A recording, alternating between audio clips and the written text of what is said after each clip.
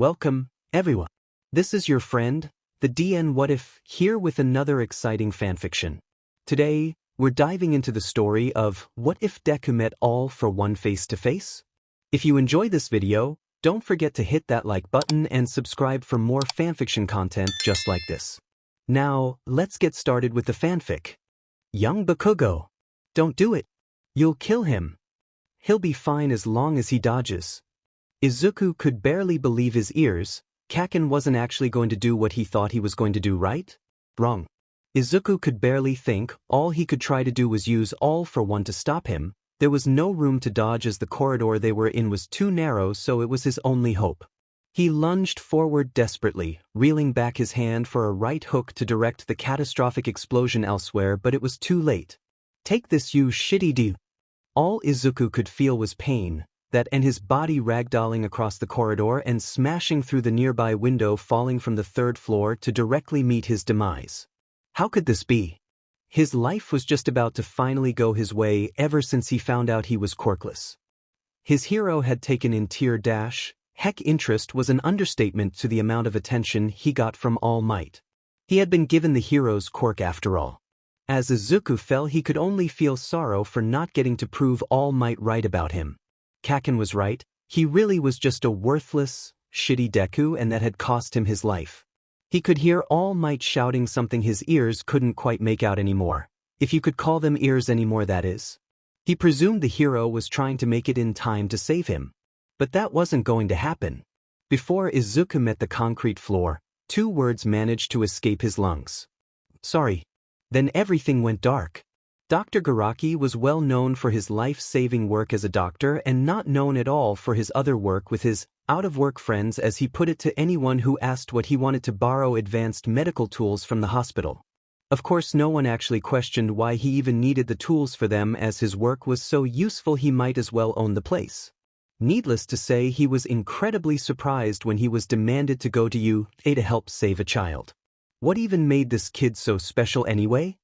Well, he knew that wasn't exactly the right question to be wondering, as the kid was in an extremely critical condition, but still, why call him all the way from Jaku General Hospital just for one kid? One look at the name of the kid's file and he realized why.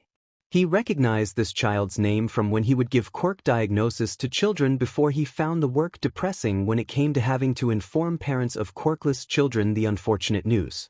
Most parents or children would just start to shout or scream at him to redo the tests, but he remembered this boy differently. Sure, his mother was justifiably sad at the news, but she didn't shout or scream at him. All the kid had done was stare into the abyss, broken but not angry. He actually felt bad for this family, which was saying a lot coming from what he did for his out-of-work friends. The fact the kid had still managed to defy the odds and get into UA was beyond him. But then he saw it. Quirk, muscle enhancement, causes Izuku's muscles to surpass their limit to unimaginable feats of strength. What? The doctor said a bit too loud. Something wrong, Dr.? Questioned the driver. He was currently being driven towards UA as fast, and frankly quite irresponsibly, as possible. And no, nothing to worry yourself about, Takahashi, just dash. The doctor desperately tried to think of a good excuse. Saw the boy's injuries, that's all. Yeah, I hear something awful happened during hero course training, replied Takahashi. Awful for that much to happen to someone so young. Indeed. Suddenly he looked up and saw they were heading straight towards a fence. Takahashi, eyes on the road, for God's sake. Takahashi quickly looked at what was happening on the road and luckily swerved away at the last second. Sorry, doctor. It won't happen again, sir. Quite all right, the doctor concluded. How is that possible? When I diagnosed that boy, there was no chance of him ever developing a quirk. He had no extra joint in his toe and, needless to say, no quirk factor to speak of. Maybe all for one dash. No, that can't be it. He always tells me who he gives quirks to. So how did this kid get one? We're here, doctor. As the doctor left the car, he was greeted by Nizu, the principal of UA, standing next to a particularly skinny man with rather peculiar-looking hair, both with worried and impatient looks on their faces. Thank goodness you're here, Nizu said, clearly in a rush. You're needed in recovery girls' ward. Tashinori here will take you there. Please follow me. The skinny man, apparently named Tashinori, said as he started into a surprisingly fast run for someone of his condition. Even with the doctor's quirk helping him maintain sturdy and youthful bones, he still found it difficult to catch up with the man. He entered Recovery Girl's ward to see a sorry sight. The boy lying in the hospital bed looked like he'd been next to some kind of bomb as it detonated. One of his ears was missing, the other missing a good chunk out of it, and one of his cheeks was completely gone, and his nose had significant burn wounds decorating the skin, and his arms were completely ruined with several fingers missing from his right hand and the other not in a much better state, though without any missing fingers luckily. The mere sight was enough to make any average doctor turn tail and run. Luckily Tsubasa was far from the average doctor. "Tsubasa, this is a strange time to call, during your work hours and all. My apologies, Sensei, but I'm going to need to ask for you to teleport me to my office." "What's going on?" "I have someone here that I think may be of interest to you." "Then why do you need to be teleported to your office? Why not directly to me?" "Because if I don't act soon they're going to die, and frankly as great as the tools are at UA they're not going to be enough to save them." "A UA student then? Why do you think that I might find this person interesting if they are aiming to become a hero, Tsubasa?" "Because I previously diagnosed this person when they were young as quirkless, yet somehow according to their file they have a quirk. It doesn't make any sense, Sensei, but I must find out how they didn't have an extra joint in their toe or any quirk factor at all, so I have to find out how they now have one." "What does their file say their quirk is?" "It says, muscle enhancement." "You're joking." "I would never joke about something this important, Sensei.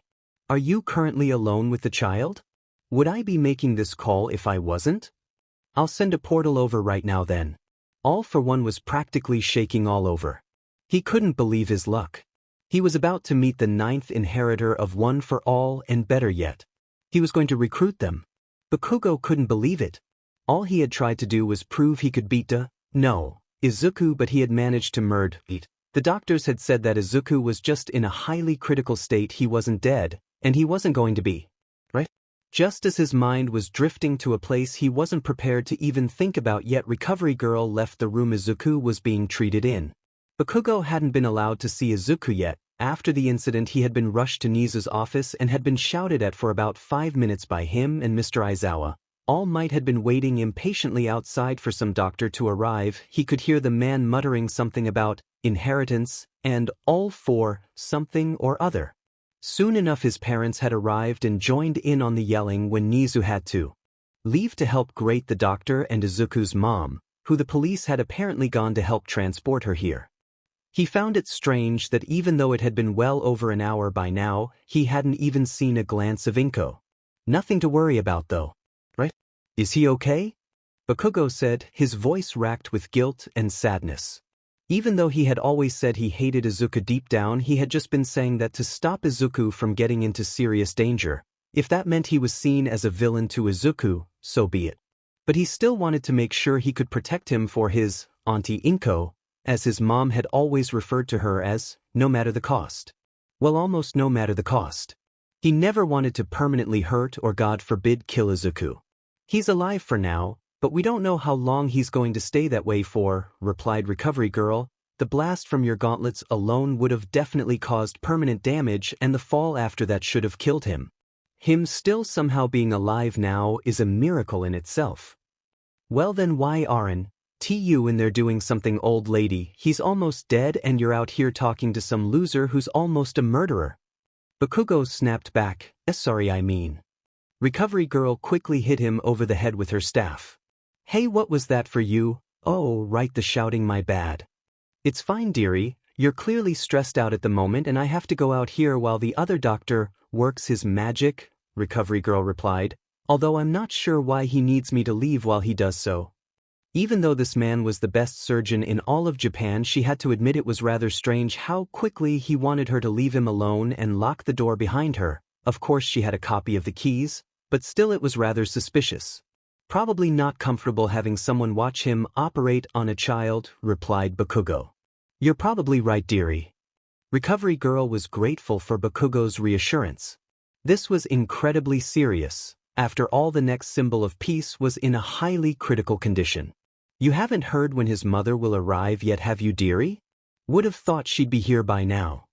No, I haven't seen her, she probably is having trouble getting here from her work.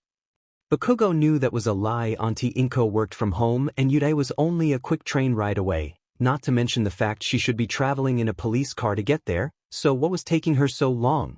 Suddenly Bakugo's train of thought was completely derailed and crashed into a fire of panic. I'm sorry to say this but… The doctor hesitated, looking mournfully at the floor, then continued. Izuku Midoriya has passed away. 2 days later. Izuku's eyes flickered open. The room he was in barely had any light and he could barely see a thing. He heard the beeps of a heart monitor next to him. It was at a steady rate, so he presumed he'd managed to survive and wasn't dead, although the room he was in suggested he wasn't in Mizurufu anymore, yet alone in any hospital. So where was he then? Ah, you're awake, good. The voice he heard was familiar. He couldn't pinpoint when he'd heard it before, but he definitely knew who this man was, but all he could see was the reflection of glasses in the darkness that surrounded the hospital bed. WMI, Izuku said, barely managing to pass the words through his mouth. Every part of his body hurt, but he could still make out words luckily enough. That isn't the thing you should be most worried about, boy. The second voice Izuku heard was one he had never heard before, but the mere presence of the voice was enough to make his blood run cold and his body stop moving. Well, if it had been moving before, that is. He couldn't make out this person either, but he suddenly knew he definitely wasn't with anyone friendly. Izuku had found it difficult to speak naturally before in front of this man. Izuku could barely bring himself to even stutter. Who are you? He questioned the man. I seem to have frightened you. I apologize. Doctor, please put on a light in here. The boy should at least be given his sight before anything else, said the menacing voice. Yes, sensei, said the first. Now Izuku was even more confused. Despite the menacing aura the man was emitting, he seemed to be generally concerned for him. Maybe this man could be trusted? Then the lights switched on and Izuku immediately went back to fearing the figure. With the lights now on, Izuku could make out that the first voice was in fact dressed in normal doctor's attire and appeared to be in his late 60s. He was rather short with a bushy mustache and polished glasses. Whereas the second voice's appearance very much fit the bill for what he sounded like. The man was dressed in a very expensive-looking suit and was wearing a black reflective helmet with what looked like a respirator attached to where his mouth would be. Needless to say, these two men were obviously villains. Thank you, doctor, you may leave now, the second man said. After the doctor had left, he turned to Izuku and said, Greeting, young one. My name is All For One and I would like to talk to you. The man said it so casually, like he had bumped into Izuku while walking down the street, not like he had kidnapped. Was kidnapped the right word? This man had saved him after all, Izuku, and was currently talking to him from a hospital bed. Talk? About what? Izuku replied he was admittingly curious about why this villain wanted to talk to him. There wasn't any way he knew about One For All. Wait, but his name was almost the same thing. Does that mean he's one of All Might's nemesis? You could say that, I suppose. How did you dash? You were muttering under your breath, and I have quirks that allow me to pick up the quietest of sounds. You really shouldn't talk about One For All in front of strangers, you know. You're lucky I know what it is. But the real question is, how do you know about it? What does he mean by quirks? Never mind, because of my stupid habit this villain knows that I know about One For All. What do I do now? I say something, change the subject quickly. How long have I been out for? Please allow it, please allow it. 2 days and 6 hours to be precise. Phew, that was close. Wait, 2 days? What happened for me to be out that long? I can't remember much after we were told about our training exercise, asked Izuku. You were hit at point-blank range by your friend's stored-up explosion quirk and fell out of the window on the 3rd floor. Suddenly the memory returned. The fight against Kaken, the gauntlet explosion, his desperate attempt to stop Bakugo by punching him. Wait, where was All Might? Shouldn't he have at least been trying to get there to stop Bakugo? I remember he shouted at him from the speaker to stop, but how could he just sit there and watch as I was desperately trying to survive the deathmatch position he had placed me in? How could he just watch me fight against against Bakugo and do nothing but shout? He's the symbol of peace for F's sake, How could he just watch me die and do nothing but shout into a speaker at a boy he knew fully well wasn't going to stop? How could he just sit there and betray me? Was I not good enough? But he said dash. Suddenly his train of thought stopped. Where's my mom? How is she, I mean? Izuku said. His mother had suddenly re-entered his mind. She must be worried sick about him. His phone was still in his uniform back at Yude, so he couldn't call her, but maybe the villain could tell him if she was all right. Well, you see, Izuku, your mother is, how do I put this, she's dead. Izuku's whole world went completely upside down upon hearing this. Mom's dead, but how? He wanted to cry, but he couldn't. His body was severely dehydrated, and if he cried he would most likely pass out. So he could only lie there staring at the man. How did she dash? Izuku couldn't bring himself to finish that sentence. When the police arrived at your house to help deliver your mother to you, they informed her of the incident, and upon hearing about it she had a heart attack, and despite getting to a hospital as soon as possible she didn't make it. I am sorry, child. Izuku couldn't believe his ears. He had no mother. He was alone. His dad had passed away when he was young and he had no friends at all, so his mother was the only person he could ever talk to about anything, but now she was gone too. And it was his fault. If Bakugo had never used his gauntlets, then he never would have been put in this situation. His mother wouldn't be dead and he would just be living his usual life back at Mizudafu, happy and learning to become what he had wanted to be his whole life, a hero. Did he even want to be a hero anymore though? Any person he had actually got to know well enough that wanted to be, or was a hero, were total jackasses. Bakugo had only ever cared about himself, calling everyone else extras, and constantly being praised for hurting Izuku because of his powerful quirk. All Might, now that Izuku really thought about it, didn't care about him. Sure, All Might had praised him and even given him his quirk, but he didn't care enough to save Izuku from Bakugo. He probably just gave Izuku his quirk out of pity for the quirkless boy on the roof who desperately wanted to be a hero. At least Bakugo was definitely expelled from U.A and banned from being a hero. Right? He had to make sure. What happened to Bakugo? Well, from what me and the doctor have managed to find out, he's still planned to go back to U.A when they allow students to re-enter the school after the incident. What? Yelled Izuku. How are they letting him back in after what he did? His eyes glowed green and electricity started to radiate his body. All for One was marveling at the child's power. This is definitely the 9th inheritor, he thought. I just have to recruit this boy and the league will be unstoppable, but for now he deserves to know what has happened in the last 2 days, so I will entertain him with the knowledge he desires. From what we can tell, he was initially supposed to be expelled. However, Principal Nizu changed his mind after All Might himself testified for the boy. What? Izuku questioned, not quite believing his ears. The day before. So then, we are all agreed that Bakugo, Katsuki will be expelled with no further discussion, said Nizu. He was currently standing at the front of a rather long meeting table, the other occupants of the room being All Might and Recovery Girl. Wait, sir. All Might spoke up. I believe we should allow young Bakugo to stay at UA. Nizu was taken aback. He was expecting All Might to be the most enthusiastic when it came to expelling Bakugo. After all, the boy had killed his successor, but he was apparently mistaken. May I ask why, Toshinori? Questioned Nizu. He was interested to hear All Might's reasoning for this. During my talks with young Midoriya, he did tell me about young Bakugo. From what he told me, they were both rivals who were both pushing for the place of the #1 hero. Bakugo's aggression mainly came from his fierce rivalry with young Midoriya, and from what I have seen from him since young Midoriya's passing, he definitely regrets his behavior. It's for this I believe that young Bakugo should be allowed to return to UA, as I fear that if we ruin his chances of becoming a hero, he would feel as though he has not only failed himself, but young Midoriya as well. All Might explained. It was true, of course, that Izuku had told him that his relationship with Bakugo was a fierce rivalry and nothing more. However, what All Might didn't know was Bakugo's actual relationship with Midoriya as his bully and tormentor. Well, I must admit, All Might, you do have a way with words. Alright, I suppose we can allow him to return to U.A with the other students next Monday.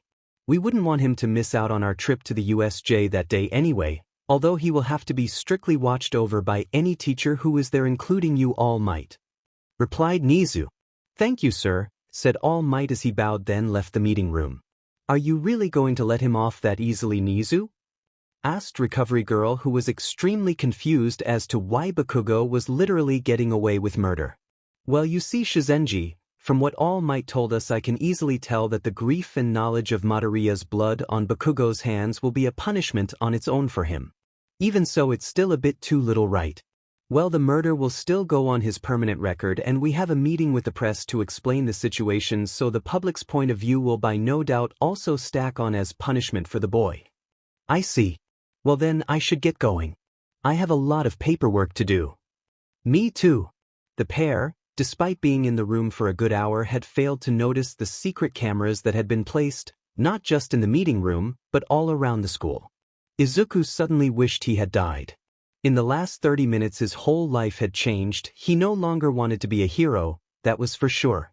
He knew what he wanted, and he knew this man was the only person who could help him with it, and he was willing to do anything to get what he wanted. I understand if this is a lot of information to take in at once. If you would like me to leave, you have only to ask, said All for One. No, it's fine, replied Izuku. The anger he had felt earlier had now been joined with a hollow, empty feeling balancing his emotions enough to allow him to speak without stuttering. If you want to ask any question of your own, you can. All for One was slightly taken aback by this. He didn't expect the boy to accept his fate so soon, but the boy's forwardness was certainly helping him save time, so he couldn't complain. All right then, All for One said, preparing himself to have to crack the question he was about to ask out of the boy. How did you get your quirk? All Might gave it to me. Now boy, we know that you were born without a weight. What? The boy had just answered without even trying to hide anything. Perhaps the information he was given really did change him. You already told me you were his nemesis, so I presume you want the quirk for yourself, Izuku replied, his voice fully monotone. He then plucked a hair from his head, looked at All for One and said, here you go then. Yeah, I really meant anything. All for One fully froze. He couldn't believe his luck.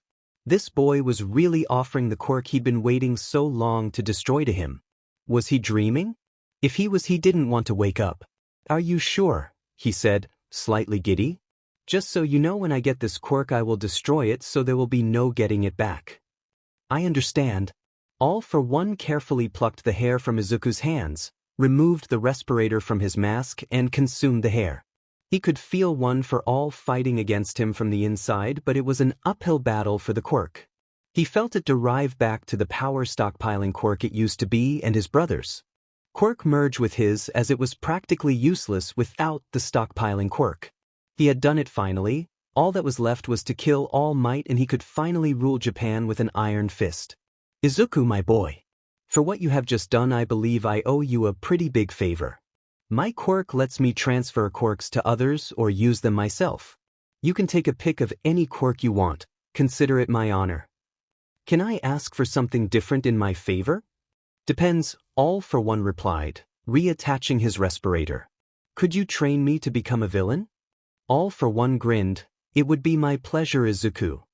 He gestured Izuku to the nearby mirror as if to tell him to take a look at himself. Izuku grinned as well. He managed to get out of the hospital bed and drag himself to the nearby mirror by the side of the room. Now he could get a good look at himself. He saw that one of his eyes was a pale green while the other had maintained its green color. He was missing a part of his cheek on both sides of his face, which allowed a good look at his teeth. His right hand was missing several fingers, and burn marks crawled up his entire body.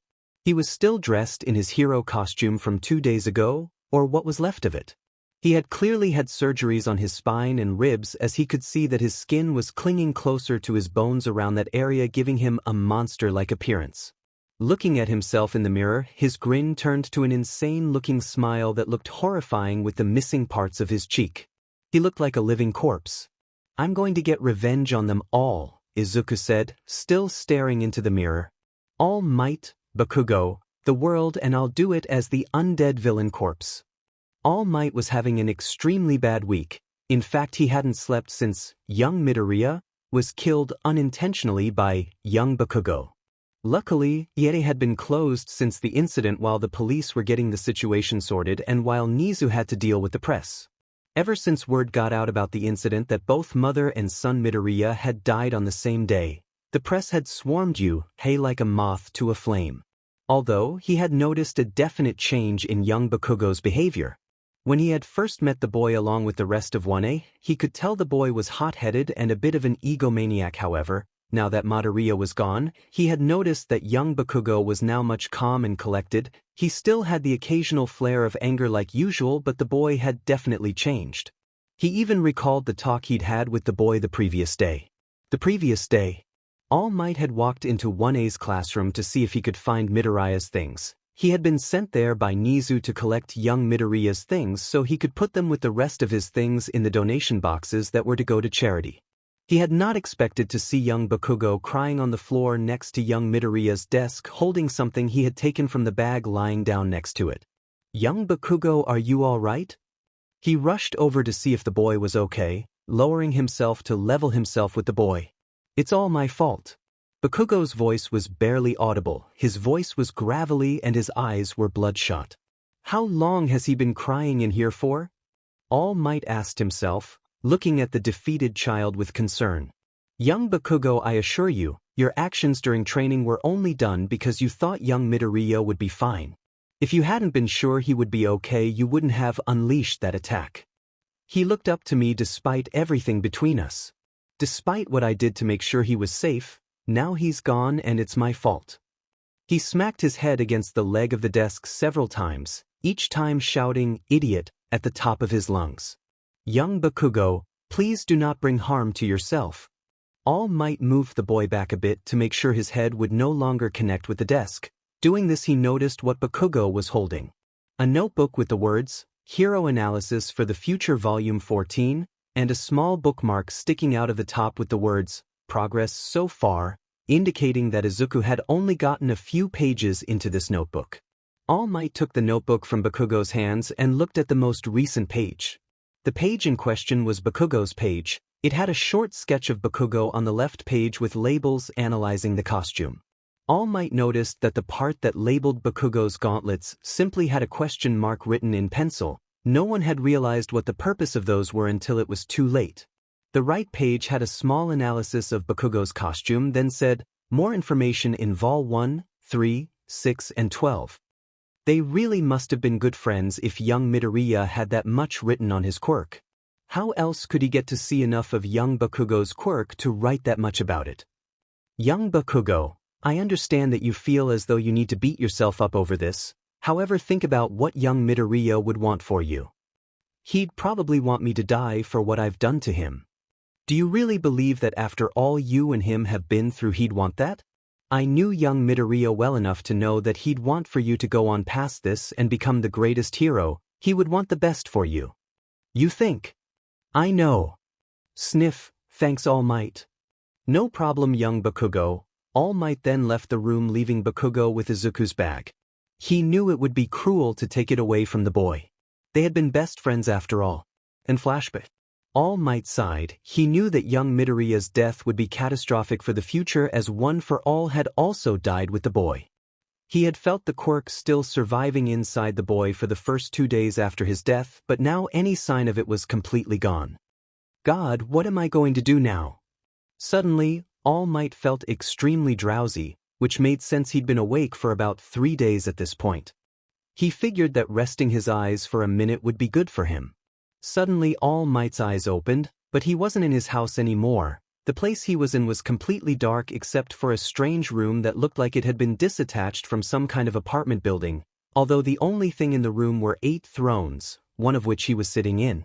He immediately noticed one of the other people sitting on the thrones was his mentor, Nana Shimura. However, when he tried to speak to her, his mouth made no noise. None of the other people in the room looked familiar, however they all seemed to know him. "Tashinori, you're finally here," said a man who had particularly shaggy hair that covered his eyes and was by far the most simply dressed one there. "We need to talk about the current issue with the next successor." "So that's what this is about. These people must all be the previous owners of One for All. We don't have much time, but I can tell you that your body still has enough of One for All in it to be able to give to another successor. However, you don't have long to do so. I would guess about 2 months without any major disturbances to the amount you are currently using.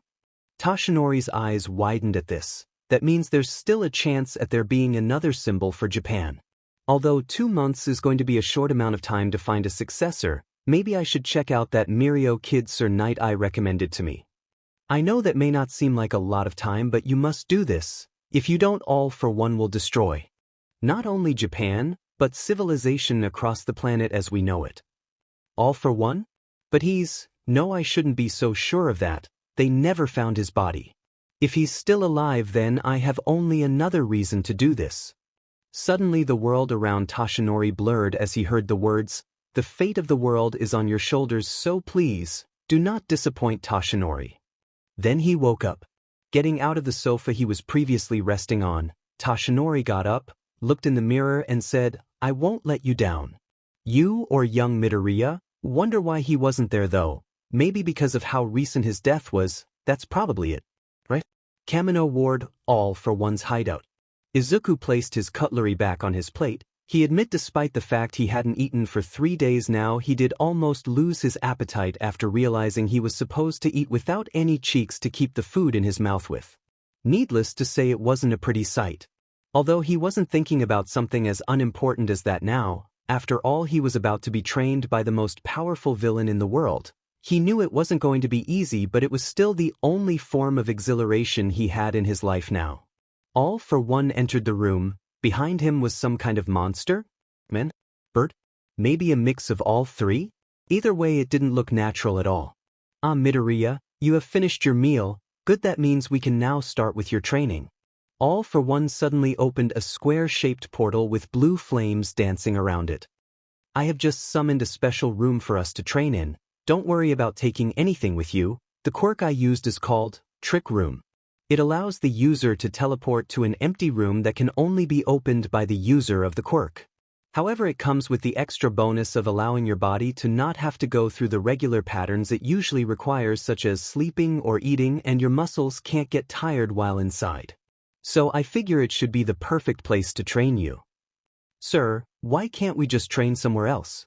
I understand the added benefits of using this room, however I don't see what the rush is for." "Well, first of all, please do not call me sir. I am your teacher, so I would prefer for you to call me sensei. Second of all, we only have about 3 days to train you, as this Sunday I would like you to meet the leader of the team you shall be joining, as I presume you would prefer to stay with us rather than take up a solo career on the streets, and then next Monday you will have a mission to attend to, so I must make sure you are prepared for that in time." "Can I ask what this mission will be, sir? I mean sensei?" "All in good time, Midoriya. For now you will be demonstrating to me your physical capabilities by fighting this Nomu here." He turned to show Izuku that he was referring to the monster behind him. "What even is that, by the way?" Izuku stared at the beast, still very unsure what it was. Nomu here is a bioengineered creature designed to be able to take multiple quirks. Now if that's all the questions, we must begin your training, even though All Might may have helped train your body, but there is still more that you can still train. The mere reminder of All Might's name made Izuku growl slightly before a grin spread over his face. It was hard to tell when Izuku was smiling or not without his cheeks, but the gleam in his right eye would always serve as a good tell. "Yes, sensei." He bowed and then they stepped into the portal. 3 days later? Yes, yet another time skip. All for one looked down at his watch. Izuku was currently fighting against Nomu and had shown a dramatic change of skill compared to their first fight 3 days before. Just then Izuku channeled one for all to land a roundhouse kick at Nomu's face. This caused the beast to fly back. I believe I should ask the doctor to give Nomu a shock absorption quirk as well." All for one muttered under this breath, making a mental note to do so later. "Now Midoriya, it is time for you to meet your new leader. Your training has ended." "It's already been 3 days?" asked Izuku. "Indeed, I must say your training has gone very well. You learned how to channel one for all much quicker than I expected, although I wouldn't recommend using it unless you have to, as the quirk is technically slowly leaving your body now." "Yes, sensei." "Let's get going then." All for one reopened the portal that would take them back to Kamino before they were to go to the bar where Tamura was. "Oh, and before I forget, I think it's time for your first quirks." He turned to face Izuku, his arm in a handshake position with red lightning radiating around it. "Are you sure, sensei?" Izuku said, nervously offering his hand in response but holding it back before he got his answer. "Of course, Midoriya, your body should be able to take it after all of your training with little repercussions." He then grabbed Izuku's hand and gave him the quirk. A sharp stabbing pain briefly consumed Izuku's body before disappearing. "What quirk did you give me?" "I gave you two actually. The first is called Saving Face. It's a quirk that lets you control your body from the neck up, including hair, appearance, and even your voice. I figure you will need it as you are officially dead after all. And the second quirk is a simple regeneration quirk, although it won't heal any of your previous scars." Izuku was glad to hear that, despite the scars and missing parts of his body being unsettling to look at, he liked them as they reminded him of how much he despised those who had led him on the path he was now on. "Thank you, sensei, but don't you need these quirks for yourself?" "Saving Face was only mainly useful to help me stay hidden. However, after I faked my death it is no longer of as much use. I also believe it might have some hidden potential to be used to attack as well as conceal. However, I haven't been able to figure out how, so I think it would be useful for you to help figure it out for yourself. As for the regeneration quirks may be hard to find nowadays, but they are common enough for me to be able to get another soon, and besides it isn't helping any of my current healing process." He tapped his helmet as if to explain what was actually helping his healing process. "Now then, there's no time to talk. You must now meet him." Suddenly Izuku felt the sudden longing to throw up, and as he did he disappeared from in front of all for one and was teleported to what appeared to be a bar of some kind. There were only two other people there. The first person was dressed in all black except for the hands he had that were gripping onto his body with one over his face. The second was wearing a traditional barkeeper attire, however had a metal collar that was where his neck should be, and where his skin should be was a purple mist with two glowing yellow orbs that Izuku presumed were his eyes. "What the, Kurogiri, who is this kid? He looks like he's dead," the handman asked. "I believe this is the child that Sir informed us would arrive at some point today," said the mist man who was apparently called Kurogiri. "Oh yeah, right." The handman turned to Izuku, looking the boy up and down. "You look familiar." He narrowed his eyes. "Wait a second." The man suddenly ran towards the nearby bin raiding as if he were a raccoon looking for its next meal, although some of the stuff he was throwing out turned to dust as it left the bin. Suddenly he pulled out a newspaper with the heading, keeping one finger off of the newspaper from each. Izuku could see the heading which said, "You had a student killed by classmate. Yude allows murderer to stay as a student." He looked between the picture of Izuku the newspaper had provided and then back at what Izuku looked like now. "Jesus, you really did die, didn't you?" the man chuckled to himself. "So I presume sensei revived you then?" Izuku nodded in response. "Well then, I suppose you should learn our main objective then, seeing as sensei says you're going to be more than just a NPC tomorrow." Izuku found the man's use of video game terms in normal speech rather strange. It was obvious this man was a man-child, but he was also his boss according to all for one, so he couldn't just say that to him. "Our goal as the League of Villains is to destroy the symbol of peace." The handman then turned the page of the newspaper to reveal a picture of All Might. He then placed his fifth finger of both hands onto the newspaper, causing it to decay and turn to dust. Despite knowing that was near impossible, Izuku couldn't help but grin a Cheshire Cat smile, his body subconsciously activating Saving Face to contort his face into the grin. Izuku thought to himself, "I think I'm going to like it here." The handman was taken aback by Izuku's sudden altered appearance, but then he realized it was just related to Izuku's quirk and calmed himself. "So then kid, we're planning to attack the symbol of peace tomorrow when he and the rest of your old class go to a training facility outside of the school. We got the information by sneaking in while the school was closed and taking a timetable of the next events. Are you with us or are you not? As long as I get to take down Bakugo while we're there, I'm in." "Great. Name's Shigaraki, by the way. That's Kurogiri." He gestured towards the smoky barman. "Have a drink if you like. We set off tomorrow at 9 o'clock, so don't get too wasted." Izuku laughed in response and followed up by saying, "Name's Midoriya, but I also go by Corpse." Then he sat down at one of the bar stools and began to chat to Shigaraki and Kurogiri. Although the two weren't the best conversationalists, Izuku knew he wasn't going to be leaving the league anytime soon. Sunday, 2100 hours p.m. Izuku was standing in an abandoned storage house that belonged to the League along Kurogiri and about 70 back alley thugs, listening as Tamura had just finished explaining the plan for the next day. So, does anyone have anything they need to ask about? Izuku raised his hand, causing Tamura to sigh and scratch the back of the neck in frustration. What is it, corpse? If it doesn't make much of a difference which kid goes where, can you pair me up against a specific student? Izuku asked. Let me guess, Bakugo? Izuku nodded his head in confirmation, making Tamura sigh once more. Fine, corpse will have the ruins zone to himself as he fights that kid. If you were meant to be there before, you'll now be at the Central Plaza instead. Whoa there, boss, a female villain with particularly big, muscular arms said. Why the hell does Weird Face here get a say in where he wants to go? She had called Izuku Weird Face. Because, to conceal his identity and to train himself, he had Saving Face activated constantly, which made his skin from the neck up swirl around, making him look like a whirlpool was on his face. 'Cause Sensei said when it came to that kid, corpse could have free control over what happens to him. He was beginning to get more annoyed now, scratching the back of his neck as if trying to claw through his own skin. He was getting impatient and wanted to leave so he could prepare for the next day. By prepare, he mainly just meant playing fighter games to train himself in combat, as he had put it to Sensei. Who the hell is this Sensei guy anyways?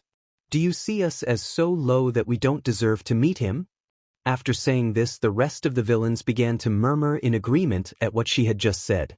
Although it would be the last thing she said, as Tamura quickly lunged towards the woman, touching her face with all 5 fingers, leading her to scream in pain before too much of her disintegrated, leaving her body to collapse on the floor. Tamura looked at the rest of the thugs. Listen here, NPCs. I hate unskippable cutscenes, and this one is a really long one, so if no one else has anything to say, I suggest you go back to your homes and meet here tomorrow at 8 a.m. If I find that any of you don't show up, I'll use you to feed Nomu. The beast that was standing at the front of the room where Tamura had originally been let out a small roar to help provide some extra intimidation. Are we understood? The room collectively murmured, yes, still in shock after seeing what Tamura did to the woman whose body was still decaying. The arms were taking a long time as they really were big. Good. The next day, 7:45 a.m. Bakugo was sitting by himself at the back of the bus heading to the USJ in his hero costume. Except for the gauntlets, obviously they had been taken away by the support course to see if they could lessen the output to a non-lethal amount. No one had talked to him out of his classmates yet. Who could blame them? They had all been there and witnessed what happened to Izuku, even Ida and Yuruaraka, who, after hearing the explosion, had collectively looked out the window to watch Izuku's bloodied body hit the ground. Suddenly he felt someone else walk over to his seat. Looking over, it was Weird Hair. He still hadn't learned anyone's name and so was using the nicknames he'd assigned everyone subconsciously. Hey, Biba Cobra, mind if I sit here? Asked Kirishima, who was obviously frightened by Bakugo but still wanted to sit with him anyway. Why not? Bakugo responded. Kirishima sat down in the seat. Neither of them spoke for about a minute, so Kirishima decided to start up a conversation. So you have any idea where we're going? Nope. Bakugo was staring out the window, waiting for the awkward attempt at a conversation to end and for Weird Hair to leave. Upon seeing that the boy hadn't left yet, Bakugo just decided to answer the question he knew Weird Hair wanted to ask. I didn't do it on purpose, just so you know. I lost control and I couldn't stop myself. If that's what you wanted to know, you can go now. Bibu bro, why don't you sit with the rest of us? Bakugo looked at the boy like he was nuts. Upon seeing no signs of lying on the boy's face, he followed it up with, as long as you stop harassing, then sure. They both got up and sat down on separate sides of a row of seats that were facing each other near the front of the bus. Kirishima sitting next to Mina and Bakugo next to Tsu. Upon the pair sitting down, Kirishima managed to get Bakugo in a conversation about what everyone was hoping to do when they got there. Despite getting nervous looks from some of his classmates after a while, he found himself just as enthusiastic as the rest of them. Although after he started getting wrapped up in the conversation, he found that Tsu kept on staring at him with curiosity. He had learned all of his classmates' actual names now after having an actual conversation with them. Whenever he looked back at her, she would blush and look away. What's her deal? He thought to himself. Meanwhile, don't move. One step closer and I'll kill this whole family. A villain boomed, you wouldn't want the blood of these demed yuppies on your hands, now, do ya, heroes? All Might, in his true form, was walking through the streets when he saw what was going on. Oh no, that villain has a whole family hostage. I should dash. He cut himself off, realizing he needed to reserve his energy. I can't risk using one for all unless I absolutely have to. I still need to teach today, so I can't risk wasting any energy. It's for the greater good. He thought to himself as he passed on by. He didn't have that much time to get to the USJ, but he could still make it if he picked up the pace. He turned to look at the scene to watch as Death Arms quickly charged into the villain after appearing out of nowhere, catching the previously hostaged family and placing them on the ground, ordering them to run. See, it's fine, they have it all under control. He then heard a woman's voice shriek, then shout, a hit and run. Control yourself, Tashinori, you'll be late otherwise, now come on. He started to run in the direction of the USJ. The 9 a.m. That's all I have to say. Thank you so much for listening. The Space Hero, 13 then bowed as All Might strutted over next to them. Well then, Class 1A, are you ready to go plus ultra? He added, raising a fist in the air. He was met with cheers from the class. However, it was cut off as the lights suddenly went out and the fountain in the center stopped. And a portal appeared. God, that stupid motto makes me sad. A voice remarked from the other side. Especially from you, symbol of peace. The portal opened further, revealing the speaker to be a man with a hand covering his face appeared from the other side.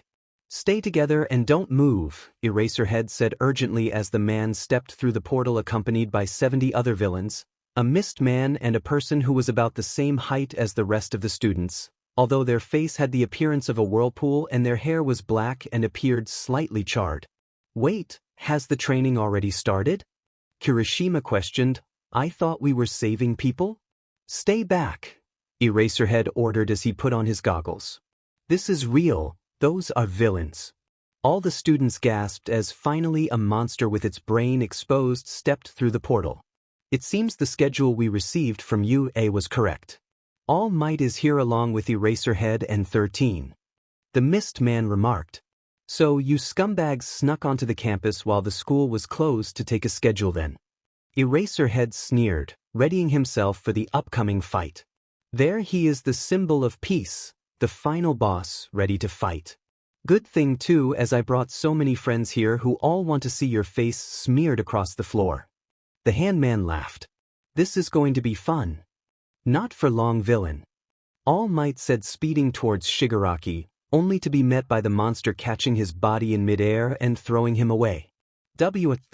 You see, All Might, Nomu here has been created to destroy you, Shigaraki remarked, clearly enjoying All Might's confusion.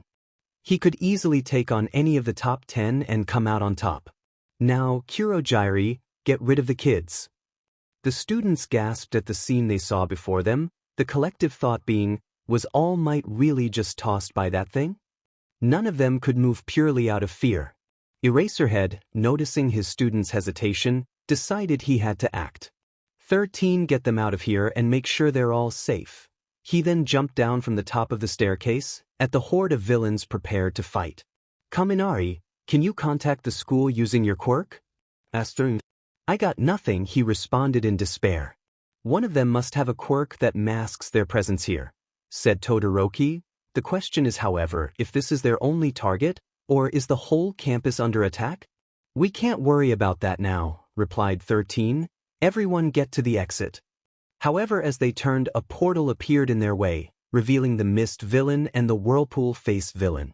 By the way, if you're wondering what Izuku's villain costume is, it's a black, worn-out suit with tear marks in the clothing and muscle pads covering vital areas. There is no escape for you. The Mist villain boomed. It's a pleasure to meet you. We are the League of Villains. I know it's impolite, but we decided to invite ourselves into this haven of justice to say hello. And besides, isn't this a fitting place for All Might, the symbol of peace, to take his last breath? Look at him over there struggling against our Nomu. The students turned to see All Might indeed struggling against the Nomu. But we have our role to play as well. 13 began to open the pads at the end of their fingers when Bakugo and Kirishima both lunged towards the mist man, both leaning back to attack. As the dust cleared, it revealed that no harm had been brought to Kurogyari. However, the whirlpool-faced villain's face had been hit, leaving only the flesh underneath, although his body wasn't reacting to the pain. At the sight of this, the students all took a step back in disbelief before the villain simply laughed as he reconstructed his face and said, "Quite the attack you delivered there, although I shouldn't really be surprised that a murderer of you, it can pack a punch." He was of course referring to Bakugo when he said this. The villain's voice was calm, yet sounded like it belonged to a psychopath. "You two, get out of the way right now," 13 said, preparing to use their quirk. "I'll scatter you across this facility to meet more of my comrades, and your deaths." Suddenly the mist villain spread out his body, unleashing a portal that surrounded the class. "CRP. What is this?" Kirishima questioned before he was suddenly grabbed by a tendril of the mist and thrown into a portal. "Are you ready, corpse?" asked Kurogyari. "More than ready," responded Izuku, still using saving face to alter his voice. "Enjoy then," he said as he placed a portal in front of Izuku, leading straight to the building Bakugo had been teleported to. "Oh, I will." Bakugo opened his eyes to find that he was in an abandoned building in the ruins zone. He was completely alone. There were no villains or his classmates nearby. He got up off the floor and suddenly heard a voice that had plagued his nightmares for the last week. "Kaken?" Bakugo whipped his face around to see that Izuku was looking straight back at him. "I, Izuku." Suddenly, Izuku's face began to melt as his features distorted. "Don't be silly." The voice of the figure was distorting between Izuku's and the whirlpool villain from before. "Izuku's dead." His voice began to fully distort to a monstrous tone. "You killed him." Bakugo suddenly realized that it had just been the whirlpool-faced villain disguising himself. "So you've got an appearance and voice-changing quirk then?" he said, wiping tears that had started to well in his eyes away. He wouldn't admit it, but the villain had really made him believe he was Izuku so much it was disturbing. Like this villain had met him even. "Wow, I thought that'd do more to you," the villain responded. "You really don't care at all about what you did to you. And they call us the villains," he chuckled to himself. "Name's Corpse, by the way, and I'm about to beat the sheet out of you." The villain's eyes turned black and began to leak an inky substance from his eyes. "Gore, come at me, you villain," Bakugo challenged.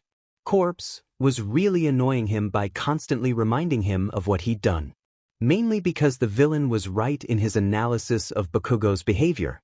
Bakugo believed he shouldn't be at Yurare as well, but All Might had insisted to Nizu that Bakugo was to stay.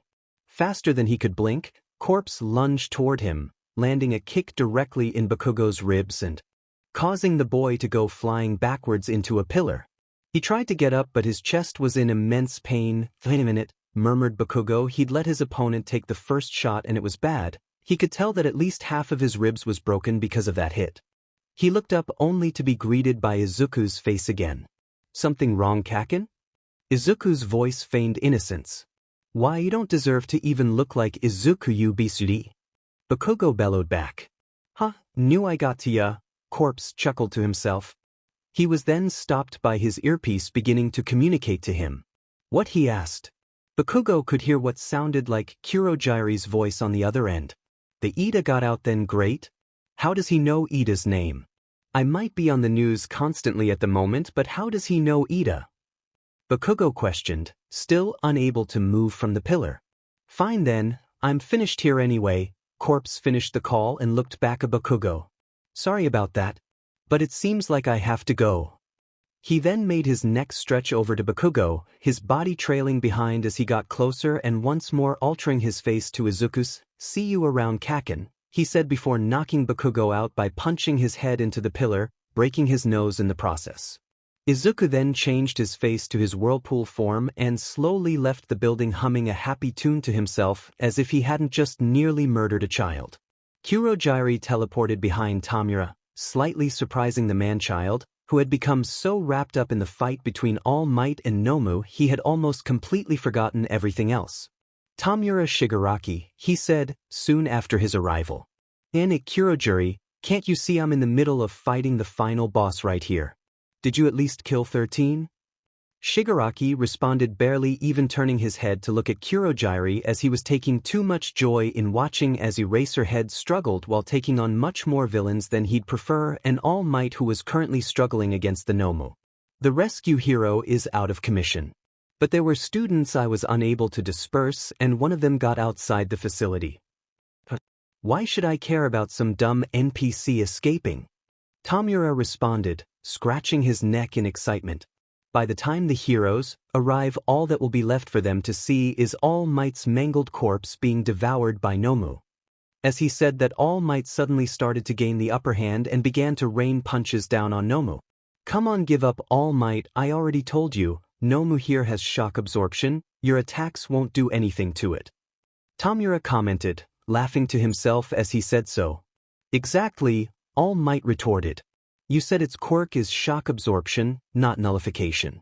That means there's a limit to what he can take, right? The Nomu got a good hit at All Might's side, causing the hero to wince a bit before coming back stronger, announcing, "So, you were made to fight me, big guy. If you can really withstand me firing at 100% of my power, I'll just have to go beyond that and force you to surrender." The Nomu started to show signs that it was taking damage from All Might's barrage of punches, as it was sent flying across the battlefield. All Might pursued it further, saying, "A real hero will always find a way for justice to be served." He then lifted the beast into the air, spinning it around his body and chucking it directly towards the ground. Now for a lesson. You may have heard these words before, but I'll teach you what they really mean. Go beyond. He reeled back his fist, aiming directly at the monster's gut. Plus ultra. As his fist connected to the beast's stomach, it was sent flying through the air, breaking through one of the walls of the dome and taking off from the... At the sight of this, Kurogiri quickly began to call Izuku from his earpiece, while Tamura began to stare in disbelief at what he had just witnessed.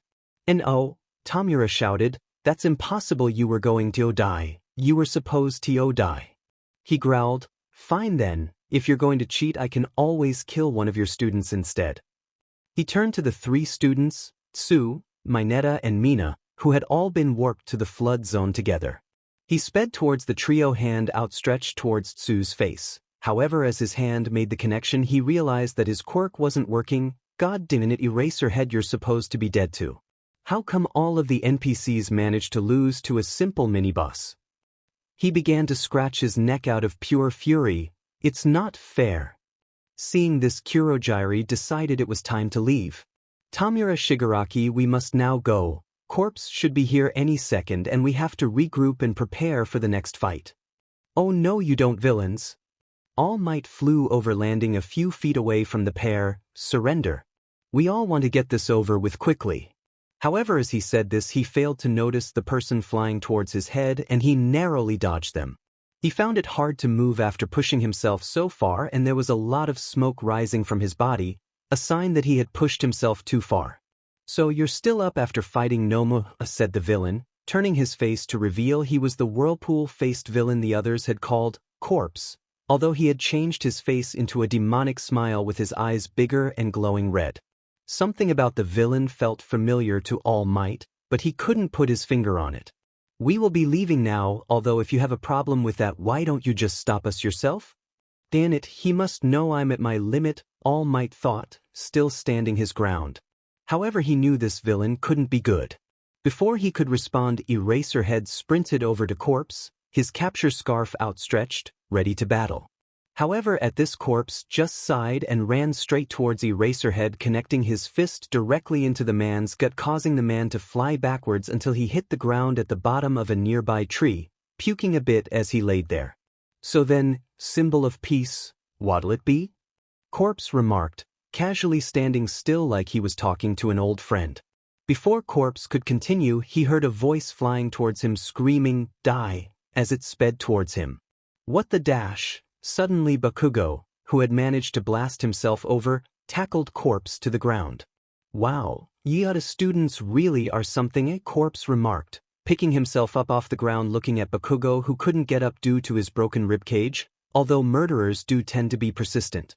"Just shut up," bellowed Bakugo. "Is that all you have to say?" Corpse responded, sigh, I'm disappointed. He then picked Bakugo up from the ground by the neck, watching as the boy writhed around trying to break free from Corpse's grip. His demonic smile grew and became more horrifying, his eyes glowing a stronger red. Don't worry, I won't kill you. Not yet anyway. He then used his other arm to grab hold of Bakugo's arm, twisting it directly out of place, breaking the arm and making a satisfying cracking sound. Bakugo clenched his teeth through the pain, not wanting to show the villain any signs of weakness. The villain then broke his other arm and went to break his legs when All Might started to move over, staggering as he did so. Get away from him, villain. All Might clenched his teeth. Having to maintain his current form was way too hard. Fine. Corpse threw Bakugo directly at All Might, causing them both to collapse. Wow, Japan's strongest hero and his murderer's best friend.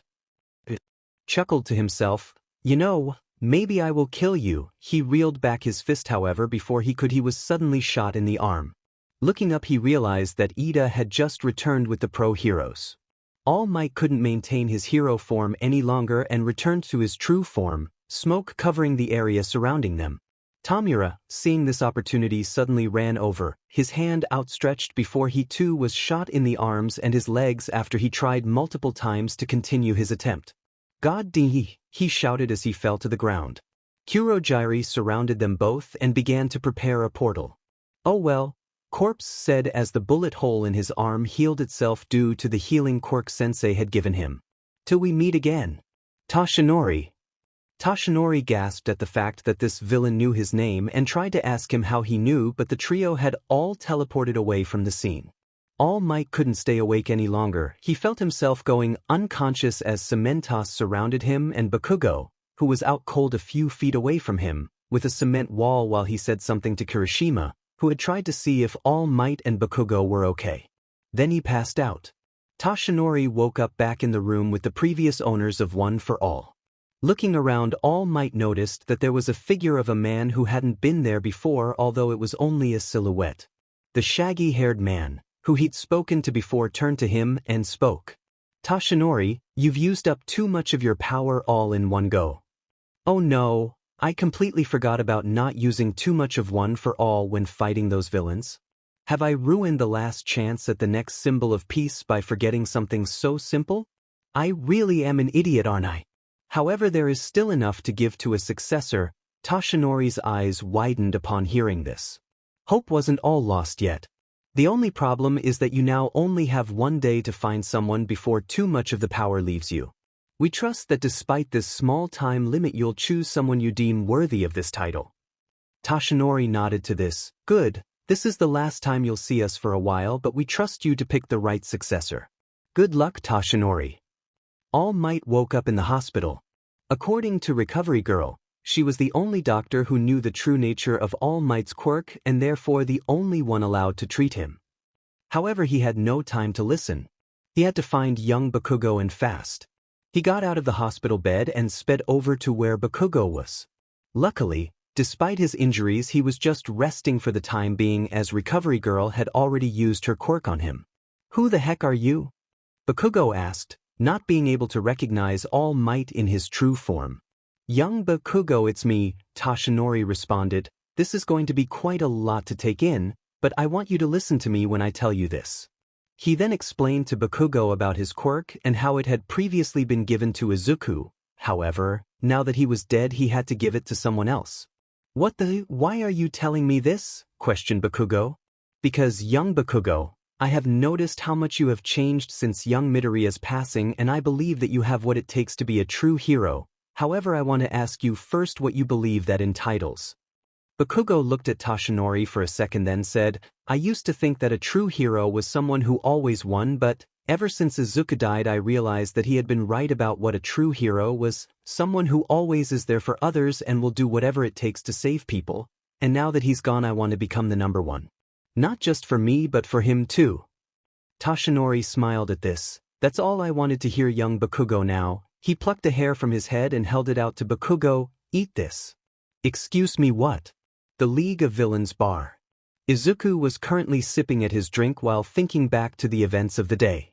Tamura was currently being treated for his wounds, so it was just him and Kurogyri in the bar, waiting for something to happen. Suddenly Kurogiri received a call. He left the room to take it then, upon re-entering, told Izuku that all for one wanted him. Izuku was slightly worried at this. Did I mess up during the USJ by monologuing too much or by not making sure if Bakugo was completely unconscious? He stepped through the portal Kurogiri had made and stood in front of all for one. Sensei? He bowed to the man. Can I ask why you've brought me here? Despite Izuku's now chaotic personality, he was always formal in front of all for one, mainly out of respect and a little bit out of fear of the man. Do not worry, Midoriya, you aren't in any trouble. Izuku relaxed at hearing this but then pondered why he was there if he wasn't in trouble. You are here because I want to congratulate you for your efforts today on your first mission and to reward you. Izuku raised his eyebrow when hearing this. What kind of reward? He asked. Well, as you gave me one for all, I wanted to give you another quirk. I just needed you to prove to be a valuable asset to the league before doing so. The quirk I'm offering you is called Darkness Incarnate. It's a highly powerful quirk that allows the user to take the light from around them in a 5-meter radius and convert it into any form they see fit. I can no longer use this quirk as you need to be able to see the light you wish to manipulate to do so, and I don't exactly have that luxury anymore since my fight against All Might. Are you sure about this, Sensei? Izuku stammered, not quite believing how good of a reward it was. Well, there is one catch. All for one added. If you wish to have this quirk, I will give you it. However, in doing so, you must return to you. What? Shouted Izuku. How am I supposed to do that? As far as they know, I'm dead and it's not like I have a disguise. Oh yeah, right. But still, how am I supposed to attend? The school year has already begun and I doubt they'll let some random kid do the entrance exam now.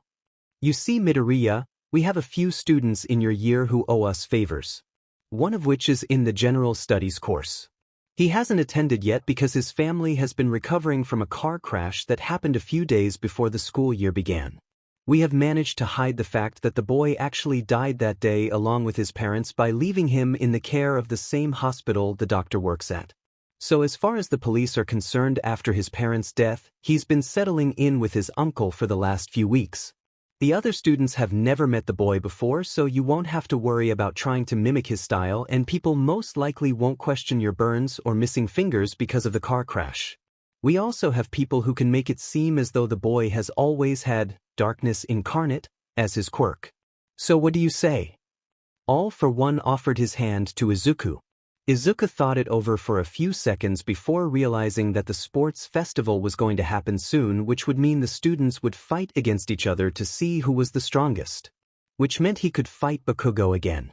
Needing no further argument, Izuku smiled his devilish grin. Let's do this then, he said, taking one for all's hand as Darkness Incarnate was transferred to him. Wonderful, all for was said as the transfer was completed. Now, we should train your new quirk. He used Trick Room, opening the blue portal. You'll start next week, so until then we can train. They both stepped inside as the portal closed behind them. Takoba Municipal Beach Park. Toshinori was training Bakugo at the same beach he had trained Midoriya at. He was currently explaining to Bakugo how one for all worked. So I don't recommend using it unless you want to break your arms. However, I believe your explosions would have been boosted by one for all, so for now you can train them to help you use the quirk without hurting yourself more than you already have today. Don't worry about people telling you off for using your quirk. After all of Midoriya's hard work, the council agreed to let me, him, and anyone else we wanted use their quirks here. Alright then, Bakugo responded. He used an explosion to find that it was much more powerful than before, even sending himself back a bit from the pure force of the explosion. It wasn't catastrophic or anything, it was just more powerful than usual. Jesus, he remarked, staring at his hands with wonder. Alright then, young Bakugo, you have much to learn. We have 3 weeks before the sports festival begins, so let's give it our all. All Might said, preparing Bakugo for the brutal training he would go through over the next few weeks. Don't worry, Izuku, Bakugo thought to himself. I'll become the #1 hero for both of us. I know that's what you'd want. So I'll give it my all. School reopened on Wednesday. It should have been longer, but due to the incident last week giving everyone the previous week off, they had to start lessons earlier to prevent parents getting frustrated with them for not teaching their children. Bakugo walked into class. As he did, Kirishima immediately walked up to him, joined with Mina, Siro and Tsu. "Yo, Baku bro, you good man?" Kirishima asked. "After fighting that villain at the Uze, you looked pretty roughed up." Of course Bakugo had been a little more than just roughed up, but after Recovery Girl's treatment he was already up and running like the event had never happened. He even took on All Might. Mina said, "And if it weren't for the heroes arriving, who knows what would have happened to you too." "Yeah, we were worried." "Karo," Tsu said, blushing and turning away as Bakugo looked at her, confusing him. Why the hell is she blushing all the time? Bakugo thought. Maybe she's ill or it's part of her frog quirk? After that the day went on as usual. Eraserhead was somehow teaching despite having a ridiculous amount of bandages on, not a full body cast but still a lot. They also had a cover for hero studies now. Bakugo of course knew the cover was just All Might in his true form, as he couldn't maintain his hero form for even 15 minutes anymore. He could feel the power of One for All inside him. It felt like it was trying to tell him something, just a feeling though, but he couldn't shake it. It's Izuku's funeral on Saturday, he thought, last chance to say goodbye. The Bakugo family were the only ones attending, though Izuku had no relatives or any other friends, so no one really even cared he was gone. That had eaten away at him recently. The only reason the story had been so big had been because of the press longing to slander Yuta, not because of the dead teen. And to make things worse, the entire class seemed to have forgiven him because, as far as they knew, him and Izuku had been best friends. Izuku had told All Might that, presumably trying to spare getting him expelled. Even though he'd bullied Izuku his whole life, the boy was still trying to help him. He had in the end, but it was only because he had died. The League of Villains hideout. Izuku had already finished training his new quirk and was currently relaxing at the bar. Until Shigaraki had walked in and started to complain to Kurogyari about the USJ mission failing. It had been obvious to Izuku it was always going to fail. He hadn't planned to almost kill All Might, it just kinda happened. It's not like Izuku could ever have taken the man at his full power like the Nomu. All Might had been weak during his fight against Corpse and couldn't even attack back. When Shigaraki finally stopped beaching to Kurogyari, Izuku decided to speak up. "Just so you know, I'm not available at all on Saturday." Not. Shigaraki snapped. He didn't have any reason to actually need Izuku that day, but he was said and was going to let off steam in any way possible. Without killing anyone, of course. Sensei had told him not to kill anyone of high value to the League, and Kurogyari and Izuku both fitted into that category, frustratingly. "It's mine and my mother's funeral," Izuku responded. Well, just dash. Shigaraki had been prepared for something stupid but didn't know how to respond to, "I'm going to my own funeral." He sighed, "Fine. Thanks. You'd to school, Friday, 16:05 p.m. Bakugo was preparing to leave school and go home so he could prepare for Izuku's funeral, but was stopped by Tsu before he could leave. "What's up?" he asked. They were the last people left in the classroom. "Well, Bakugo, I was wondering. Would you maybe?" She stopped herself. Then restarted. "Would you maybe want to go?" She paused. "On a date," she said the words so quietly not even Jiro could have heard them. Didn't catch that last by dash. "A date? Excuse me. When I saw you on the bus you looked so sad, but then when you sat over with us you started to smile and you looked happy." Her face was tomato red at this point. "I also saw you outside the nurse's office after the incident, and you were crying. You and Midoriya must have been good friends, I guess." "Karo." Why you could say that, Bakugo stuttered. Partly because he couldn't believe what was happening and partly because he always found it awkward when he lied to people about what he had actually been like to Izuku. He originally planned to tell Yuta about their past, but then he hadn't been able to talk to Nizu because of the press, and then All Might gave him his quirk and he knew he couldn't tell anyone anymore. Tsu noticed his nervous glance. Sorry, I didn't mean to dash." "It's fine," Bakugo responded. So, did you maybe want to go get something to eat tomorrow?" "Karo." "Not tomorrow. I'm busy then." Tsu frowned and turned her head. "What with?" "It's Izuku's funeral." "Oh, I'm so sorry. I'm so stupid, I dash." She turned like she was going to run away. "The only way you're stupid is that you want to go out with a murderer. It's not your fault. You didn't know," Bakugo says, grabbing her by the shoulders as he did, making them both blush. I don't see you as a murderer, Tsu responded as Bakugo released his grip from her shoulders. It was a mistake after all, you two were friends. Karo. Why, Bakugo said, rubbing his arm. And maybe we could go out on Sunday though? Sure. Here's my number. She wrote it down on a piece of paper and then handed it to Bakugo. I'll text you the place. Karo. She then blushed and ran off. Bakugo just slumped down by the leg of his desk. I don't deserve this, he thought. Truer words have never been thought. But life isn't always fair, sometimes it just seems to pick favorites. Mizudafu Graveyard, 1300 hours p.m. Izuku was currently looking like Izuku. He'd changed his face so none of his scars or missing parts were visible, so he just looked like nothing had happened to him. He was wearing a hoodie, so others couldn't see the scars and burn marks that covered his body. The only injury visible was his missing index and middle fingers on his right hand. He was currently standing just far enough from the service outside that he could hear whatever was being said but not be seen by any members of the Bakugo family unless they actually tried to see him. He'd have to admit all for one had done a good job with his corpse. He'd used a quirk that let him disguise bodies. He'd had it because he'd originally planned to fake his death before All Might had found him. The body looked like an exact replica of what Izuku looked like without saving face activated. He'd mainly arrived to say goodbye to his mom one last time. But watching Bakugo crying over his grave was incredible entertainment while he waited to approach the grave after the family left. It took 20 minutes until they finally walked away. So Izuku went to say his final goodbyes as they walked off. Bakugo had just cried his eyes out for the last 40 minutes while he was standing at the service with his family. He still had hoped that Izuku wasn't actually dead and somehow had survived up until he'd seen Izuku's body. His face alone was enough to make the guilt consume him. The only thing he'd found strange was that Izuku's hand looked strangely similar to the villain from the USJ that had nearly killed him. They were both missing the same fingers on the same hand. But that's just a cruel coincidence, right? His mom was just about to drive them back home when he realized something. I've left my umbrella back at the grave. His mother sighed. She'd also been grief-stricken when she found out her best friend had died after finding out about Izuku. The pair had been best friends since kindergarten after all.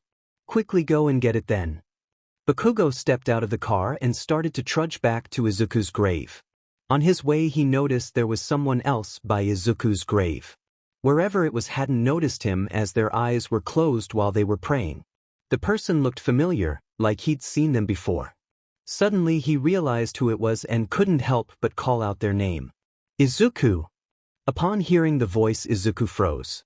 He was sure Bakugo had left. Why would he? His eyes caught sight of the umbrella. He hadn't noticed it because he was too focused on saying goodbye. He had to get out of there and fast. He couldn't pretend he was corpse in disguise because why would corpse even be there? It would only make the police suspect that he was alive. So he had to make sure they thought he was dead and Bakugo was just guilty-minded. He stood up, put on his trademark Izuku smile and said, "Hi Kaken," in a cheery voice while waving.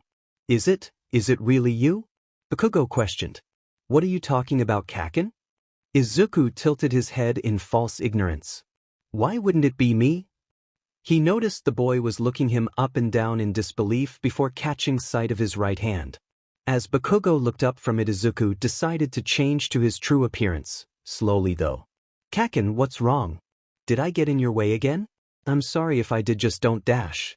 His face was halfway changed at this point, revealing his left side cheek being gone and burns marks covering his face. Bakugo was horrified but cut Izuku off anyway. No, Izuku, I'm not going to hurt you. I'm sorry. Don't go. Please don't dash. Izuku looked scared and backed away. Seeing this, Bakugo felt one for all pulse through his body. He wasn't in control of his emotions and was about to accidentally hurt Izuku. Izuku noticed the yellow lightning pulsing from the boy. The hell? His quirk doesn't use electricity. Plus, I don't think I've seen an electric manipulation quirk work like that. Suddenly he realized what quirk did use electricity like that. No. How does he have one for all? All Might never said anything about not being able to give the quirk to multiple people, but god damn it. Of course that buffoon managed to give it to someone else. Why wouldn't he? Nothing ever goes my way. Oh well, this is going to PSS Sensei off much more than me and I have to keep up appearances. Suddenly a sinister thought popped into Izuku's head. Izuku's face finally fully changed to his true form, making Bakugo more unstable. Izuku mentally grinned at this. So he decided to bury the hatchet. Keikaken. His eyes went completely dark and his voice turned glitchy and demonic ? He then used darkness incarnate to create a dark form that looked like Bakugo, which began to kick and punch Izuku. Leave him alone, you beast! Bakugo cried, unleashing a one-for-all powered blast at the figure, causing an explosion that burned up the ground across the street. Luckily the blast wasn't aimed at any of the graves, but rather at the empty roads. It was aimed upwards so there was no damage to the roads or buildings, but the blast the hedge Izuku had been pinned against to fully catch fire and burn and caused a tree to uproot and collapse over Izuku's and his mother's graves. After the explosion ended, Bakugo looked at the Izuku that was before him. His head had even more burn marks and his jaw was fully unhooked from the rest of his mouth. The body made out the words, "Wikaken-y?" Bakugo turned to see his parents running towards him, worry written all over their faces. He turned back to see Izuku was gone, only ashes in his place. He felt his parents grab him and begin to ask what had happened, but he couldn't hear them. He was fully focused on what he'd done. Izuku was stumbling away from the scene. Luckily Bakugo had looked away for long enough that he could manage to escape. Izuku hadn't faked the injuries from the blast. He was clasping at his jaw to try and withstand the pain. Suddenly he saw a purple smoke engulf him and he passed out. One day later, Izuku woke up back on the same hospital bed after he died. Looking around he saw the doctor looking at him. "Hello there, Midoriya." The doctor was talking like he would to any patient. "All for one is currently busy, but I've been told to tell you that what you did was extremely reckless. You were lucky that Kurojirai was watching over you, otherwise I doubt you would have made it." Izuku sighed when he heard this. He clutched his jaw to find that it had stitches covering the top of his mandible and keeping his jaw in place. His right eye was completely missing, replaced by a mass of black he could still see out of, and there was a chunk of his flesh surrounding it that was gone only about a millimeter deep missing as well. Only other thing to note was his right ear had come off. Apart from that he just had many more burn marks. Although, he also said he was proud of you for putting him in his place. Basically he's proud of you for the psychological damage you've done to him. He is still in you. Just so you know. The whole incident has been written off as him having a physiological episode. Typical, Izuku thought, but it makes sense. There's no evidence to prove he actually hurt anyone. I made sure to keep all the blood in using saving face, so they wouldn't have my DNA. The only punishment he's received is that he has to see your school therapist, hound dog. Continued the doctor. Oh yes, just so you know, you've only missed one day and your mission for tomorrow is still happening. Good, Izuku replied. Mind if I have some water before I prepare myself? Be my guest. As Izuku got up he had expected to stagger, but he moved normally. He stretched his arm. Jesus, how did you even heal me that well so fast? Trade secret? Heh, of course it is. Izuku took a glass and was teleported to his room near the bar. As he walked in he noticed his at a uniform on the chair by his bed. His room was mostly empty except for a dartboard with separate pictures of All Might and Bakugo pinned to it. There was a note by the uniform that mainly had the same instructions he'd been given the day before from All for One. The only things that were new was the instruction to try and win the sports festival so he could get into 1A again, and that his stay would be short and he'd only be there until they can attack the students outside of campus again. Izuku had guessed both of these previously, so they weren't much of a surprise to him. He chuckled, then turned to face the dartboard and picked up a knife he had left on his desk for training, then perfectly threw the knife so it impaled the image of Bakugo right in the head. Get ready, Kaken, because when I'm done. He ran towards the dartboard and violently pulled the knife to slice the picture in half, then impaled it in the image of All Might's head. You'll wish you'd finished the job. Bakugo's house. Bakugo was lying on his bed. He was tired but couldn't sleep. He kept on recalling how when All Might went to check if he was okay he'd begged the man to take his power back, but All Might had insisted upon Bakugo keeping it. He heard his phone ringing and glanced over to see the call was from Tsu, who he'd added into his contact list back on Friday. She's probably calling to say she no longer wants to date me and is glad we didn't go out today, he assumed as he picked up the phone. Hey! Are you okay? Karo. Tsu asked worriedly. Why are you asking? Aren't you calling to say we shouldn't go out or something? Why would I do that? Karo. Didn't you see the news? I flipped out and caused a massive explosion after the funeral. Yeah, I saw. Karo. So why then? Because if anything, that's made me want to go out with you more. Karo. What? W8 No, that sounded bad. What I mean is that after I saw you smiling on the bus, I haven't been able to get your smile out of my head. On the first 2 days you would only scowl or look angry. Then, after the incident, you looked sad until Kirishima made you sit with us. But then after the USJ you've been looking sad and guilty all over again. I just want to see you smile again. I don't want to see you sad. I want to make you smile. It wasn't your fault. Her voice got louder over time and she sounded like she was about to cry on the other side of the phone. But Bakugo was too stunned to speak. He didn't understand why she wanted him to be happy after everything he'd done. He didn't deserve this. He really didn't. But he wasn't ready to tell people what had really happened between the two. Are you sure? Of course I am, she replied. We can reschedule our date for after school tomorrow if you like. Karo. Bakugo was going to make up an excuse, but she really seemed to care about him. Perhaps his situation hit close to home for her somehow. He decided he shouldn't deny her request. I'd love to, but see you at school then. See you. The call ended and Bakugo looked up at the ceiling of his room with a small smile on his face. Tomorrow is going to be the start of something good, he thought.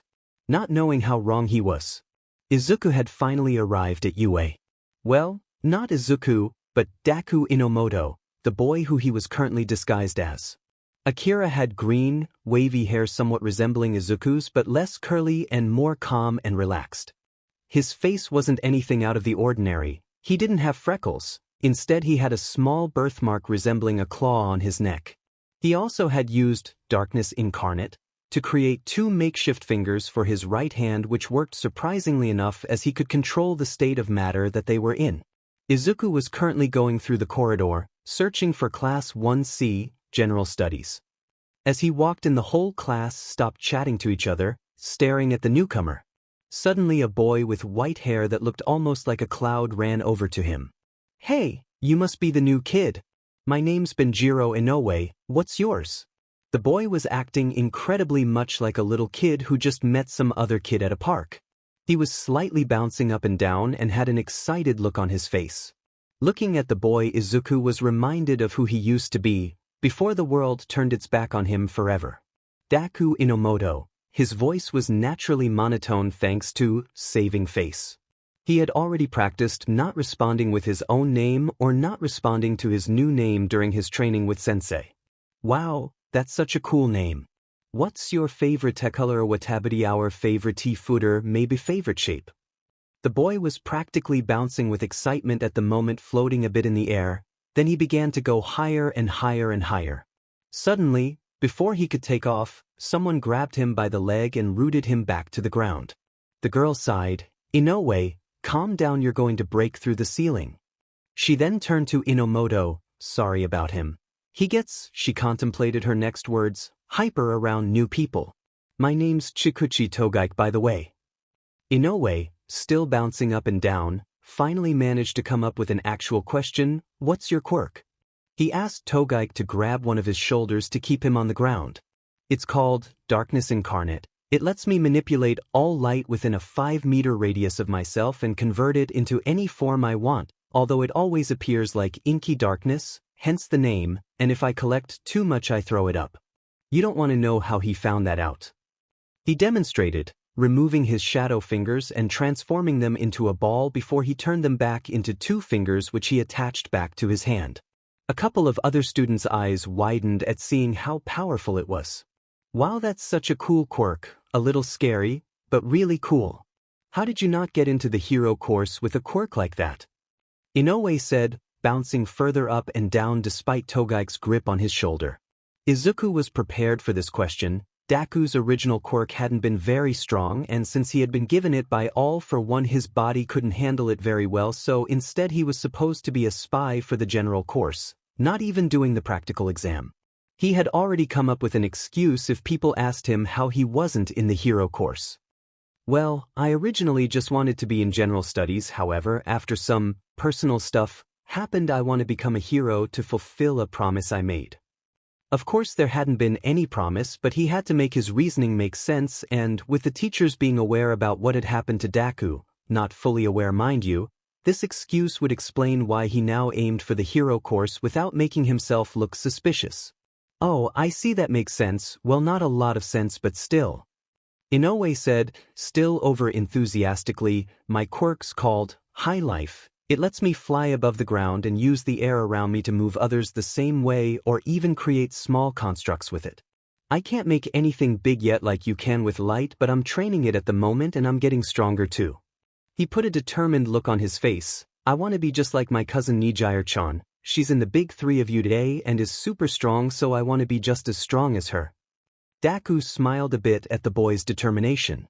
Inoue was currently talking about how strong his cousin was when a kid with purple hair, who kinda reminded Izuku of his former homeroom teacher, walked over, interrupting the excited boy.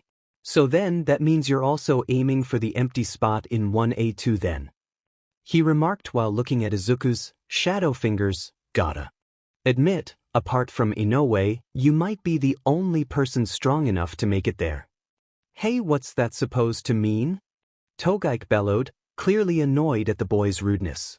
Inoue, on the other hand, was looking rather proud of himself with his hands on his hips and a smug expression on his face.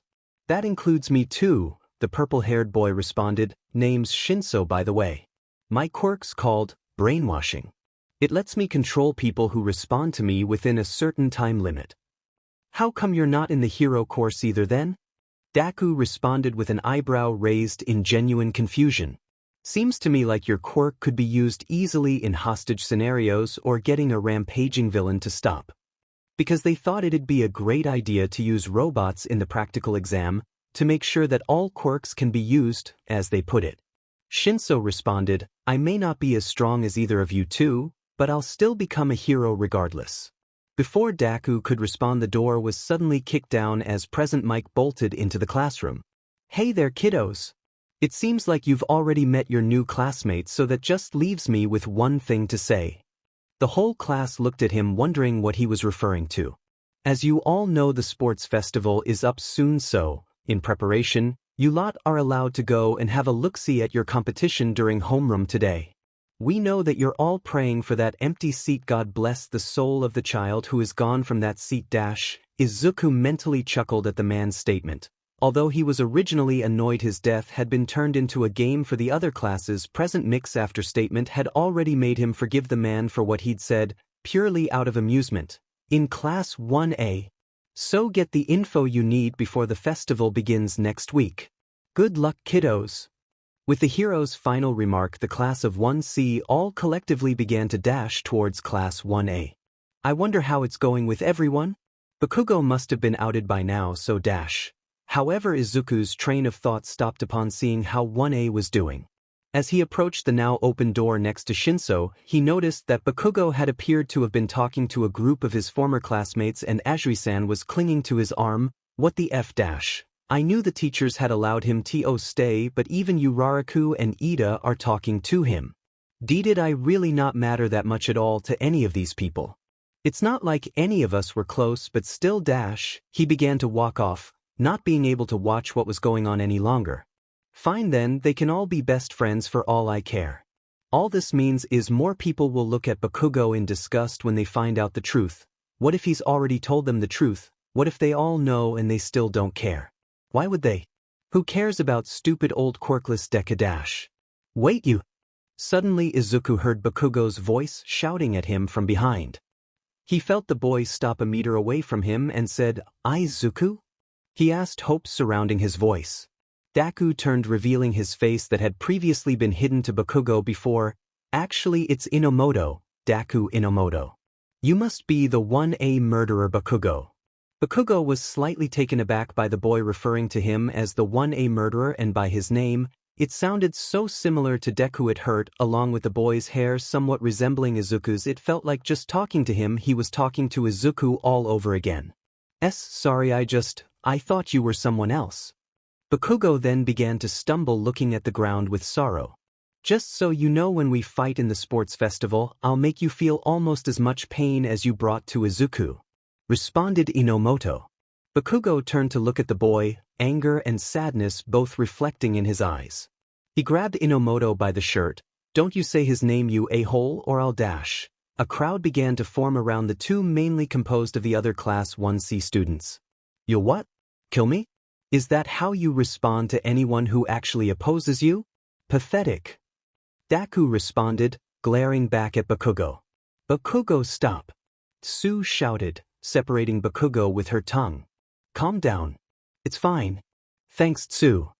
Bakugo responded. Izuku watched as Tsu grabbed Bakugo by the hand and led him back to 1A. He wanted to tear Bakugo away from her and rip him to shreds as everyone watched. But he knew full well he had to wait until the time was perfect to ruin Bakugo's perfect life. The rest of the day proceeded as normal. He had sat with Inoue, Togaike and Shinszo during lunch, and they had talked about their training for the sports festival. Togaike's quirk allowed her to be completely immune to long-lasting effects such as freezing, burns, and even most poisons as long as they didn't immediately kill the target. It also boosted her defense a lot, making her a very defensive person. Her quirk wasn't all that useful for anything other than a human shield though, so she hadn't been able to get much attention during the practical exam.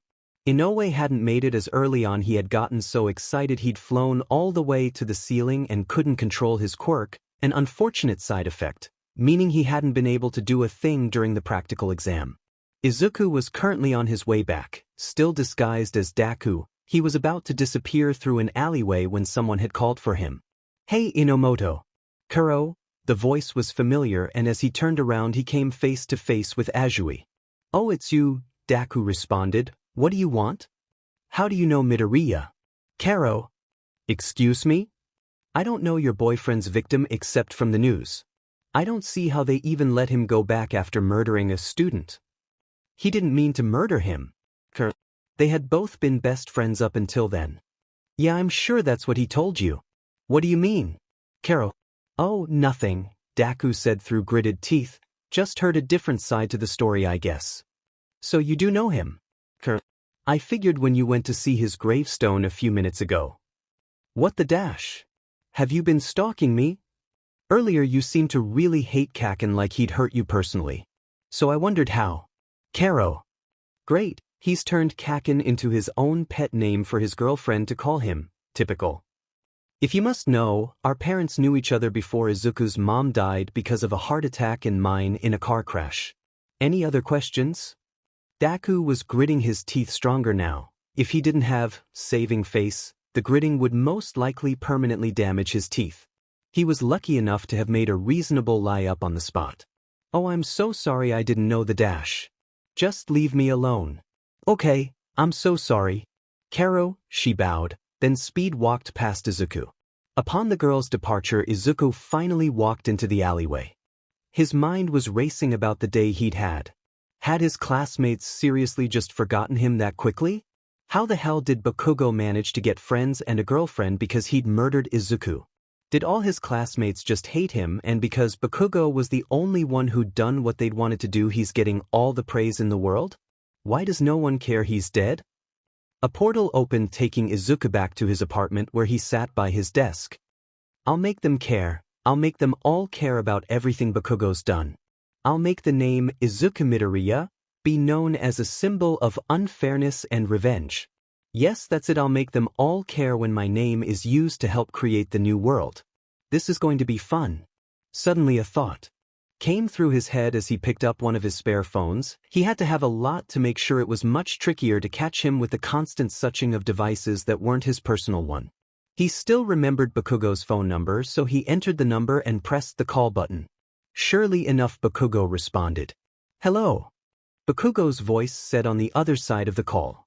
Izuku changed his voice to his corpse voice and spoke, Hello, Bakugo. See, corpse, how did you dash?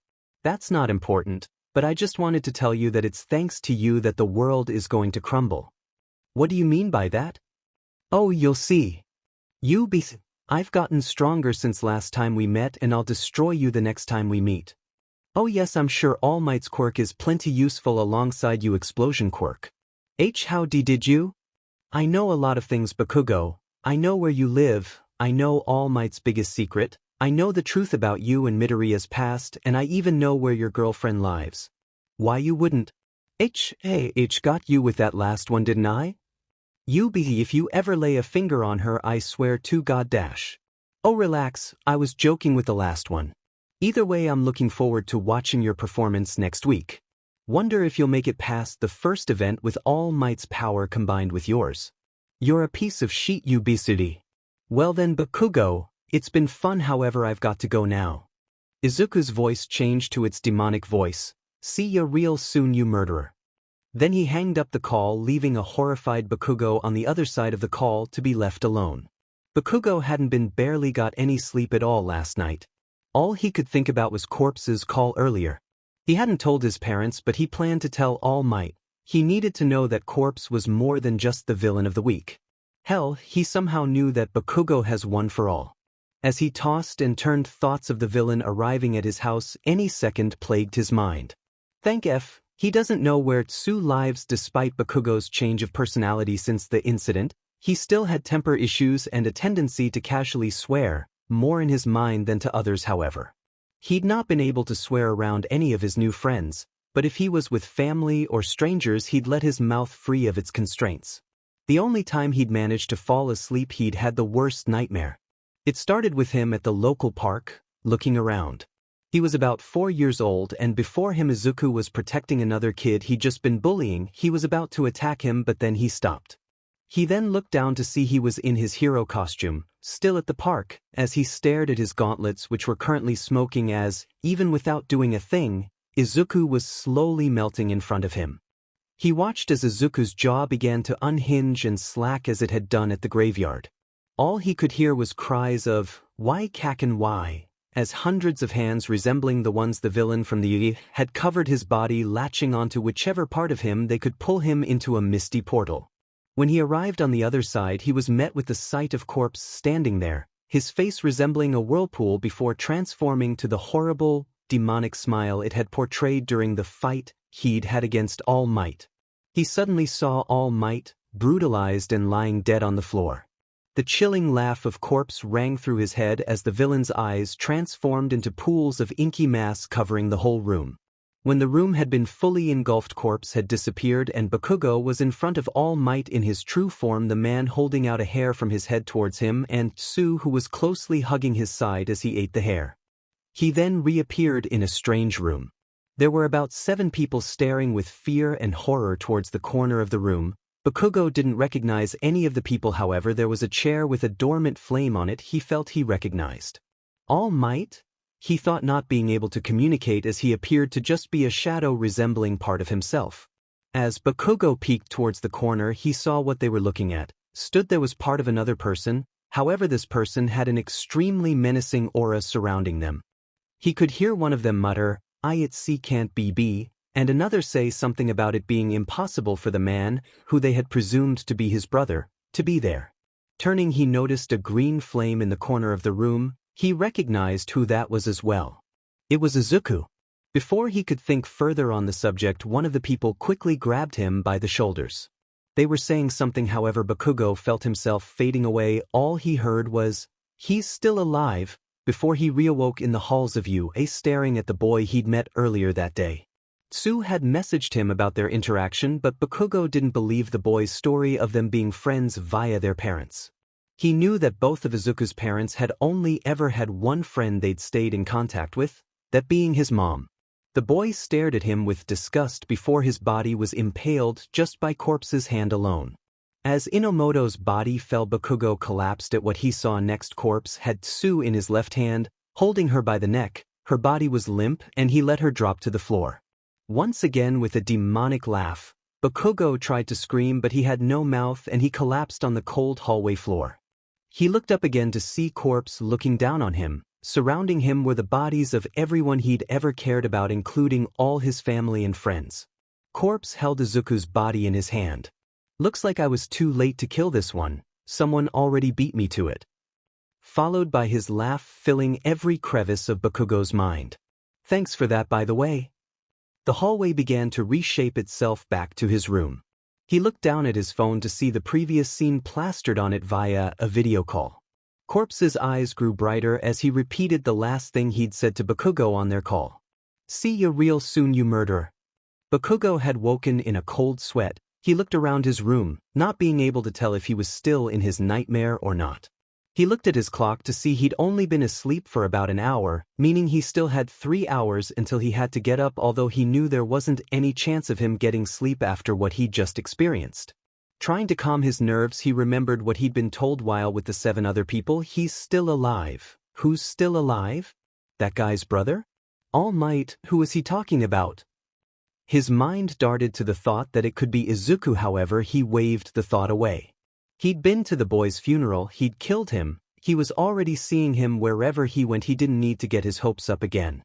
Bakugo sighed, I just have to get through this. Izuku would have done so, he would have passed this and started training for the sports festival already. 1 week left now. He thought to himself. Before he tried and failed to get back to sleep. 1 week later. Izuku's first week at UE had been much more easygoing than his last first week. His lessons weren't that hard and he just hung out with his friends he met on the first day while he was at school and either trained or stuck around the league's bar when he wasn't. It was the day of the sports festival and he was recalling the words of advice he'd been given by Tamura of all people. The previous evening, Izuku had been conversing with Kurogiri when Tamura began he talk. He wasn't playing as he had to take a break after getting extremely angry while playing Mario Kart 34 as someone playing as a sidestepper had red-shelled him at the last second and overtook him, winning the race and causing him to decay both the controllers he was holding before shouting and destroying all but 2 bar stools. You've got your sports festival tomorrow, don't you, Corpse? He asked. Tamura liked Izuku, mostly because he loved the idea of someone who was so close to All Might become part of the organization set to destroy him. However, during the odd conversation they'd have after one of Tamura's video game-induced crash-outs, he'd enjoyed talking to the kid about destruction. It wasn't surprising how much Izuku had changed after being almost killed by his classmate and being left to rot as a past memory by everyone else he knew. He even let the kid advise him on how to lead, although for the time being his first goal was to find his conviction. Why that was important he didn't know, but he was curious to find out why, so he'd been trying to figure it out for the past week to no avail. Sure do, responded Izuku. Can't wait to stick it to my old classmates. He clenched his right fist. Next time you're on the field you'll need to have some kind of replacement for your missing fingers or else people might start to catch on. Izuku looked at his fist, realizing the obvious connections that would be easy to make given that he'd now be on TV the next day as Deku Inomoto and if the league were ever to succeed on day as Corpse too. Yeah, you're probably right about that, he frowned, looking at his hand. Of course he couldn't really frown as his face no longer had cheeks, making it impossible for him to express most emotions with saving face, which he was only using to make his right eye, which had stayed a strange black blob, have a red iris to make himself appear more menacing. Oh, also Corpse, when you're out there, make yourself very noticeable to the crowd to make sure that when you win that stupid school we'll have to put you back in your old seat. They usually do a team event second, do that one alone and it'll put you on the map. I guarantee it. Wait, you're giving me advice? That's ironic. Izuku responded. Phew. Right back at ya hands. Present day. Deku was waiting for the competition to start and was currently talking with his classmates. Inomoto, Inoue and Shinszo had all been getting tons of support from their classmates as their quirks were the strongest, meaning their classmates were constantly making sure they were ready for the competition. He was currently talking to Togaike, who was also getting her own fair share of support as she stood a strong chance of beating the elemental users in 1A if she could make it that far, when Midnight had called them all to the arena.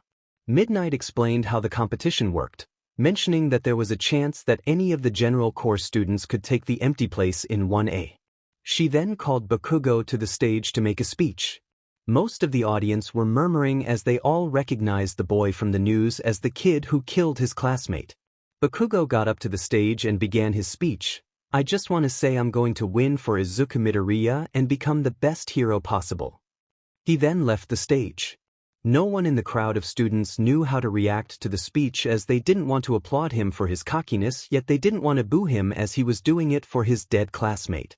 Can't believe he's using my death as an excuse to look down on everyone, Izuku murmured. No one heard him as the crowd was applauding the boy's speech mostly as a sign of respect towards the dead teen he'd mentioned. He saw Bakugo walk over to his classmates as Tsu gave him a hug and a kiss on the cheek, which made both of them blush a little bit. No one actually gives a DMN about my death. Not yet anyway. A small grin began to form on his face. But for now I'll just have to settle with kicking his butt.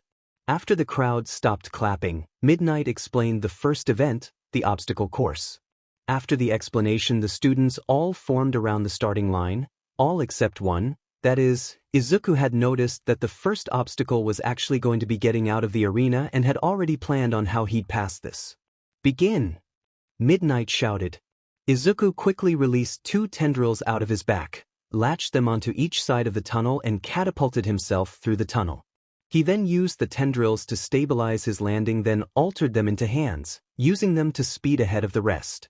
Looking back, he noticed Todoroki, who was noticeably looking shocked that this general course student had managed to not only get past his ice trap but even overtake him and was currently gliding across the ground.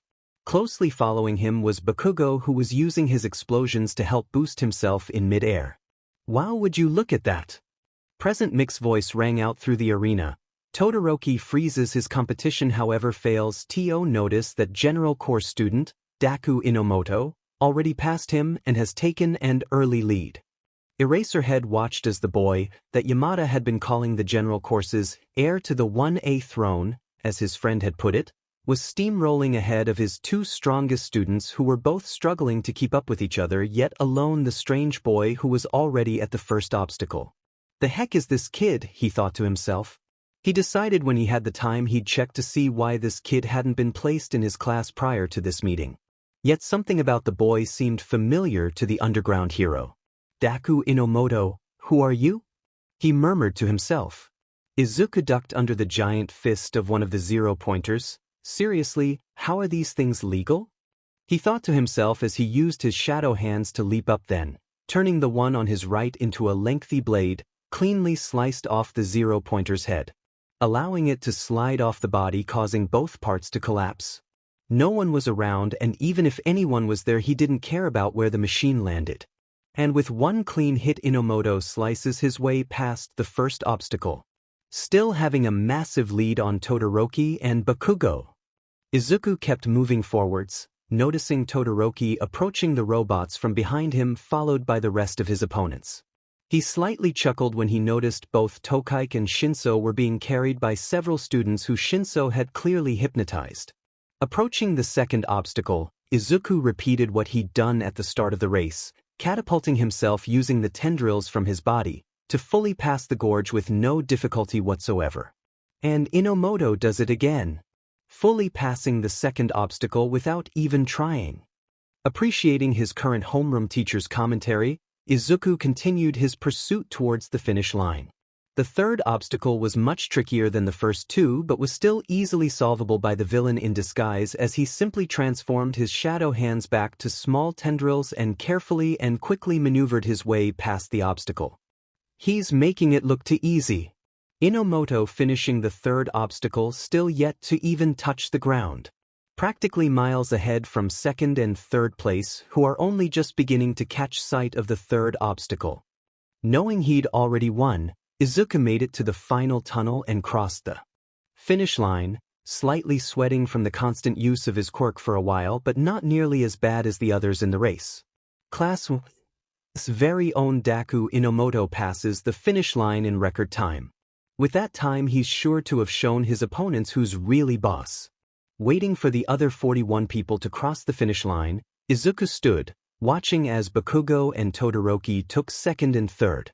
Bakugo had used an 1-for-all boosted explosion near the end, setting Todoroki back a bit and propelling himself straight past the finish line and face planting into the ground. The sight alone made Izuku chuckle. Shinszo, Togaik and Inoue had all made it to the next round. Inoue even managed to make it into 4th place as his quirk had come in very useful for the 2nd and 3rd obstacle. Izuku noticed Todoroki staring at him with confusion, to which he responded by sending him a devilish smile back, which wasn't boosted by saving face. Can't give the game away that easily. The quartet formed together as Midnight explained the next event to be the cavalry battle. Izuku wasn't surprised that his headband was going to be worth a lot more than the rest, although that'd just make what he'd do next all the more impressive. As Midnight finished explaining and left them to create teams, Izuku's friends turned to him. "So we a team then?" Shinszo asked. "Actually, I was wondering if I could do this without a team." Inomoto responded, to which his friends responded with looks of confusion. "Don't get me wrong, I definitely know the danger I'm in this round, which is why I'll do it alone. If I demolish the competition by myself again, then I'll definitely begin to be more of an actual threat in their eyes." Shinszo chuckled at this. "I get it, good luck with that. I can always find another teammate anyways." He then turned to a student who was currently looking for a team. "Nice tail." The student turned the dash. He was cut of as Shinszo activated his quirk. "See." Inomoto chuckled. "See you guys for the final battles." "Right back at ya," Togaik responded as the four walked off to plan strategy. After the time was up, Midnight walked over to Inomoto. "Are you going to do this as a one-man team?" she asked.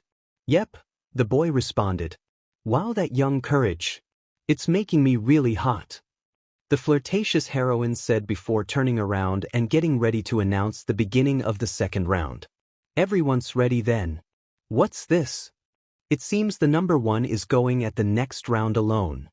Present Mike shouted through the speaker, causing all the other teams to turn stare at Inomoto with overconfidence practically oozing from them, with the only exceptions being Shinszo's, Bakugo's and Todoroki's teams, who all appeared slightly worried and or confused at the information. Eraserhead raised an eyebrow at this. He doesn't seem like the cocky type. Is he really that confident in himself that he's making this big a risk? If he loses that headband, he definitely won't be able to steal another from a team. Is he really that strong?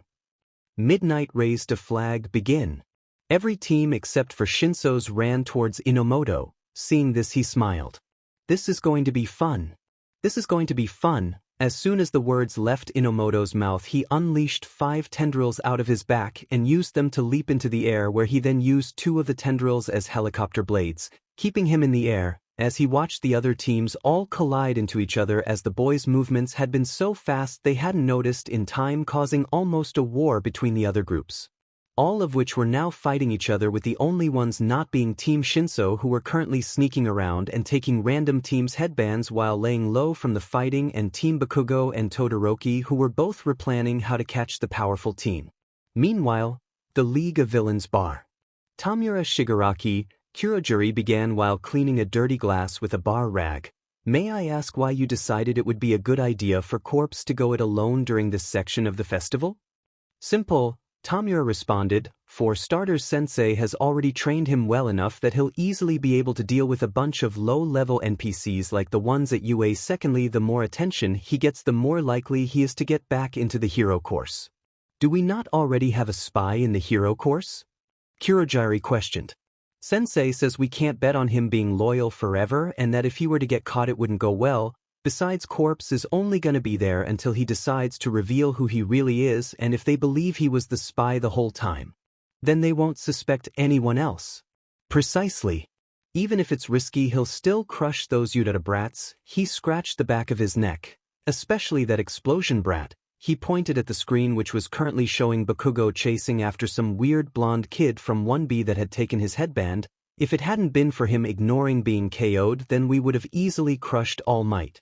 And then he's even given the final boss's quirk after that." "Yep," Izuku told the others. "Stupid All Might spamming upgrades on whatever NPC he finds." He began to pick up the pace and aggressiveness of his neck scratches. "It's no wonder Corpse hates the brat. He's getting everything he wants gifted to him, while the rest of US gotta pay for it." Kurojiri remembered when All for One had discovered that One for All wasn't exactly as dead as he thought it was. Flashback. All for One had just been told about how Bakugo's explosion had done so much more damage than previously. His hand was twitching by his side and he wasn't moving. Sensei dash. Izuku began before noticing the doctor and Kurojari, who were both slowly backing away from the immediate threat. Izuku, could you please leave the room? All for one said in a voice that you would normally hear from someone who's about to go into a full breakdown. Izuku complied immediately, rushing over to the nearest exit where the doctor and Kurojari were standing, or rather shaking for that matter. The second the door closed, all for one opened his mouth. Mother fu dash. Despite the trio being composed of a man who was in his 200s, a Nomu, and a boy who'd grown up with Katsuki Bakugo, all three of them agreed that what they'd heard through the door was the longest, most inappropriate and violentest outburst they'd ever heard.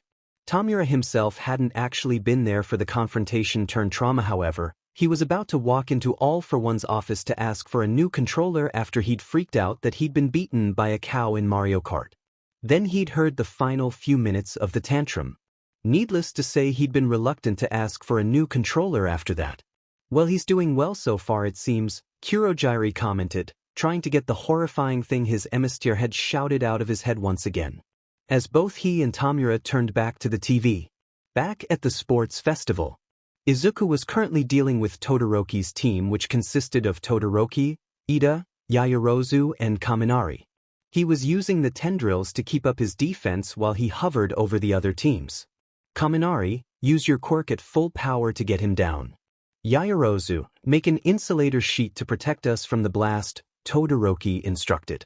Seeing as Inomoto didn't have a team, they could attack him without having to worry about getting disqualified for causing a team to fall apart. On it, the pair replied. Once Yaoyorozu had finished her creation, Kaminari prepared himself to unleash his quirk.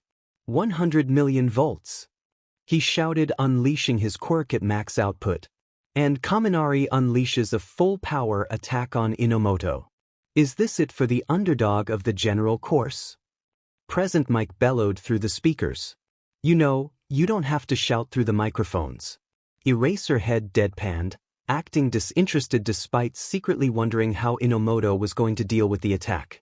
Izuku, or rather Inomoto, panicked at this. His defenses weren't enough to avoid that whole attack. It would most likely break though his shield. In a panic, he quickly built up the tendrils in a firm wall facing Kaminari to minimize the damage done to him. But that damage never came.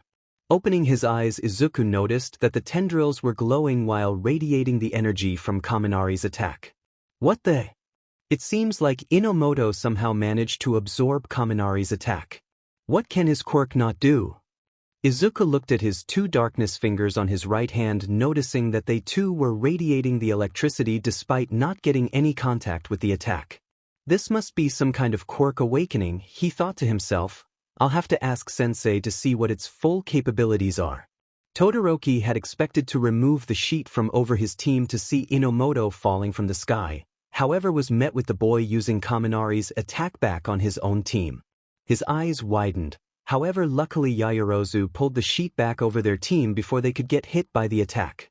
As he saw Inomoto fly, one thought shrouded his mind. Who is that kid? Apparently he couldn't catch a break as he turned around to see Bakugo's team, which consisted of Bakugo, Tsu, Hatsum and Kirishima charging towards Inomoto after finally getting Monoma's team's headband along with their own. Their pursuit on Inomoto was so fierce that Bakugo had unleashed an explosion that almost caused Todoroki to fall over, his fire consuming half of his body for about a second before he calmed himself. Izuku looked down at the newfound power. Seems like I have an infinite supply of electricity now. Perhaps, Darkness Incarnate reacted to All for One and gave me a similar ability. However, it seems I can copy a quirk as long as I get its energy instead? Interesting. Eraserhead couldn't believe what he was seeing. This kid from the general course was completely destroying every one of his students in one. Ugh, I'm never going to hear the end of this, am I? He thought, knowing present Mike would forever recall this as a moment to prove he was a better teacher than Aizawa. He still couldn't shake the feeling that he knew Inomoto. As soon as the second event ended, he was definitely going over this kid's file.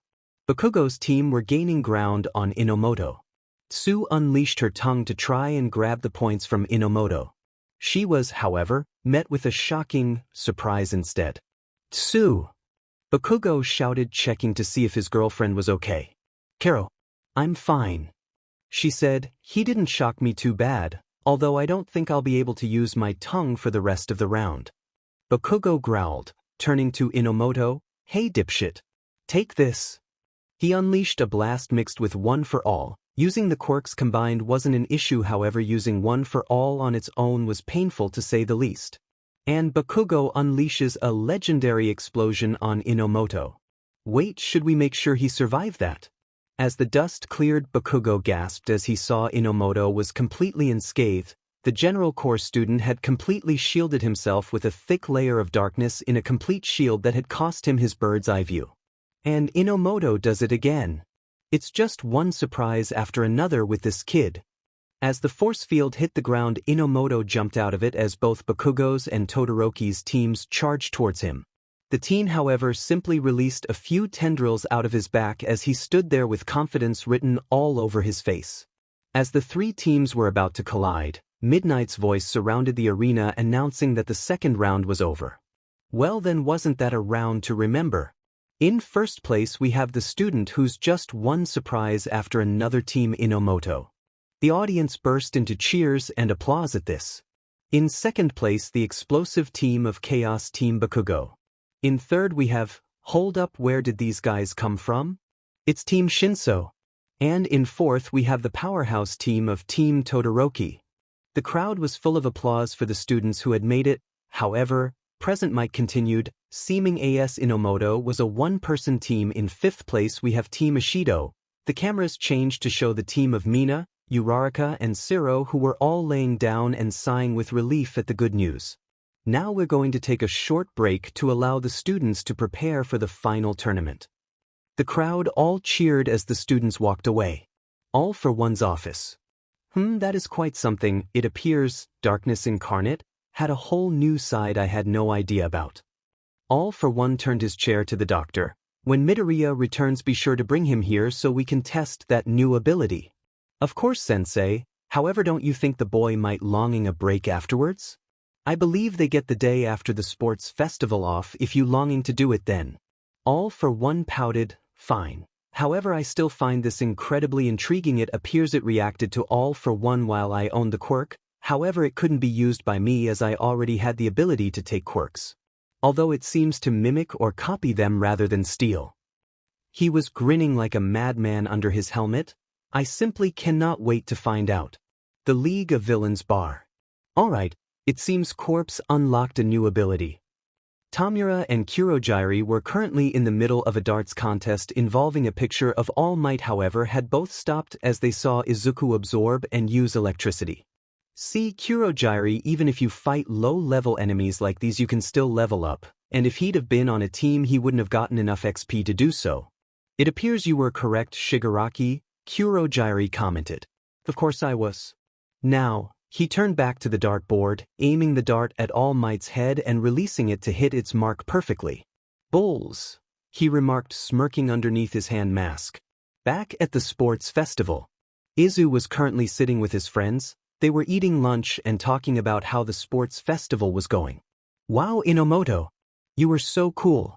That electric guy tried to hit you with that huge burst of electricity, but you just absorbed the attack. I didn't know your quirk could do that. Inoue was as enthusiastic as always, Togaike holding his arm to anchor him with one hand while she ate her meal with the other. To be honest, I didn't know either. Inomoto responded. You mean you just discovered it on the spot? Togaike asked, her eyes widening at the implication. That's gotta be one of the biggest strokes of luck ever. Yeah, don't know if I would have still been in the running if that attack had hit me dash. Before he could continue, Inomoto noticed that Todoroki had gone over to Bakugo. He watched as the explosive murderer got up and followed Todoroki. Just a sec guys, I'll be back. Inomoto followed the pair, stopping around the corner as he picked up on their conversation. He hadn't heard the start of the interaction. However, he could tell Todoroki must have called Bakugo over as he had startled Todoroki earlier.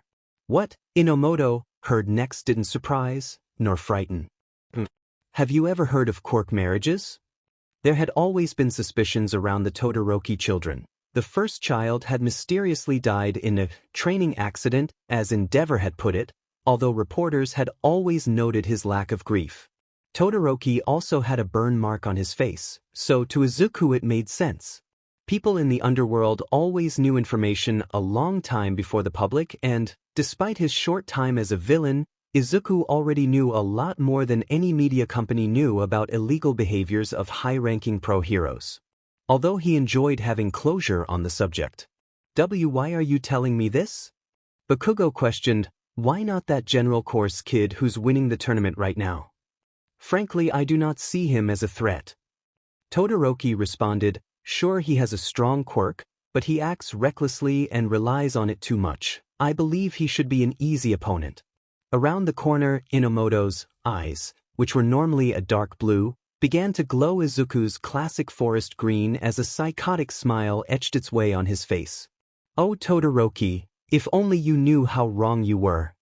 He mentally chuckled, if only I could go all out on you during this tournament, although I suppose it's fair as you're only putting a half-butted attempt at this. He adjusted his face back to Inomoto's and walked into the center of the corridor the boys were both standing in. Well then. A disturbing, yet not affected by, saving face. Smile covered the bottom half of Inomoto's face. See you in the arena Todoroki, he waved then strolled past the pair. Bakugo's face looked fearful and intimidated, whereas Todoroki appeared only slightly put off by the remark. Izuku knew that was a fake. All right everybody. Are you ready to rumble? Present mic boomed through the speakers as the remaining students all gathered around the central area. Excuse me, Ms. Midnight, the tailed teen that Shinszo had hypnotized raised his hand. Izuku couldn't remember his name. The boy was more plain than Izuku looked.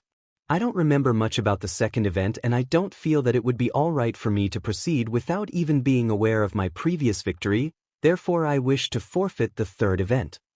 Wow, that virtuous youthful vigor. Midnight responded squealing slightly, it's incredible. If that is what you want, young man, then I don't see any issue with it. She raised her flag above her head, anything for such a virtuous lad such as yourself. Meanwhile, the League of Villains bar. Oh yeah, when a pro-hero flirts with a 15-year-old it's fine. But when I want to kill All Might I'm the villain. Tamura deadpanned, glancing over to the television in the bar that usually hosted one of his many video games now had Midnight flirtatiously glancing at the teen with the tail covering the screen. I mean honestly, how is she a teacher? Those kids would be better off with sensei in their classroom.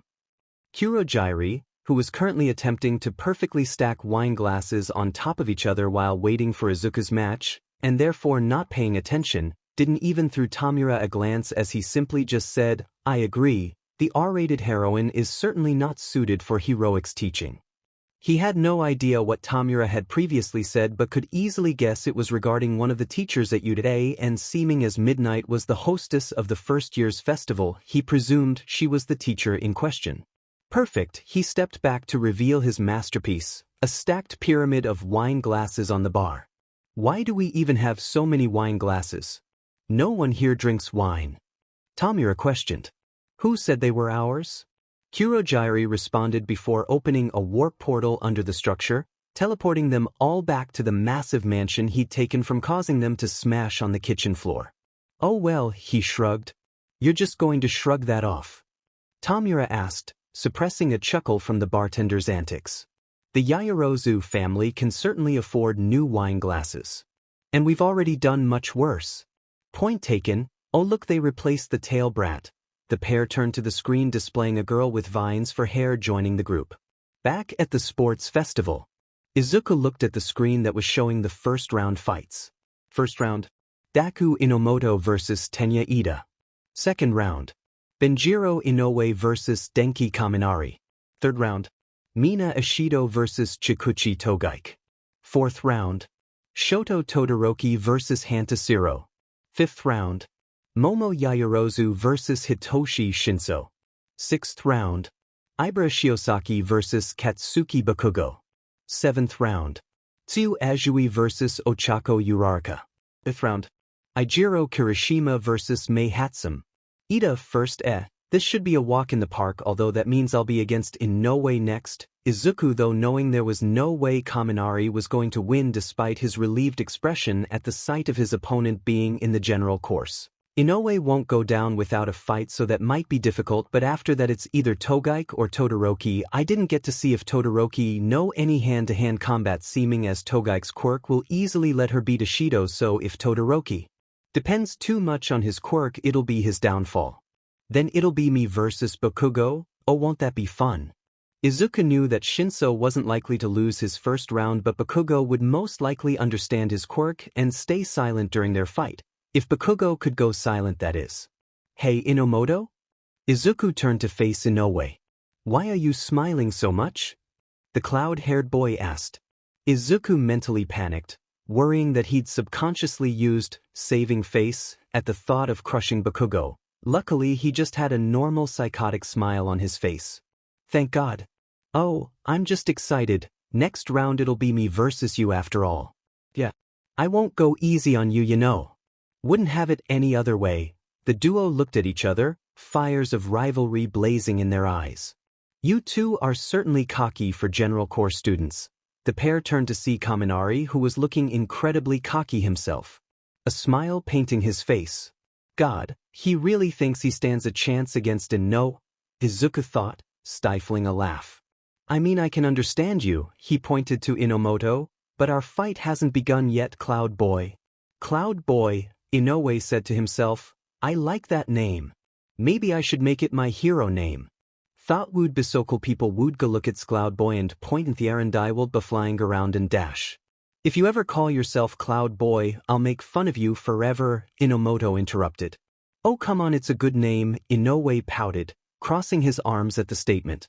These general course kids are crazy, Kaminari thought. I'll still beat both of them and come out in the top 3 at least. He really was an idiot. Now then, Ida and Inomoto, you both have 5 minutes to prepare. The rest of you go back to the stands and prepare for your fights. Present Mike bellowed. The League of Villains bar. Tamura turned to Kurogyri. Corpse is going to win. Without a doubt. Get us some popcorn while we watch these brats get destroyed. Already done, Kurogyri said as an entire cinema popcorn machine appeared through a warp gate. Gotta love the annual U.Teen fights, Tamura said, putting on gloves that allowed him to touch things without disintegrating them, and took a fistful of popcorn straight from the machine while Kurogyri got himself a large popcorn bucket and scooped some out. Indeed. Back at the festival. Izuku was waiting in the tunnel for his fight to begin when he heard Present Mic's booming voice echo throughout the arena. All right, ladies and gentlemen, starting of the 3rd section of the festival, we have the boy who single-handedly beat every other kid here alone, the Prince of Shadows himself, Deku Inomoto. Izuku held back a laugh at how Present Mic's statement introduction had made him sound a lot like a villain, which of course he was. But they didn't know that. He approached the center of the stage. And his opponent, the brother of Ingenium and speedster of the rules, Tenya Ida. Ida approached the opposite side of the square. I hope we can have a fair and proper fight, Inomoto, he said, bowing as he prepared to take off. Same here, Inomoto responded. Begin. Midnight shouted as she raised her flag. Ida quickly sped over to Inomoto, however he would find that a forward approach wasn't the way to go. Bad move, was all Inomoto said before he unleashed a shadow in the shape of a hand, grabbing Ida before he made it to him and tossing him out of the ring. Ida hit the wall the spectators were watching from above and groaned as he fell over backwards. Tenya Ida is out of bounds and unable to continue. Deku Inomoto passes on to the next round. Midnight stated as she lowered her flag. Wow. Inomoto simply chucked Ida out of the ring. That might just be the shortest match in the sports festival history. Present Mike bellowed. As Ida's homeroom teacher, his only mistake was underestimating his opponent. He clearly thought that Inomoto would panic from the pressure, allowing him to push him out of bounds without any effort. If Ida had taken note of Inomoto's previous feats, he would know not to be so foolish just because the boy isn't already in the hero course. Eraserhead's voice echoed through the arena. Wow. I didn't realize you were even awake, Eraserhead. How could I possibly be asleep with you sitting right next to me, shouting into a microphone? Eraserhead deadpanned, glaring at his friend. Who knows how, but now that I think about it, why isn't Inomoto already in the hero course? From what I could find, he originally just wanted to be in general studies and didn't even take the practical test. However, he now does want the chance to be moved into the hero course, and out of the remaining students who aren't in the hero course, I suspect he'll be the one who is entered in, although he won't be able to take part in the internships due to him not being trained in hero studies yet. There you have it, folks. Eraserhead being nice. Enjoy it while it lasts. It most likely will never happen again. Oh great, not going to live that down either. 20 minutes prior to the first match. Aizawa? Toshinori popped his head into the room Aizawa was currently in. What are you doing in the student files room? Searching up this Inomoto kid. He seems way too familiar to me and I don't like it, Aizawa responded. I agree, he does seem familiar, although I believe it may just be his physical similarities to Midoriya. Toshinori stuttered when saying his previous successor's name. He had purposefully tried not to think about Izuku unless he was with Bakugo, as he would feel too depressed to do a thing unless he could feel certain that Izuku would be proud of him for choosing Bakugo as his second successor. Why wouldn't he? They were best friends after all. It's not just how their hair is similar, but both of them walk the exact same way, and Inomoto is missing the exact same fingers that Midoriya was missing after the incident. He recalled Izuku's appearance as he was the person who had to file the incident, which included an image of Midoriya's corpse. He'd nearly puked at the boy's missing cheeks that revealed his teeth and burnt flesh that outlined the missing area. Midoriya was working his way to being Aizawa's newest problem child, and, although he'd never admit it, he was impressed by the boy's quick thinking during the first day. Aizawa, I know it's difficult to endure the death of a student, however you're sounding crazy. We both saw his corpse, and Dr. Garaki even attempted to operate on the boy himself, and he's the most trustworthy doctor in all of Japan. Meanwhile, the doctor was giving all for one a back massage as they both waited for the festival to continue. When the pair both suddenly burst out with laughter. "Why are we elving?" All for one questioned, attempting to suppress the sudden outburst. I have no idea," the doctor responded before he began to roll around on the floor hooting with laughter. There would be no reason for him to lie to us whatsoever, and we both saw Midoriya's corpse. As much as it pains me to say, he is definitely dead. In response, Aizawa sighed. You're right, I was thinking illogically, but you have to admit, apart from their demeanors, the two are certainly alike. That is true, however I believe you should return back to the spectators box. The third event should be starting in about 15 minutes, but you should be ready for when it starts. Thanks. Aizawa looked down at the arena, which was already prepared for the next match thanks to Cementos' quirk. Well, at least I've got Kaminari making a fool of himself to cheer me up. Alright, now on to the second fight. We have the cloud of excitedness himself, Benjiro Inoue. He paused as the audience cheered and applauded the boy as he stepped up to the ring, and his opponent, the lightning before the storm, Denki Kaminari. The audience cheered and applauded the boy, who was already incredibly cocky looking as he casually strolled up to the ring. Begin, Midnight stated. Alright, sorry, you seem really nice, but I'm going to give you a taste of 1A's power, Kaminari said as he charged himself up, 100 million volts. And Kaminari starts the round of with an incredibly powerful move. Is that all it's going to take down Inoue? The attack surged throughout the arena, causing smoke to cover the ring. However, as it subsided, the audience noticed that Inoue was nowhere to be seen. What? Inoue is nowhere to be seen.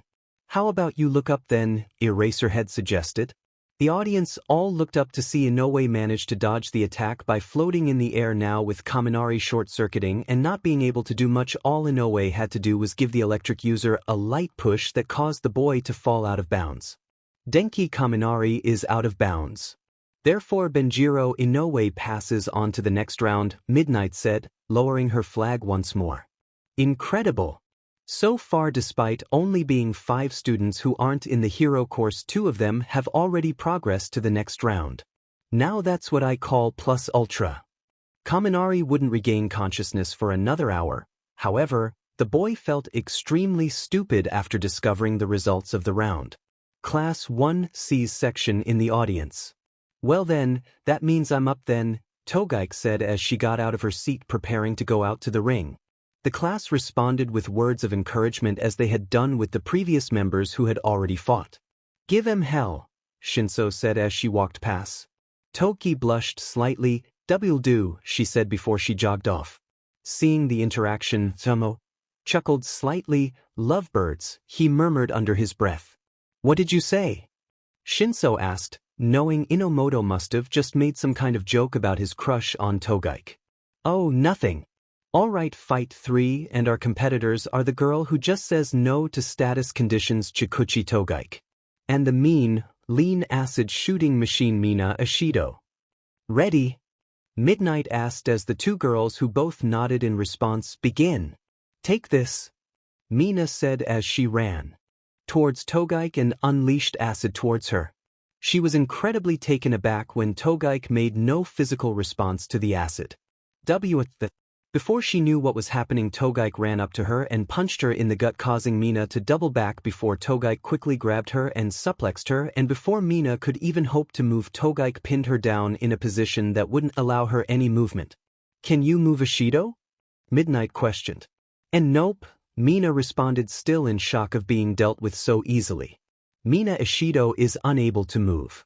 Chikuchi Togaik moves on to the next round. And the general course does it again. 3 for 3 of the students make it to the second round.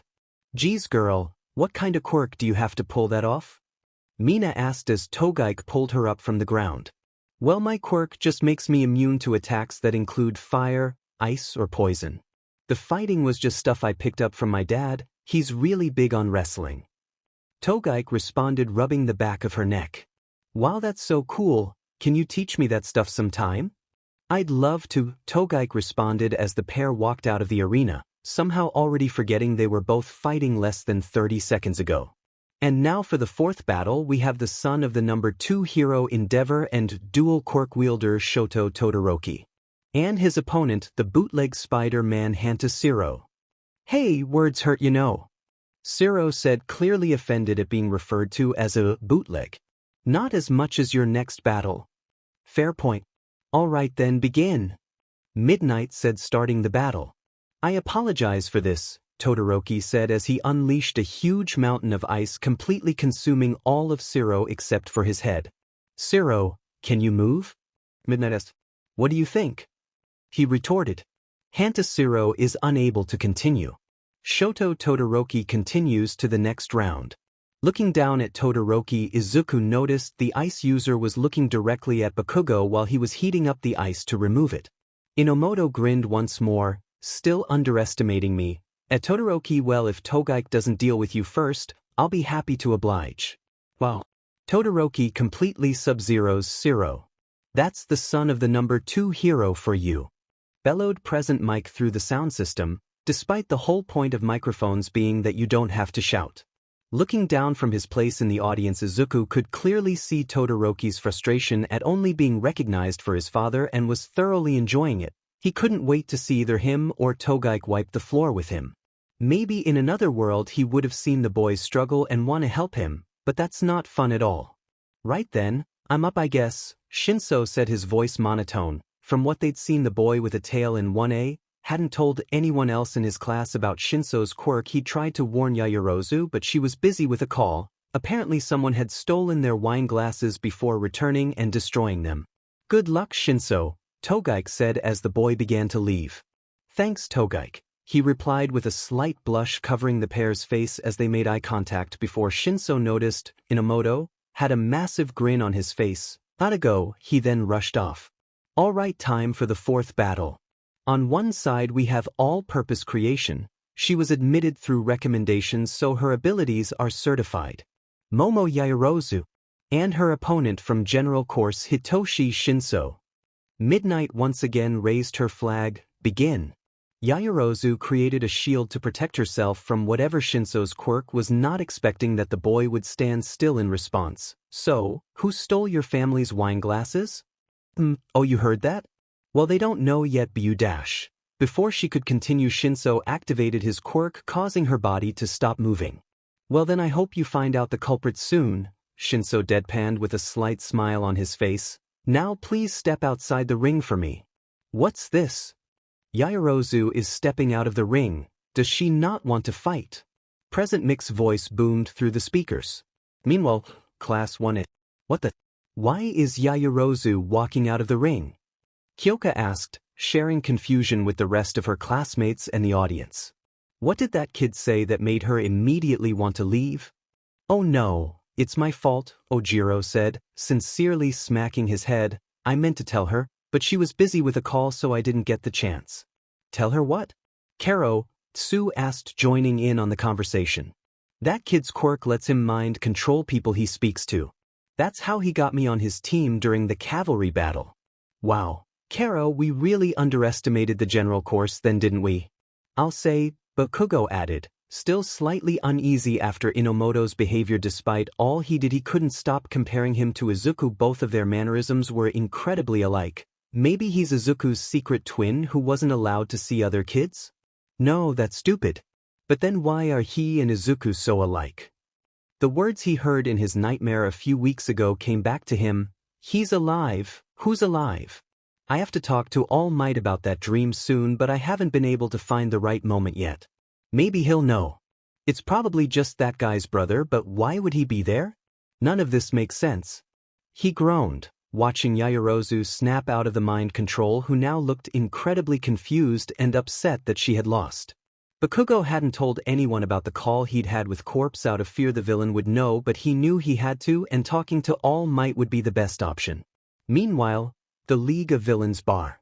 It's a bad day for the Yaoyorosis then, Tamura mocked. That Yaoyorozu brat just got completely dunked on by that sleepy-looking brat. Indeed, Kurogiri responded, I do hope they do not take my robbery too seriously. I simply wish to pass the time. Doesn't change how funny that just was. Back at the sports festival, Izuku was currently watching the fight between Shiozaki and Bakugo. He couldn't help but chuckle under his breath whenever the explosive blonde took a direct hit from one of Shiozaki's vines. Hey Inomoto, Togaike began, what's up between you and that spiky-haired kid from 1A? I mean, I know he accidentally killed his classmate, but you always seem like you're forcing yourself not to attack him whenever you two are near each other. My reasons are my own, but I'll just tell you he's not telling people the full truth about his relation to the victim. Mo replied, his words coated with venom. Oh, great. Just then Bakugo managed to leap over one of Shiozaki's vines and unleashed an one-for-all boosted explosion at the cocoon the girl was inside of, instantly destroying the shield before he grabbed her and threw her out of the arena. Ibara Shiozaki is out of bounds. Katsuki Bakugo passes to the next round. Midnight said, lowering her flag. Seeing this, Inomoto smiled. He couldn't wait to get to fight Bakugo again, even if he wasn't allowed to do anything too serious to the boy. It was too early to kill him after all. The next 2 rounds weren't anything special. Tsu had attempted to grab Ochako with her tongue during their fight. However, in response, Ochako had simply used her quirk on her and threw her out of the arena, making Ochako the victor. Hatsum had convinced Kirishima to help her show off her invention, or babies as she would put it, by telling him it was the manly thing to do. So their round was simply a presentation before Hatsum decided to walk out of bounds, making Kirishima the victor. Alright everyone, that's the end of the first round of fights. There will be a short, 5-minute break before we continue with the second round. Alright then, that means it's you versus me next, Inomoto, Inoue said, beaming and bouncing on the heel of his shoes. I can't wait. Same here, Inomoto responded, both of their eyes burning with competitive flames. Seeing this, both Shinszo and Togaike chuckled. Battle of the Titans, am I right? Shinszo joked. Yeah, Togaike said, halting the pair's chuckles as they both realized their arms had accidentally made contact with each other, making them both blush profusely and scooch away from each other out of embarrassment. Looking at the pair, Inomoto laughed. Inoue looked confused. Are they in love? He asked, tilting his head to the side with a completely naive expression on his face, causing Inomoto to burst into laughter as the duo blushed and tried to cover up and avoid eye contact with Inoue. Come on Inoue, we have to go down to the arena, the break's almost over now. Inomoto said, stopping the interaction and starting to walk off. See ya lovebirds. And now for the first fight of the second round. We have 2 members of the general course who have both managed to end their previous fights in record time. The Dark Destroyer Deku Inomoto and the boy who's as free as a cloud, cause his hair's literally a cloud, Benjiro Inoue. You boys ready? Midnight asked, slightly flirtatiously. Yes, the duo said at the same time, both in ready positions. All right then, begin. Inomoto quickly absorbed the darkness around him as Inoue tried to get close enough to move him into the sky, however was instead met with a fist that came out of the ground, landing a hit on his jaw. Keeping his distance, Inoue decided to create small air bullets and fire them at Inomoto. In response, the boy quickly moved his body around to dodge them while also running over to Inoue at the same time, creating dark claws around his hands and landing a direct hit in Inoue's gut, causing the boy to almost lose his footing before he responded by raising Inomoto into the air. That move didn't knock him over, and now I'm up here, he thought to himself. There we go, Inoue said with a smile plastered on his face. Now you're in my domain, the sky. He then punched Inomoto out of the ring, however there was no call from Midnight. Hey, that kid's out of bounds, one member of the audience shouted, causing others in the audience to question why the battle hadn't ended. Eraserhead's voice then blared through the sound system. Before you heckle, make sure you at least know the rules. To be considered out of bounds, you have to be touching the ground, and as you can see, Inomoto is still under the effects of Inoue's quirk. Oh yeah, right? Inoue said, releasing his mistake too late as he released Inomoto from his quirk. At the same time, the boy extended his claws back to the arena, pulling himself back in. Oh damn it, he pouted. Seeing his chance, Inomoto dashed over and attempted to punch Inoue out of bounds, however the boy dodged, taking off into the sky. Oh no you don't, Inoue retorted as he unleashed air bullets from above. Inomoto in return dodged them and attempted to launch himself up to hit Inoue, however the boy was too fast when in the air. Even when Inomoto created his own bullets to hit Inoue, the boy easily dodged them, responding with an even bigger display of bullets. Inoue's got Inomoto on the ropes. How will he come back from this? Now what? Inomoto thought, looking up while dodging. He looked down at his makeshift claws and focused, causing Kaminari's electricity to flow through them, so I can use it at any time. Now it's time to end this. A determined expression plastered his face. What's this? Inomoto looking confident. What does he have up his sleeve now? Inoue, this was fun, but his face altered into a smile. It's over now, 100 billion volts. A huge amount of electricity dispelled from his claws, striking Inoue down from the sky before he ran over and connected his electrified fist to the falling boy's stomach, causing him to ragdoll out of the arena, slumping as he hit the ground. After the devastating attack, Inomoto's claws dispersed as the attack had used a lot of electricity. Geez, that was a lot, but at least this way I'll know for sure whether I can recreate the energy. The crowd burst into applause and cheers. Incredible! Inomoto delivers an incredibly powerful punch on Inoue. How powerful can he be? Boomed present mic. Benjiro Inoue is unable to fight and out of bounds. Deku Inomoto moves on to the semifinals, Midnight said, lowering her flag once more. Meanwhile, Class 1A in the audience. Kaminari was completely slack-jawed. How did he? His quirk must also let him absorb energy through the darkness he creates, Yaoyorozu said, rather professionally, although completely surprised at the sight of the attack. He absorbed it when you unleashed your attack on him during the cavalry battle. Still, he even upgraded my attack. Using that much electricity would cause me to die, but he's not only still standing but he's also completely fine. Such rivalry in the dark, Tokoyami said in approval. How is he so strong? Bakugo thought, his quirk lets him absorb and copy energy. Does that mean he could absorb part one for all? If we end up fighting, I'll have to be careful. Karo, you okay, Kaken? Tsu asked, leaning against his shoulder. It's okay to be worried about a fight, you know. He just looks so much like Izuku and Dash, Bakugo started. And he hates me, it just doesn't make me feel right, you know, and plus he's strong, so if we fight I don't know if I'll be able to fight him properly. Karo, like I said, that's okay. If you feel bad about fighting someone who looks so much like Midoriya, you don't have to fight him, Karo. I know I don't have to, but I want to because I know that's what Izuku would want. I'll make it up to him. Karo, if that's what you want, Kaken, Tsu said, pecking him on the cheek. Alrighty then, now we have a fight between the son of Endeavor, Shoto Todoroki, and the third student who's made it this far from the general course, Chikuchi Togaike. Alright, are you both ready? Midnight asked, to which both teens nodded in response. Then, begin.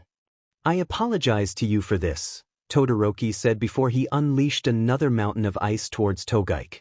Midnight sighed. Togaike is unable to dash. Yes, I can. Looking over, they both saw Togaike was standing in front of the mountain completely unharmed. How did you? Todoroki asked.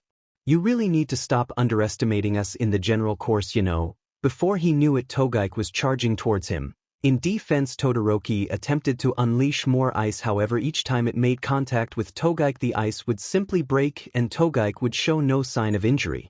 Take this. She punched him in the gut, causing him to slightly double back in pain. Suddenly Todoroki accidentally activated his fire and automatically used it on her, which further proved to have no effect. As Togaike attempted to push him out of bounds, he panicked and punched her in the face before shoving her, then tossing her out of bounds. Chikuchi Togaike is out of bounds. Shoto Todoroki moves on to the next round, Midnight said, lowering her flag. Todoroki was just left staring at his left arm with disgust and horror. Why, you're a real piece of shit, you know, Togaike said, getting up from the ground. I'm not, Todoroki said as he looked into the crowd at his father, who was grinning back at his son who just used his fire quirk. He is. That's funny, cause I don't remember fighting your dad, I remember fighting you, and you were real shitty. That's only because I used his quirk. His quirk? Yeah, you really are stupid. What do you mean, it's his quirk? No, it's not, it's yours. No, it's his. This is like arguing with a brick wall. I'm outta here. Togaike then got up and left the arena. As he watched Togaike leave, Todoroki looked back at his father, then back at his left arm. It's his quirk. It's his, he murmured under his breath as he left through the opposite side. Now it's time for the third fight of the second round. Up first we have the not-so-silent yet still deadly human explosion Katsuki Bakugo. And his opponent, the talkative one, Hitoshi Shinszo. Begin, Midnight said while looking at her phone. She was beginning to get bored of just raising and lowering her flag while saying begin for what felt like hours. Meanwhile, the League of Villains bar. Seriously, how the F is she a teacher? Tamura screeched. Please, calm yourself, Tamura. Shigaraki, Kurogyari said. Attempting to deal with Tamura was always difficult, especially when he got into a tantrum. Tamura sighed. At least I've got the purple-haired brat using his quirk on that explosive brat to cheer me up. Thank God, Kurogyari murmured under his breath. Back at the sports festival. Hey Bakugo, quick question. Shinszo started as the fight began and Bakugo charged towards him. Did you enjoy killing that kid in your class? Hearing this, Bakugo stopped dead in his tracks but didn't say anything. Well, because from what I hear you seem to always be shouting at him and calling him worthless during your first day, so it must have felt good getting rid of him, huh? Well, I should thank you really, because thanks to you. Bakugo was currently still standing, however his eye and hand were both twitching. Another shitty Deku is gone from this planet. Hearing that Bakugo snapped, he knew that information about how he behaved during the first day had already been made public, but using it against him really hurt. He charged at Shinszo. Shut up, you sick foo dash. However, he was stopped by Shinso's quirk. Too easy. Now please step out of the ring for me. I've got a semifinals to prepare for. Bakugo began to step over to the edge of the ring. See, no, he's hypnotized me. How did I fall for that? However, he noticed there were the 8 people from his dream looking at him from the tunnel. What do we do? One of them asked. I say we help him out. He needs all the victories he can get at the moment, plus we need to learn more about that Inomoto guy. I don't trust him, said another. You mean you think he's? Possibly, but it can't hurt to find out even if he isn't. Godspeed, kid, Godspeed. Looking around, Bakugo also noticed the shadowy figure the others were worrying about was staring at him from the outside of the arena. The only feature he had was that his figure was surrounded by a crimson-red aura, but the intimidating figure was standing next to the small green flame he recognized as Izuku, his only features being a flamey green aura surrounding his figure. Why is Izuku standing with the guy they're all worried about? And who do they think Inomoto is? Before he could question further, he felt his fingers twitch as he snapped back to reality. He turned around with fire in his eyes to meet Shinszo's confused look. How did you dash? Before the teen could continue, Bakugo sped over to him and slammed his fist that was boosted by 1 for all, luckily only at 5%, and landed it directly into Shinszo's abdomen, sending the boy flying out of the ring. Hitoshi Shinszo is out of bounds and unable to continue. Katsuki Bakugo goes on to the next round, Midnight said, her voice monotone as she wasn't paying attention to the fight. Wow. I wonder what Shinszo said to get Bakugo all fired up like that? Either way, I don't think anyone saw that coming. Bakugo stared at Shinszo, who was currently unconscious and laying in a heap in front of the wall he'd connected with. Looking at him reminded him of the countless times he'd left Izuku in a similar state back during middle school. The true guilt he was hiding was too much. There had been rumors of him and Izuku having a negative relationship prior to UA, however none had been proven correct, as all over students in his year and even teachers and the headmaster had lied and said the duo were best buds from childhood. He hated having to lie to everyone he cared about, but he knew if he told people they'd be disgusted and he'd be expelled and never get to be the hero Izuku would have wanted him to be. It ate away at him, especially after discovering that corpse knew everything about their past. He could tell anyone at any time and ruin his life, yet he didn't. He was waiting for him to reach an all-time high before he shot him down, and that was horrifying to think about. He knew he deserved it, but he didn't want Izuku's death to be in vain, so he'd vowed to become better. The reminder of what he'd done was too much, so he sprinted out of the arena and hid in the janitor's closet. He'd been there for about 5 minutes before the door opened, revealing Tsu, who closed the door, then sat down next to him and hugged him, saying nothing as she knew he just needed to be with someone. Thanks, Tsu, Bakugo said, holding back tears. Kero, it's fine, Kaken. I asked Jiro what he said, and I'm sorry, he had no right to say any of those things. He doesn't know how great you are now. Kero, Tsu responded. I don't deserve someone as nice as you, he responded. Kero, yes you do. You're incredible, and don't let anyone tell you elsewise. Kero. Then the door opened again to reveal Mitsuki Bakugo. Hey brat, hold on, who's this? Mitsuki said. Why the hell didn't you tell me you had a girlfriend, you brat? We're having a moment right now, you old hag. Katsuki shouted back, completely leaving the emotions behind him to shout at his mom. Fine, but after this she's going to come over to our place and have dinner. Mitsuki bellowed before turning to Tsu and completely changing her tone. Hello dear, I'm Mitsuki Bakugo, Katsuki's mom. It's a pleasure to meet you. Tsu chuckled at the interaction, like mother like son I suppose. My name's Tsu Azui, it's nice to meet you too. And I'd love to have dinner at your place sometime. We'd love to have you around someday, Mitsuki said. Now then, if you two are done making out in here, you should get back to the audience. We weren't making out, old hag, we were just hugging. Well, excuse me for thinking my son could actually get any with a girl. What did you just say, you hag? Watching the pair, Tsu giggled before giving Katsuki a kiss on the cheek, then taking his hand and walking him back to 1A section in the audience. As the pair walked away, Mitsuki smirked. Way to go, brat. Way to go. She then walked off to go back to her seat in the audience. As Tsu and Katsuki returned, they watched as Kirishima was currently completely made of rock to weigh himself down against Ochako's quirk before he ran over the currently completely destroyed arena and punched her out of the ring. As Midnight made the call that the battle ended, Kirishima walked over to help Ochako up, as it was the manly thing to do, and also because after what the pair had just been through, this was to be expected. Sniff. Wow folks, that was the most emotionally appealing and intense fight I've ever seen, something that incredible should be remembered for centuries. Present Mike's voice boomed through the arena before he reverted back to his usually loud state. Sucks to see if you missed it. The hell happened here? Bakugo asked. It was, sniff, so appealing, so, sniff, manly, Siro said through sobs that the class was all fully emotional after the extremely manly display from both sides during the Battle of the Millennium. Even Todoroki was covering his face to hide his tears. Meanwhile, the League of Villains bar. Kurogiri, that was Dash. Tamura started. Incredible, he said as he then burst into tears. I know, it was so appealing, Kurogiri sobbed. Meanwhile, All for One's office. Doctor, it's time like this I wish I still had my eyes. That was so incredibly appealing, all for one said. It was so incredibly appealing, sensei. The doctor responded through tears as nothing he'd seen in his life had ever been so appealing. Bakugo and Tsu looked at each other. I'll just watch it on catch-up when I get back, Bakugo said. Kero, me too, Tsu responded. Nothing can ever match how appealing and manly that was. Watching it after it had happened would be an insult to cinema as a whole, Aoyama said, for once not being dramatic. All right, listeners. Now it's time for the semifinals, but before that we're gonna have a quick 5-minute break before the first match. Present Mike bellowed. Well, I'm up first then, Inomoto said. Guess it's finally time for me to show that arrogant prick what's what.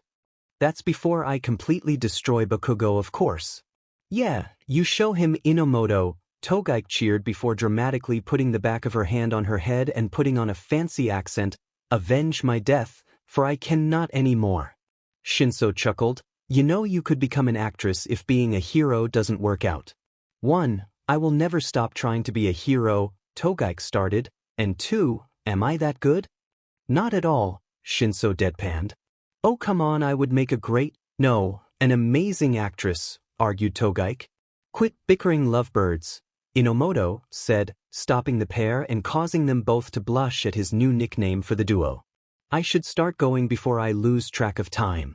As the pair were still blushing, Inoue decided to wish him farewell. See ya, Inomoto. I'll take care of the lovebirds, he said, chuckling at the sight of both of their blushes getting deeper as their new nickname spread.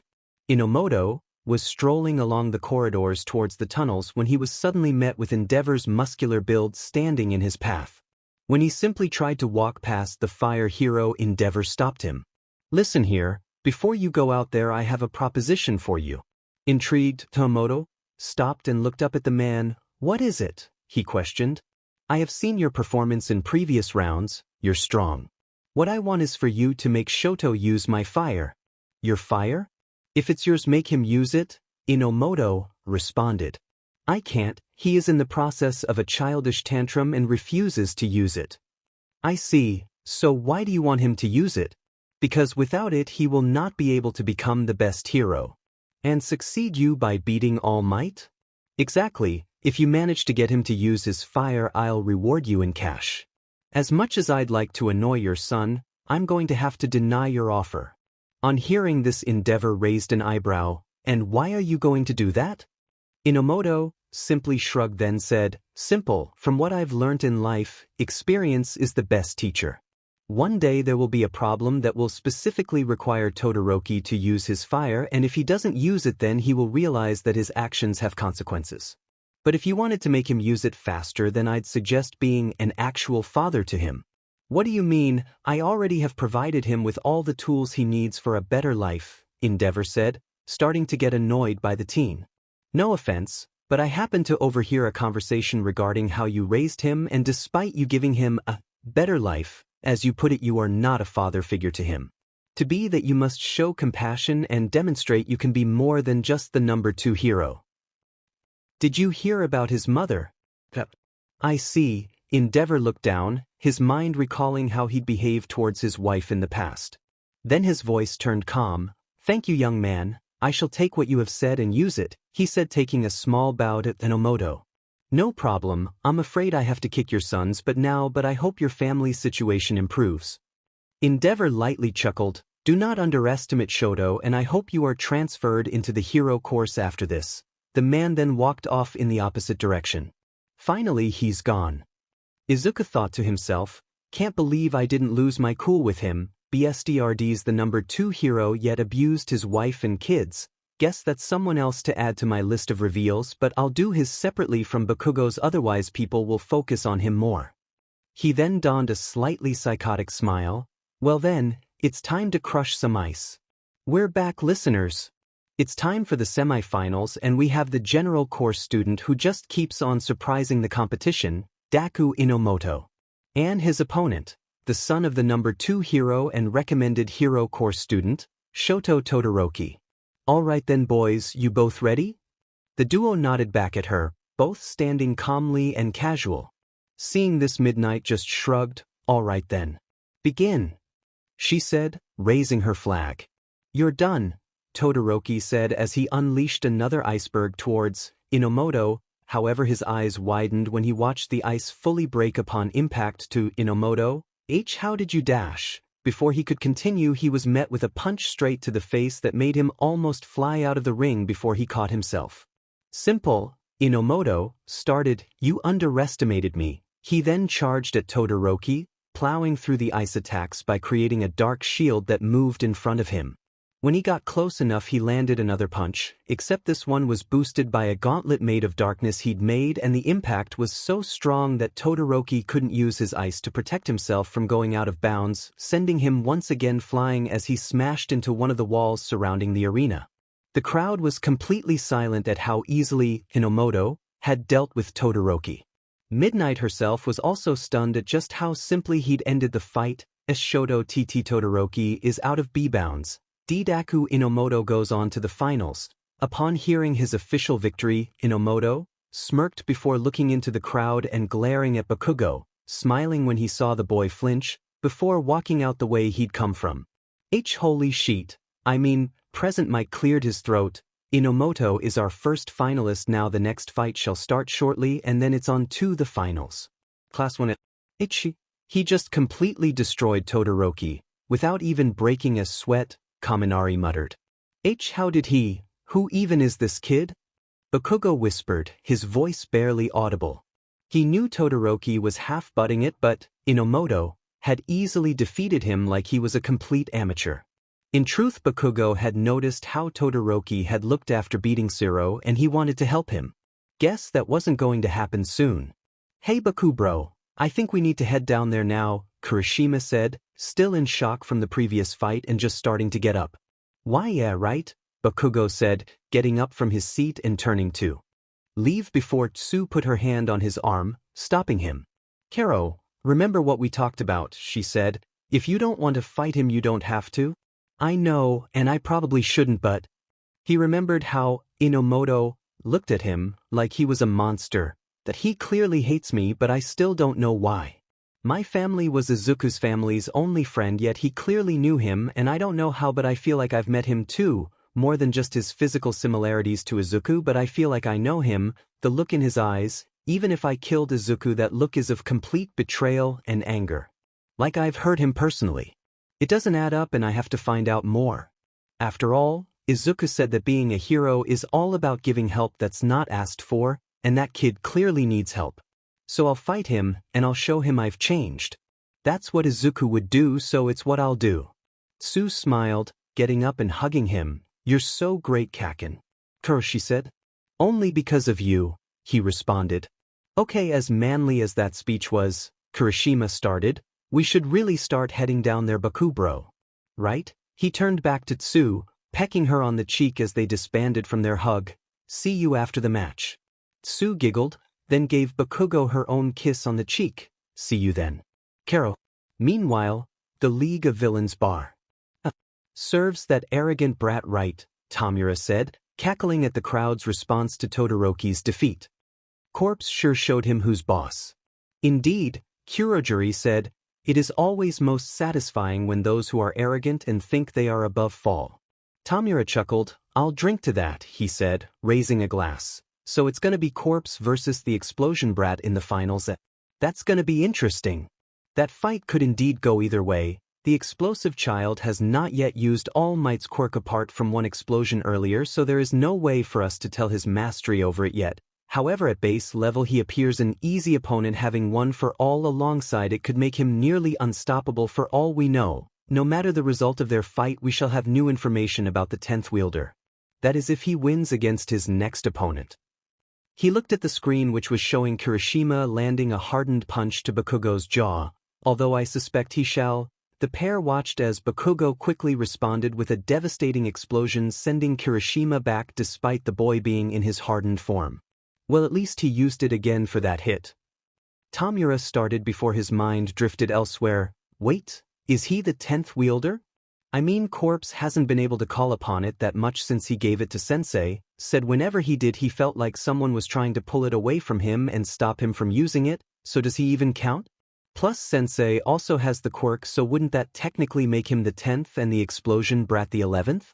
But he technically absorbed it, so he only has the quirks attached to it instead of the excess power that would usually come with it, so does that even count?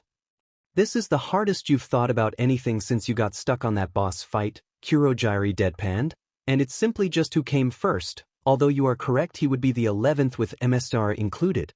Hey, that boss was incredibly difficult.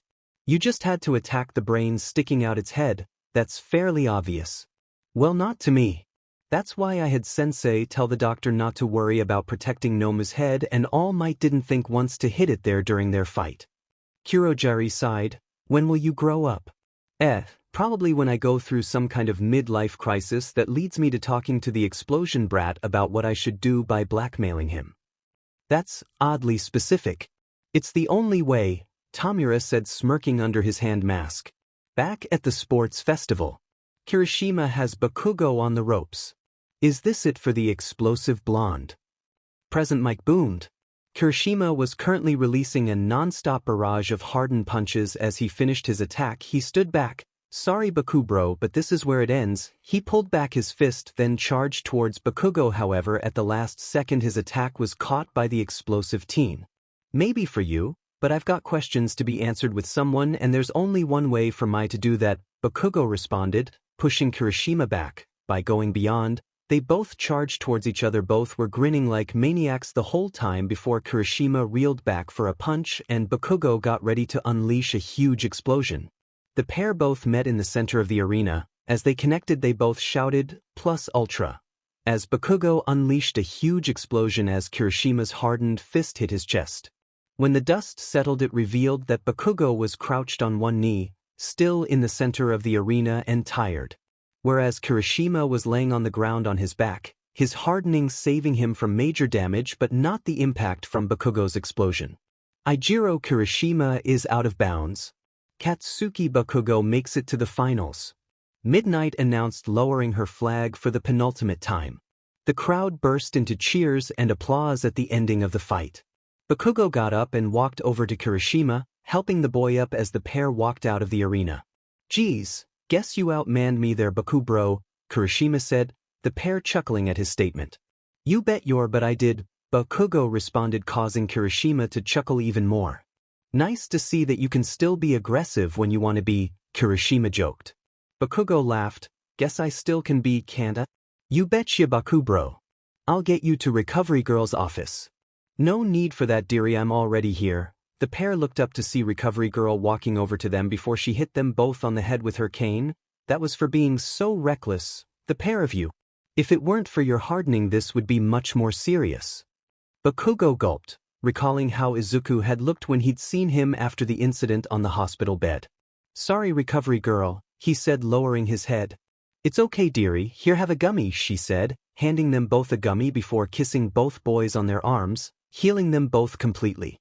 "Phew, I'm wiped," Kirishima said. "Good luck in the finals, Bakubro." "Thanks," Bakugo responded. "I get the feeling I'm going to need it," he said, recalling how Inomoto had looked at him. "All right, people. It's time for the finals. This year has been one hell of a doozy with how much effort there's been from everyone, but there can only be one winner. Will it be the Lord of Explosions himself, Katsuki Bakugo? Or will it be the creator of darkness, Deku Inomoto? Right then, you two ready?" Midnight asked, hiding her sorrow of only being able to raise her flag once more. "More than," Inomoto responded while Bakugo just nodded. "Well then, begin." Faster than Bakugo could, Inomoto dashed at him, his fist connecting with Bakugo's abdomen, causing the boy to wince as he flew back a few feet. "Come on, murderer, what was all that strength I saw earlier? Come at me." He dashed over and once again landed a hit, this time kicking Bakugo in the shin, causing the explosive blonde to lose his balance and fall on the floor. Pathetic. Bakugo quickly used his explosions to get himself back up. "How did you know him?" he asked, simply standing there staring at Inomoto. "Know who?" he asked, his voice feigning innocence. "You know who Izuku, how did you know him?" "Didn't your girlfriend tell you already?" "I know that was a lie. My family were the only ones who were friends with his parents, and he didn't have any friends except me." So how'd you know him? You're smarter than I thought. Although I find it strange you refer to yourself as his only friend. Doesn't matter though, you wouldn't believe me if I told you how I know Izuku Midoriya. Try me. Inomoto tooted in response, you'll just have to wait for me to tell you. Trust me, the wait will be worth it, but you'll find out. So don't worry about it. Just fight. He charged once more at Bakugo, although the blonde managed to dodge at the last second, to which Inomoto sprouted 4 extra darkness arms that sprouted out of his back using his quirk. He used 2 of them to lift himself off the ground, then launched himself at Bakugo using the other 2 arms to grab him. Bakugo tried to jump to avoid Inomoto's grasp, however the hands curved and caught him in mid-air. Inomoto then launched himself foot first at Bakugo's head, then tossed the boy across the ring. Upon watching Inomoto fly towards him once more, Bakugo knew he had to go all out. So he quickly released a boosted explosion when Inomoto got close enough, sending the boy backwards. Bakugo quickly charged over, using his explosions to boost his speed before he released another explosion which Inomoto blocked using his shadow arms. He then sprouted 2 more which he used to land blows at Bakugo's gut while he kept his defensive stance. What's the matter, Bakugo? Actually having to try in a fight? How high up must I be to get to see your true power? Inomoto said sarcastically, his voice dripping with venom. Guess it's my lucky day then. Bakugo growled he was gonna have to go all out, which meant using one for all to boost his punches. He reeled back his fist before smashing it into Inomoto's shield, breaking it along with his arm. Strangely enough, Inomoto didn't seem surprised at the sudden display of strength. Instead, the boy just scowled as Bakugo then used his other fist to punch Inomoto straight in the gut, sending him flying backwards. Before Inomoto went out of bounds, he stopped himself by using the 2 arms Bakugo hadn't destroyed to grip onto the ground. Seeing both of Bakugo's arms broken, he knew it was over. He threw himself one last time at Bakugo, combining both of his darkness arms into one huge one, then sending electricity through it while it altered his own appearance, giving his eyes electric sparks that radiated from the irises. Fist of Judgment, he shouted as he got closer to Bakugo, but before the explosive blonde could even hope to dodge the attack, Inomoto created 2 more shadow arms charged with electricity out of the ground next to Bakugo, both of them holding him in place while also electrocuting him before the huge fist connected with him just as the 2 hands disappeared, sending him flying out of bounds. Katsuki Bakugo is out of bounds and unable to continue. Deku Inomoto wins the sports festival. Upon announcing his victory, the crowd burst into cheers as Inomoto then raised both his own fist and the huge darkness one which was idle next to him, no one noticing his slightly disturbing smile that accompanied it. Incredible! Inomoto manages to defy all odds and emerges victorious over the 1A powerhouse Bakugo. This kid is really plus ultra. Looking down at the boy, Eraserhead couldn't help but once again get the feeling he knew this kid. When he used his ultimate move, his eyes had glowed and sparked, and it reminded him too much of Midoriya. There's something weird about this kid, and I'm gonna figure out what it is, he murmured to himself as he finished signing the papers to move Inomoto to the hero course. All for One's office. Magnificent, simply magnificent. All for One said, it seems all our training has really paid off in that new power. I wonder, could it perhaps allow Midoriya access to One for All once again? Why do you think that, sensei? Questioned the doctor.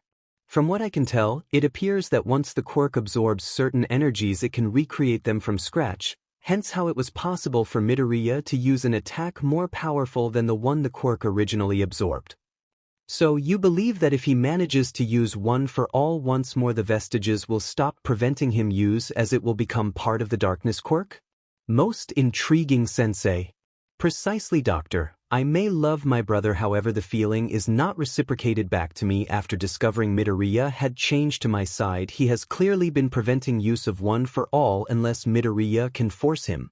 Even though I have to force vestiges to use their quirks, attempting to push against 8 at once is difficult even for me, and the ones Midoriya has to push against are all determined to prevent him. However, now if he uses the quirk for even 1 second while maintaining Darkness Incarnate, he regains full power. If only All Might hadn't managed to give the quirk away once more, Then we'd be unstoppable. What's the fun in a game if you always win? The doctor responded. All for one chuckled at that. Right you are, doctor. If there is no challenge there is no fun, although sometimes I wish it could be easier to take over the world and become its new demon king. The League of Villains bar. Called it, Tamura said smugly. I agreed with you, Kurogiri deadpanned. Tamura pouted, still called it? Kurogiri just sighed, we've got a lot of new information to work with now, our future encounters with you should go much smoother now. Tamura grinned under his mask, and people say side quests are pointless, this is going to be fun. Although we should find new party members for our next mission. Ask Jiren to find people who'll work. I shall, Kurogiri said, mentally proud that Tamura was finally doing something smart for the league. Back at the sports festival, Inomoto was currently standing on the first place podium, forcing himself to be calm and not attack All Might, who was currently hugging him as he had done to Todoroki, Kirishima and Bakugo prior. He breathed a breath of relief as All Might turned to talk to the audience. All right, everyone. All Might's voice boomed. I think there's something we should all say now that the festival is over. Say it with me now. Plus ultra. Thanks for all the hard work. Inomoto cackled as he watched All Might deal with the crowd who had been expecting the school's motto. As he was walking to the point where Kurogiri would warp him, Inomoto was suddenly stopped by Tsu again. This time, however, she was accompanied by Bakugo.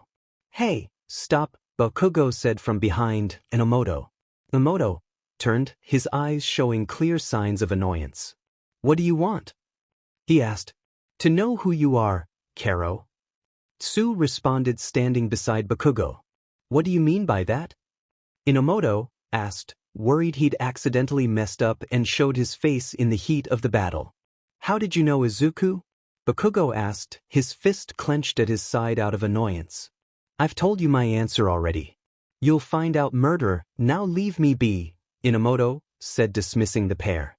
Then why are you so familiar? Bakugo asked, both you and Izuku look similar, I get that, but your demeanor is like his as well, plus I get this feeling that I know you, so why then?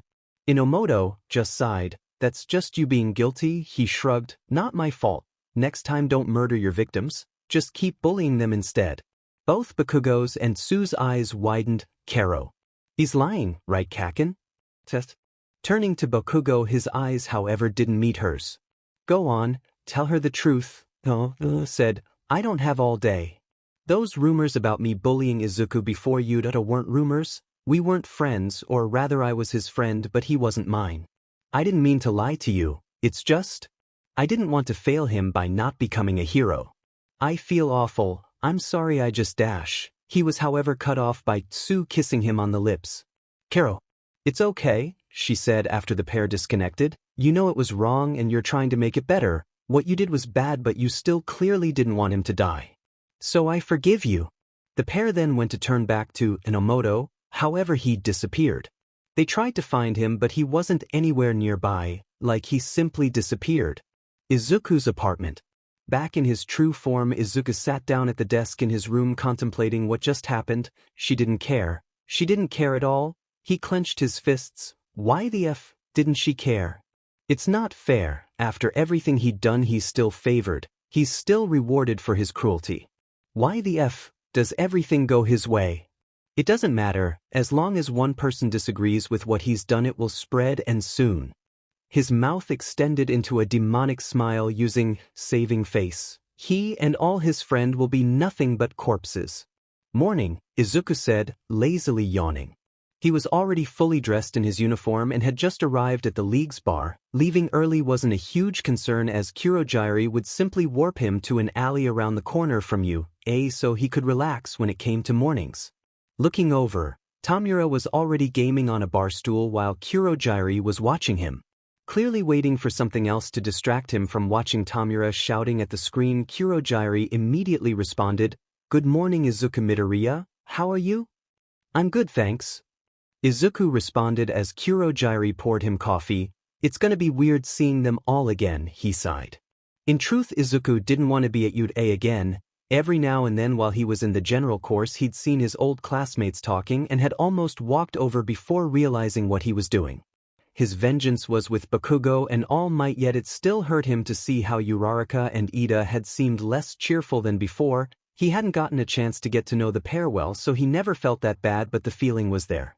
But they had all abandoned his memory from class. It was almost funny how he was just forgotten.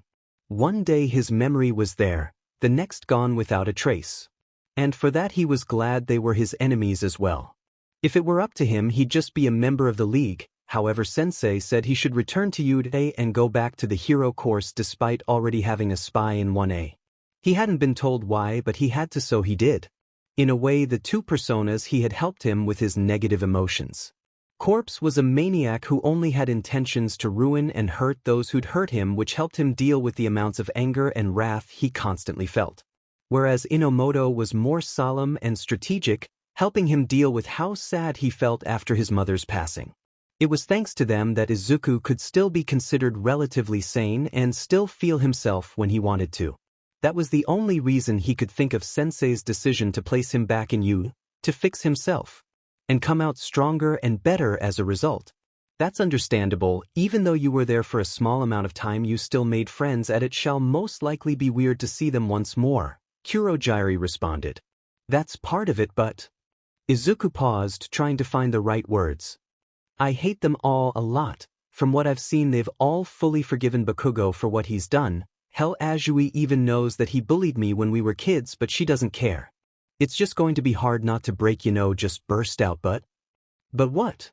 Kurogyari asked, cleaning an already clean glass with a bar rag.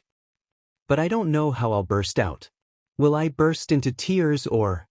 Izuku paused, looking at his coffee. Will I kill them all? Either way, I blow my cover.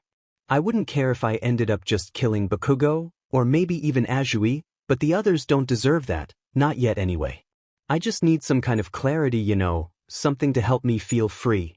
I definitely feel much more free now than before, but I'm still attached in some ways. The chains that held me have been cut, but the cuffs that they were attached to me by are still there, like Tamura and his hands, I guess. The latter was not paying attention at all to the conversation. Kurogyari put the glass he was cleaning away and rested his elbows on the other side of the counter, displaying a rare sign of relaxation from the Nomu. That too is understandable. A lot has happened to you, Izuku, and you are still processing it, and letting out your emotions is natural. I cannot tell you what the future has in store, however I can tell you that one day you will get the clarity you seek. It might be today, tomorrow, maybe even years from now, but it shall arrive, and hopefully you shall be happy with what you receive from the experience. Izuku looked up from his coffee and looked into Kurogyari's glowing yellow eyes. Then, sensing the sincerity in the man's words, he smiled. Thanks, Kurogyari, that helped me get some stuff of my back. No problem, Izuku. Now you best head off to Uda now. I shall get a warp portal ready when you return. We shall be interviewing a new member, so I will warp you straight to your room so you can change into your costume to make sure you don't blow your cover. Kurogyari responded, rising from the counter. Quickly drinking the rest of his coffee, Izuku got up from his bar stool and grabbed his bag. However, before he stepped inside the warp gate, the television in the corner of the room turned on, showing its usual audio-only sign. Before you leave Midoriya, would you mind trying one thing for me if it isn't much trouble, that is, all for one's voice said through the television. What is it, sensei? Izuku asked, wondering what was so important. Would you mind trying to use one for all while using darkness incarnate on your whole body for me? I can try, sure, Izuku said as he coated his entire body with darkness incarnate, before attempting to pull on one for all, once again feeling the quirk trying to escape his grasp. However, it was much stronger than before, like its life depended on Izuku not using it even for 1 second. As Izuku pulled, he suddenly felt his body reattach itself to the quirk. As he looked at his hands, he noticed one for all was flowing through them. It felt much weaker than before, just enough for him to use without breaking bones, he reckoned, unless he tried to use more, and it felt more attached to darkness incarnate. It's working again, not nearly as strong as before, but it's still working. Then it's as I suspected. You see, when you discovered Darkness Incarnate's new aspect during the sports festival, I wondered if it worked by absorbing energies and recreating them. It appears my theory was correct, as now that the energy that One for All distributes has combined with darkness incarnate, you can now effectively recreate a nullified version of it. I presume that's because of the small amount your quirk received, so I ask you to try and pull on it more often while using darkness incarnate. Now enjoy your day at school. I will, sensei, Izuku said, bowing, then reconstructing his face as Inomoto's. Thank you. Izuku then stepped through the warp portal. After the warp gate closed, Kurogiri walked in front of the screen. I presume you heard my earlier conversation with Izuku-sensei. Indeed, and before you ask, the closure he desires will come to him one day, and no, it won't require any of my outside assistance. All for One said, acting as if his assistance wouldn't be traumatizing. If everything goes the way it should, that boy should be just fine after I fight All Might once again, and ready to assist Tamura from the inside. Kurogiri bowed. Thank you, sensei. You'd out of school, Class 1A. The class were currently all eagerly chatting about the sports festival before Aizawa entered the room, causing them all to suddenly return to their seats in the blink of an eye. Morning, everyone, Aizawa said in his usual monotone fashion.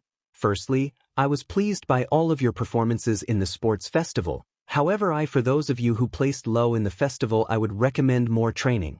Secondly, we have a new student who has moved from the general course today. He turned his head to the door as Inomoto entered the room. The class all responded with slightly nervous murmurs at the boy who had managed to outplay everyone in the room, Todoroki grumbling and turning his head the other way.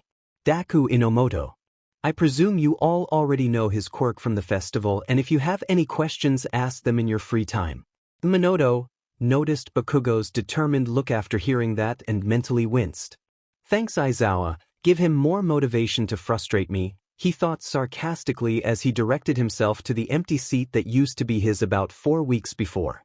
Finally, you all have a hero informatives class now, and a special one at that. The class all grumbled, worried about another hero law test. Today you'll be creating your hero aliases, Aizawa said, causing the class to all burst into excitement. However, Aizawa's tone brought the class back to silence. First, here are the pro-hero drafts you all received from the sports festival. Inomoto, you will not appear here, as instead of an internship you shall be training here at UA with me so I can see your skills. Inomoto simply nodded in response, already expecting something like that.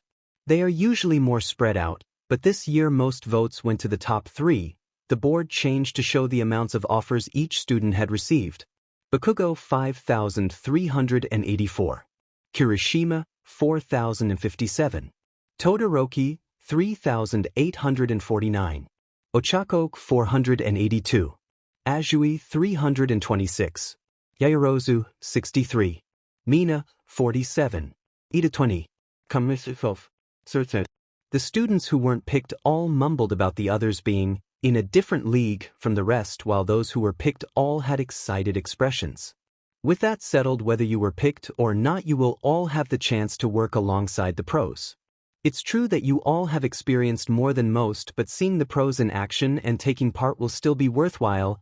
Where your hero names come in, they're only tentative, but you still want to pick something appropriate. Before Aizawa could continue, he was cut off by a new voice. Or else you'll have hell to pay. Midnight's voice boomed as she entered the room, catching most of the boys' attention with the exceptions being Bakugo and Inomoto. The name you pick now may be what the world ends up calling you. That's happened to plenty of heroes out there. I suppose that's true enough. Aizawa monotone. Midnight here will be assessing the sensibility of the names you pick. What future do you see for yourself? The name you chose will be ever closer to cementing a certain image, because names are capable of representing one's true character. After Aizawa's speech, the class all began writing their hero names. Some had to be abbreviated like Aoyama's, some had to be changed like Mina's, and some couldn't decide on a name like Ida, Todoroki and Bakugo, who instead settled with just their current names. When it was Inomoto's turn, he presented his new hero name. Noten, as in the concept of harmony between light and dark? Midnight asked, looking at the board that read, the Shadow Stealer hero Noten. Yep, I couldn't think of much else that would fit with my quirk without making me sound too villainous, Inomoto replied. Well, I think it's simply wonderful. Approved. The rest of the day went as normal. Izuku decided to continue to sit with his friends in 1C to make sure he stayed calm, despite being asked to sit with the rest of 1A. Bakugo had decided that today was the day he'd tell All Might about his phone call. Luckily for him, All Might had appeared when he was leaving class in a peculiar position, as he'd put it, and asked to talk to him. "What is it, All Might?" Bakugo asked. "Something to do with One for All?" After finding them a private room in the teacher's lounge, All Might shrunk down to his true form. "There are multiple topics for us to discuss today, young Bakugo. Although first I should ask if you've made a decision on who you will intern with yet?" "No, not yet." "Well then, I suppose I should tell you that my mentor would like to intern you." "Who's your mentor?" "Gran Torino." "When was he a pro?" "Wait, All Might, are you sweating?" "Why young BB Bakugo. Gran Torino was my homeroom teacher and he was a strict teacher," Toshinoro said, shaking while trying to remove the bad memories. "Must have been to make you that afraid of him." "I indeed. Well, anyway, I strongly recommend choosing him to intern with him as he already knows about One for All. In fact, he was friends with my predecessor." "Heh, so the old guy knows too, huh? Okay, I'll probably go with him. The people who wanted me probably want me because I came second place and they wouldn't be able to help me much anyway." "What else did you want to talk to me about?" "Well, young Bakugo, I think it's time you learnt about how One for All came to be." "So I get to find out its backstory?" "Pretty much." "Sweet." Toshinoro explained to Bakugo the full story. However, by the time it had ended, he noticed that Bakugo looked horrified. "Young Bakugo, are you alright?" Toshinori asked. "You look like you've seen a ghost." "All Might." Bakugo said. "Why, you said that the first person to have One for All was the brother of All for O1, right?" "Indeed, I have fought All for One in the past myself and he was a formidable opponent. I thought that I killed him. However, recently I am becoming more and more doubtful about the dash." "He's alive," Bakugo interrupted. How do you even know that he is? Can you really be so sure?" "Because I saw him," Bakugo responded. "A couple of weeks ago I had a nightmare. However, during it there was a moment where I was in some kind of room in a strange void. There were others there too, the other wielders of One for All. I even saw you and Izuku there. Although you were flamey and Izuku wasn't whole, there were only parts of him. They were all talking about how the first brother was there and how he shouldn't, and they were all crowded around a weird red flame in the corner of the room." All Might's eyes widened. How is that dash?" Bakugo interrupted him before he could continue. "I don't know. I didn't even know what it meant back then, but I also saw him again when Shinszo hypnotized me. You and the others were all standing in the tunnel I was headed for. However, he was standing just by the edge of the arena. But for some reason he was standing next to Izuku. I don't know why he was, but they were both watching while separated from the rest of you." "Oh. No, that can't be good." "What can't be good?" "One for All can usually be sensed by other users. A few days after Izuku died I felt it fade until I gave it to you. However, I felt a different presence once Izuku's left, more sinister. If what you're saying is correct, then it would mean he somehow managed to take One for All from Izuku's dead body. It's a good thing that I had enough of the quirk to give to you, my boy. Aren't you worried about how powerful he'll be with One for All on his side?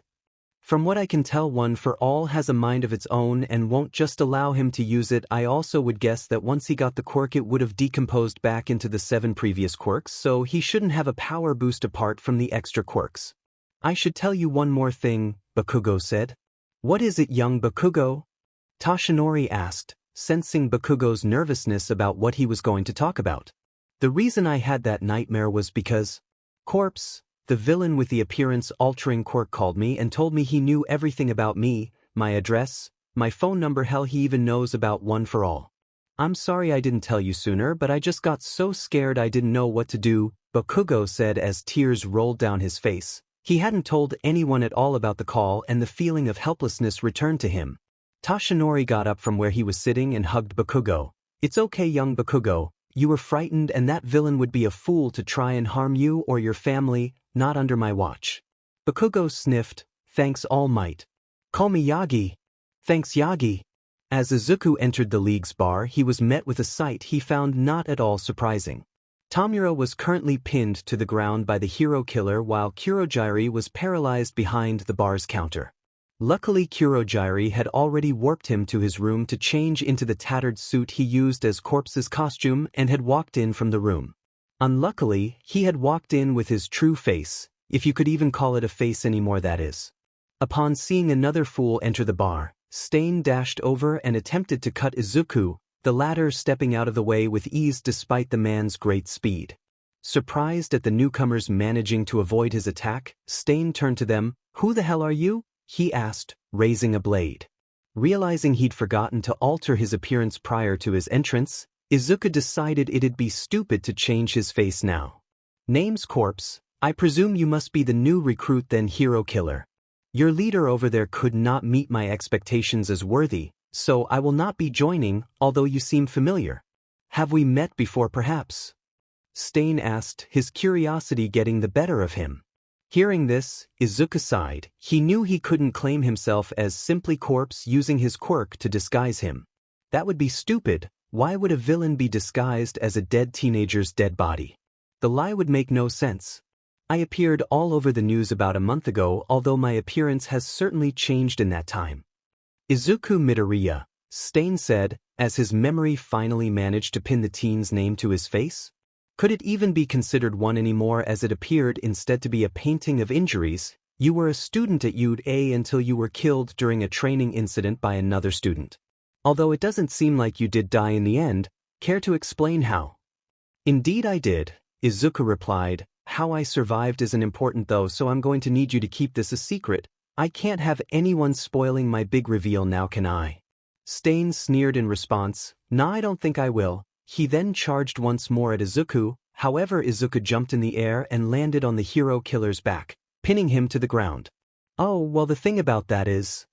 Izuku began as he altered his appearance to his demon face, complete with his scarlet glowing eyes, horrifyingly exaggerated smile and pointy teeth. He then grabbed two of Stain's daggers and plunged one each into the hero killer's arms. I wasn't asking. Stain grumbled from his pinned position on the floor. From the other side of the room, Izuku heard someone laughing their head off. Looking over, he watched as Tamura got up from the floor, donning similar injuries on both his shoulders to the one Stain now had in his arms. Well then, Stain, you may be a great assassin class, but Corpse here is a dmed good rogue class himself. You sure talk a lot about conviction. I don't have any of that sheet, but if you want to know what drives me, I'd say that's All Might. That piece of garbage and the society that worships him, I want to turn them all to dust. That's my conviction. Tamura monologued. My injuries from last time were just healing. Corpse may be a good rogue, but we don't have a healer in our party. So why don't you take responsibility for what you've done? You first, Stain grunted, still pinned down by Izuku. Our retrospective goals couldn't be further apart, but destroying status quo, that's one things we can agree on. Corpse, let him go, Tamura ordered, Izuku complying, although personally wanting to kill Stain there and then. The man was careless with his crusade and just killed any hero that wasn't All Might. Even pros who were actually competent like Ingenium were severely injured if he was feeling generous. Kurojiri, get this piece of sheet out of my sight. Take me back to Hosu, I have unfinished business there. The next day, Bakugo approached the location he'd been given to find Gran Torino. However, the house he was standing in front of was completely run down.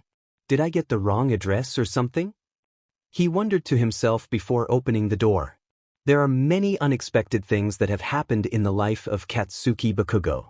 To name a few would include the time where he tried to use his quirk to get his ball out of the tree. His friend had accidentally kicked it into back when he was 6, however accidentally had caused the tree to completely lose all of its leaves as they collectively crashed onto little Bakugo. A squirrel even landed on his nose. Another incident would be when Izuku suddenly had an incredibly powerful quirk, and his most recent had been Izuku's death and how he'd been treated by people who, in fairness, didn't know the full story. However, he had a new contender for his most unexpected moments when he entered the house to see the hero he was interning with lying on the ground with his blood and intestines spilt on the floor. What the F dash? Bakugo shouted, which was his usual response to whenever he experienced an unexpected moment. Suddenly, the elder hero raised his head from the floor with a comical expression. I'm alive. The hell was that for? Jesus Christ, you scared the shit out of me. Bakugo shouted, now completely overcome by anger. Who are you? The elder hero asked. Who am I? I'm the shitting student you're mentoring, you a-hole. Who are you? Gran Torino repeated. Bakugo suddenly felt very bad for shouting at the old man. Sorry, I didn't realize. However, the man suddenly disappeared from sight along with his suitcase containing his costume. I like ya kid, you've got spunk, Gran Torino said, his personality taking a full 180 as he looked in the suitcase at Bakugo's costume. Fire of an attack, show me your one for all. But don't use your explosions, just the strength enhancer. I need to see how well you can control it. Nice costume, by the way. If Bakugo wasn't confused before, he certainly was now. Yeah, sure. Who are you? Again? Gran Torino asked, his previous expression and personality returning. Listen, I didn't intern here just to mess around. I need to get better at controlling one for all. If you're just gonna F with me, I won't stay here, Bakugo said as he turned to leave before he was kicked directly in the back. When following the noise, he looked up to see Gran Torino perched on the top of the doorway. Well then, come at me, you neophyte. A few hours later, Bakugo lay on the ground, defeated. He didn't use the strength aspect of one for all often, due to the amount of damage it did to him when he used it, so he just lay there in defeat. He hadn't learned a thing apart from the fact that he was helpless against a speedster like Gran Torino. Jesus kid, you really haven't figured it out yet, have you? Gran Torino commented, looking down at the boy both literally and figuratively. Figured what out? Bakugo asked. How you're using one for all, you're doing it all wrong. What? But I'm using it at 5% and it's still painful. Kid, do you think that All Might only uses one for all in one part of his body? What?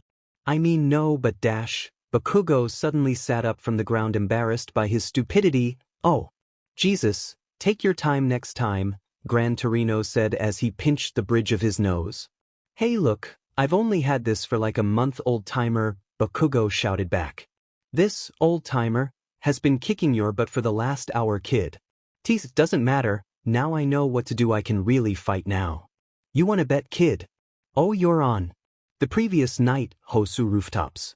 So this is Hosu, Tamura said, stepping through the warp with Izuku and Kurojari both tailing behind Stain, livelier than I thought. I will reform this town, Stain commented, but for that, more sacrifices are needed. Before you go, Izuku intervened, still sporting his demonic smile and eyes, right before Stain's monologue. If you tell anyone who I am, I'll know and I'll find you. Teeth, got it? Stain responded before he descended from the rooftops, annoyed that he was interrupted before he could make his speech about society. When Stain was out of view, Izuku turned to Tamura. What now? He asked. Tamura scratched his neck. That guy said me off, all that high and mighty talk, and he can't even get past the small potato stage.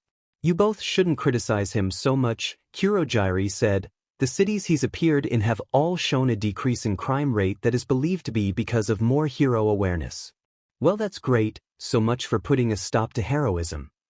Tamura responded, hero killer, more like hero breeder, at least indirectly. He's the embodiment of irony basically, Izuku commented. Exactly. I knew it, he's too different from us. Sees me off, Kurojari, prepare the Nomu for Wednesday. Tamura ordered, Corpse, I think it's a good time for you to put that Operation Chaos you came up with into play. He said, turning to Izuku, whose smile somehow managed to widen. Izuku chuckled, Wednesday's gonna be so much fun, he said, his voice mimicking that of an old doll which needed a new voice box. Well then, Stain, which of us can cause more destruction? Let's see. I'll crush your pride and dignity, Stain. 2 days later, second day of internships. Yurei. Inomoto entered Yuei's training grounds. He had to train with Aizawa to make sure he could catch up with the rest of his class, like he needed it anyway. He was dressed in Yuei's sports uniform as his hero costume was currently still being made. You're here on time, that's good. I personally don't understand why you need this training. You came first in the sports festival while taking down all other students. Aizawa started, standing in front on Inomoto, with his natural bad posture, but the principal has forced me to train you despite that, highly illogical if you ask me. From what I could tell from the festival, you're already well trained, so all we'll be doing is sparring, but I might train you with certain weapons if I get bored of that. Everything clear? Yes, Aizawa-sensei, Inomoto responded with a short bow. Right then, come at me, new problem child. Bakugo had once again been pinned to the ground by the senior hero. I'll admit for someone so short you do pack a punch, old man, he said, smirking as Gran Torino got it from him. Gran Torino simply huffed in response, "You're getting better with your one for all. You've officially passed the point of not being a complete disappointment in fact." "Well, is it really my fault that you didn't teach All Might how to be a good teacher?" Bakugo said as he picked himself up from the ground. "Touché," Gran Torino responded. "Now I think we've earned ourselves a break, don't you?" "Speak for yourself, I could still go," Bakugo said, despite him still struggling to stand upright. Seeing the boy struggle, Gran Torino simply chuckled, "Oh yeah.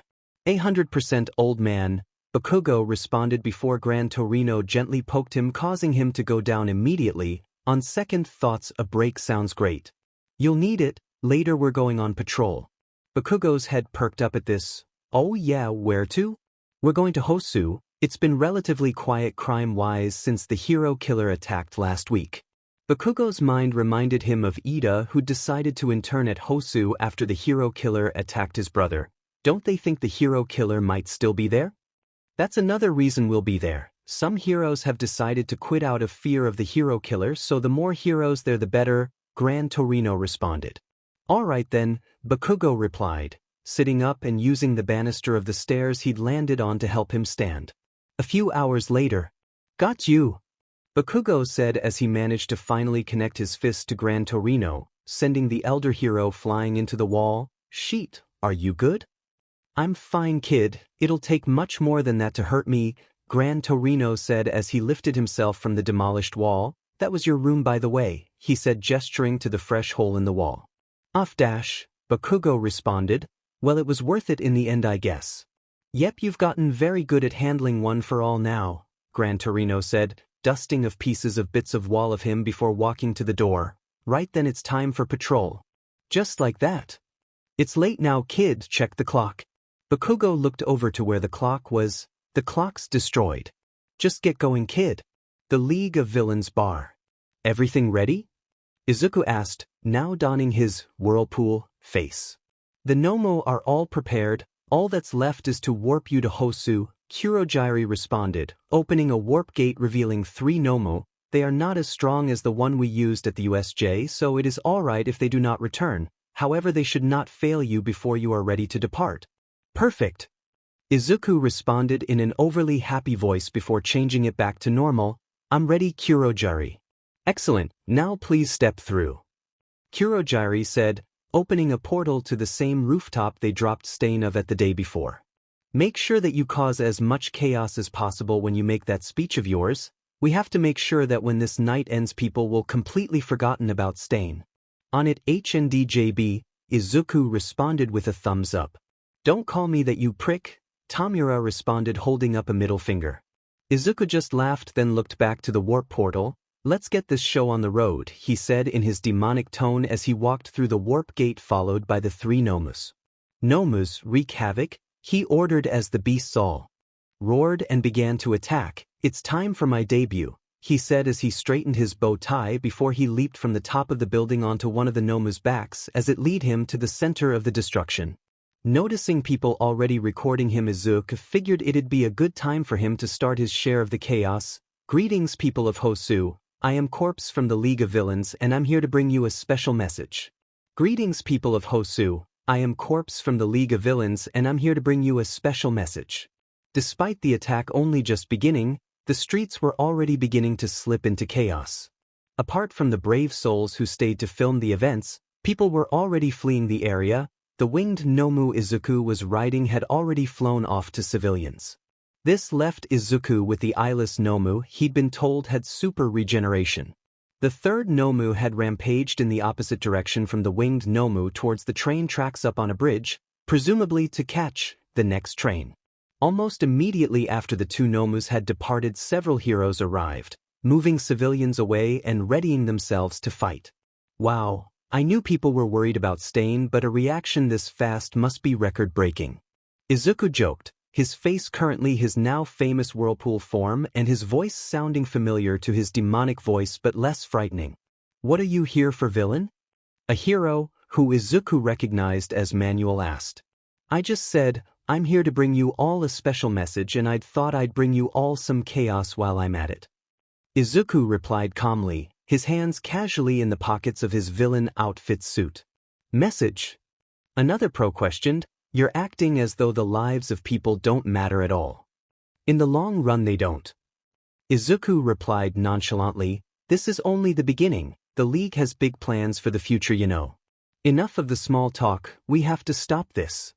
Another pro said, surrender and withcall the monsters or we'll have to take you down ourselves. Izuku burst into manic laughter causing the pros to all flinch at the almost nightmarish sound. Oh my god, that's hilarious. Such a hero thing to say. I'm pretty confident I could take you all down myself.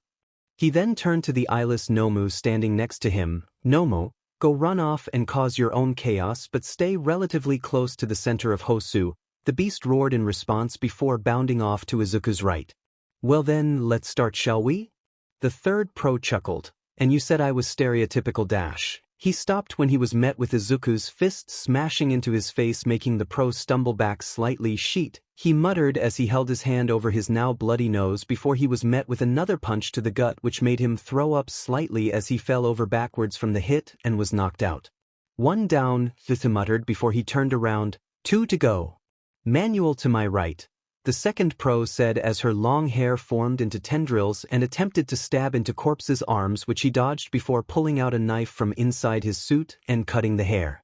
Are you sure about this golden flow? We don't know his quirk and he's certainly strong. Shouldn't we try to stall him and wait for more pros to help us? I think his quirk will be something related to creating whirlpools or maybe even black holes like 18. But we don't have time, that's why we'll have to fight together. Okay then Ida. Make sure the public is safe. I'll dash. Manuel looked to behind him. Sheet, where is he? Looks like the so-called heroes can't even take care of their own interns. Izuku said as he cracked his knuckles. Well, if we're going to do this I might as well get it done with quickly. I still have a message to deliver. We'll see about that, Manuel said. There's not much water here but I'll try as much as I can. Same here, Golden Flow agreed. Ah, the power of friendship saves everyone, see. Adorable, but it didn't save me. Izuku responded before he ran over to the duo, knife in hand. He now had mechanical fingers for his right hand and was wearing gloves over them to avoid suspicions of him being Inomoto. Izuku jumped in the air and landed on one of Golden Flow's hair tendrils, running across it until the pro removed its harder state to which he responded by rolling as he met the ground before sprinting faster. Knife in hand he stabbed Golden Flow in her lower abdomen then backflipped off her when met with a water attack from Manuel, grabbing the pro's shoulders causing Manuel to stumble and fall backwards. Izuku then stood in front of Manuel wielding his knife. Izuku let out another manic laugh, sending chills into those who heard it before looking down at Manuel, and it certainly won't save you. He then stabbed both of Manuel's shoulders and legs, making sure not to cause any permanent damage. He wasn't going to kill anyone not worth his time after all. Damn it, this thing's strong, Gran Torino muttered as he leapt of the four-eyed Nomu's back. Gonna take a lot of effort to take this guy down. Gran Torino! Bakugo shouted as he ran over.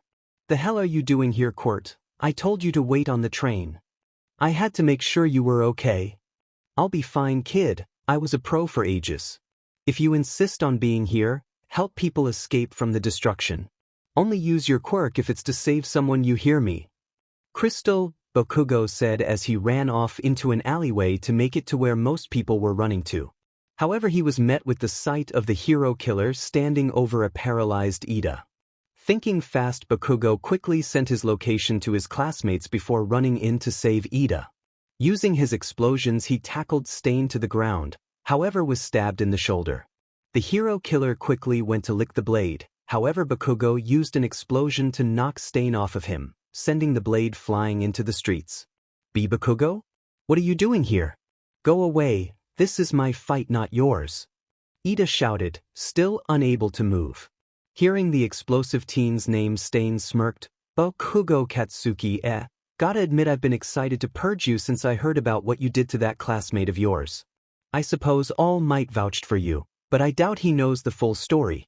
I don't, but I can tell there was more to it than just that day. Either way, you must prove to me you are worthy of remaining in that hero school of yours, he said, raising a blade. Using a small, yet hot explosion, one for all helped him to regulate what temperature his explosions were. Bakugo burned the wound in his shoulder, preventing him losing any more blood. You're on, he said, charging at Stain. Stain dodged him easily, however Bakugo passed him and tried to grab Ida and Native, who were both close to each other. Stain, noticing Bakugo's rescuing attempts, smiled to himself before he ran in front of the explosive teen and attempted to stab him in the shoulder again. However, Bakugo jumped back with an explosion. Not bad, I can tell you've learned from your mistakes. But, can you keep up?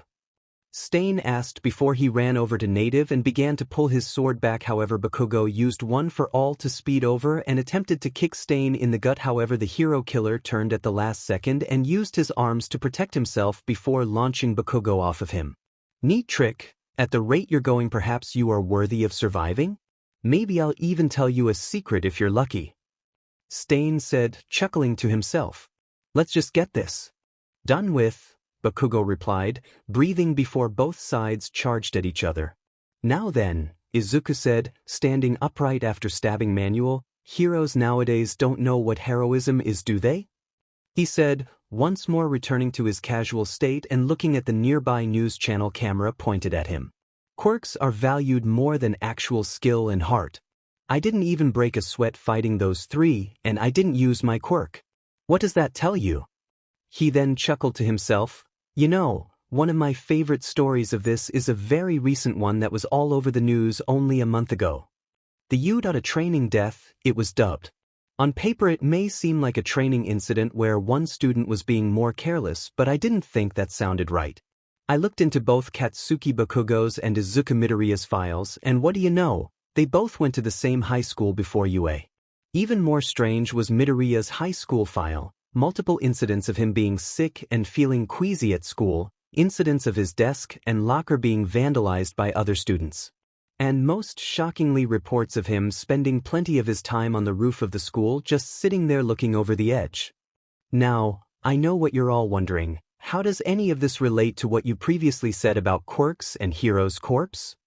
Izuku mimicked, using his hand as a puppet. Well, the thing that most intrigues me was that until Izuku Midoriya was 15 he was quirkless.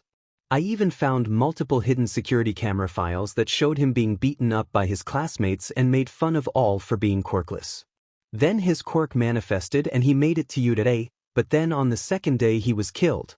And wouldn't you know it, it was none other than Katsuki Bakugo who beat him up and made fun of him. Because of how popular Bakugo was for his quirk, he was never questioned by teachers or other kids, and his behavior made others bully Midoriya as well. After discovering this information, I was simply captivated. Two children, one pure yet powerless, the other corrupt yet strong, and the one who'll make it to being a hero, the corrupt one. Don't you people see, nowadays being a hero isn't important. Being powerful is. I even discovered that when the principal of UA did his file checks for both students, he not only saw every incident I described, he even saw the camera file by hacking into their high school's mainframe out of curiosity. Then still thought it was a good idea to not only allow Bakugo into the school, but let him into the same class as Midoriya. Izuku's voice was gaining more venom as he spoke, however he calmed himself and continued. The league doesn't see you as a quirk.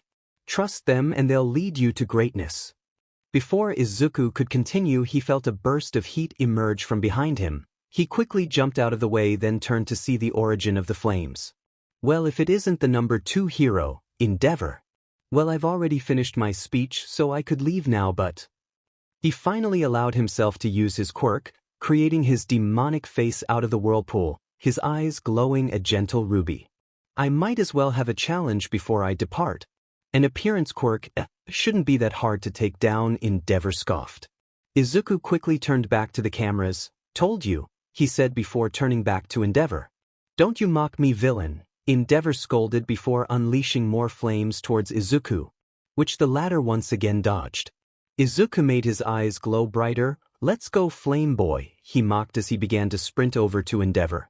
All right, kid. This has been fun and all, but it's time to end this, Stain said as he flipped over Bakugo before trying to press his blade in Bakugo's arm. Seeing the attack, Bakugo swerved to the right, however Stain managed to cut him slightly. Before Bakugo could stop Stain, the hero killer liked the blade, paralyzing him, making his body collapse to the ground. See, Bakugo cursed. He had guessed that Stain's quirk had something to do with blood, so he'd been trying to stop Stain from cutting him. Raising his sword to Bakugo's head, Stain smirked. You know what, kid, I like ya. You certainly show traits of a true hero no matter what your past suggests. He said before chuckling, so, I'll spare you, but your friend here won't be so lucky. He then directed his sword towards Ida, however before he killed the speedster he turned to Bakugo one last time. Wanna hear that secret I was talking about earlier? He then lowered himself to Bakugo's level and whispering in his ear.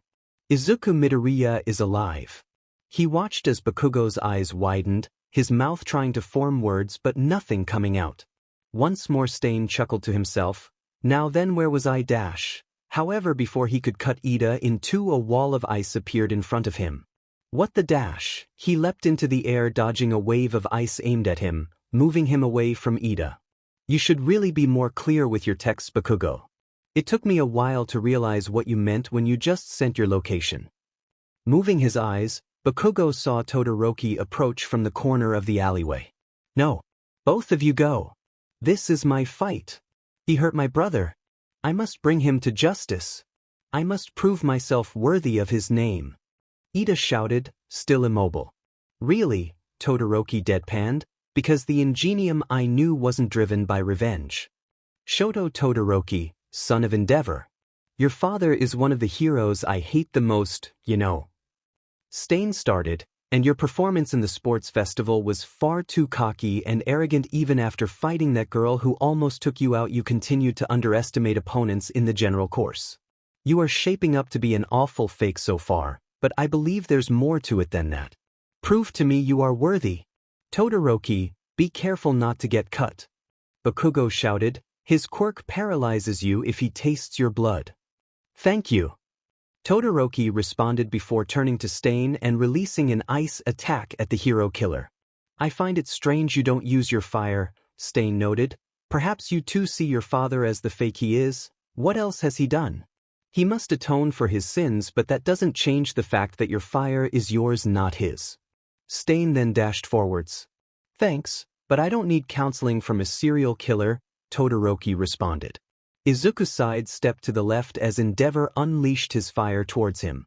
Getting closer, Izuku leapt forwards and kicked Endeavor in the chin, causing the flame hero to spit out blood from his lip. All that effort for a drop of blood, Endeavor commented, wiping more blood from his mouth. Least I've landed a hit, Izuku responded. Shut up, villain, Endeavor ordered before once more unleashing fire towards corpse.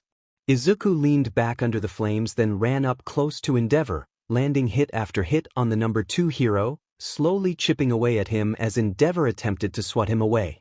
Take this shit, Flames!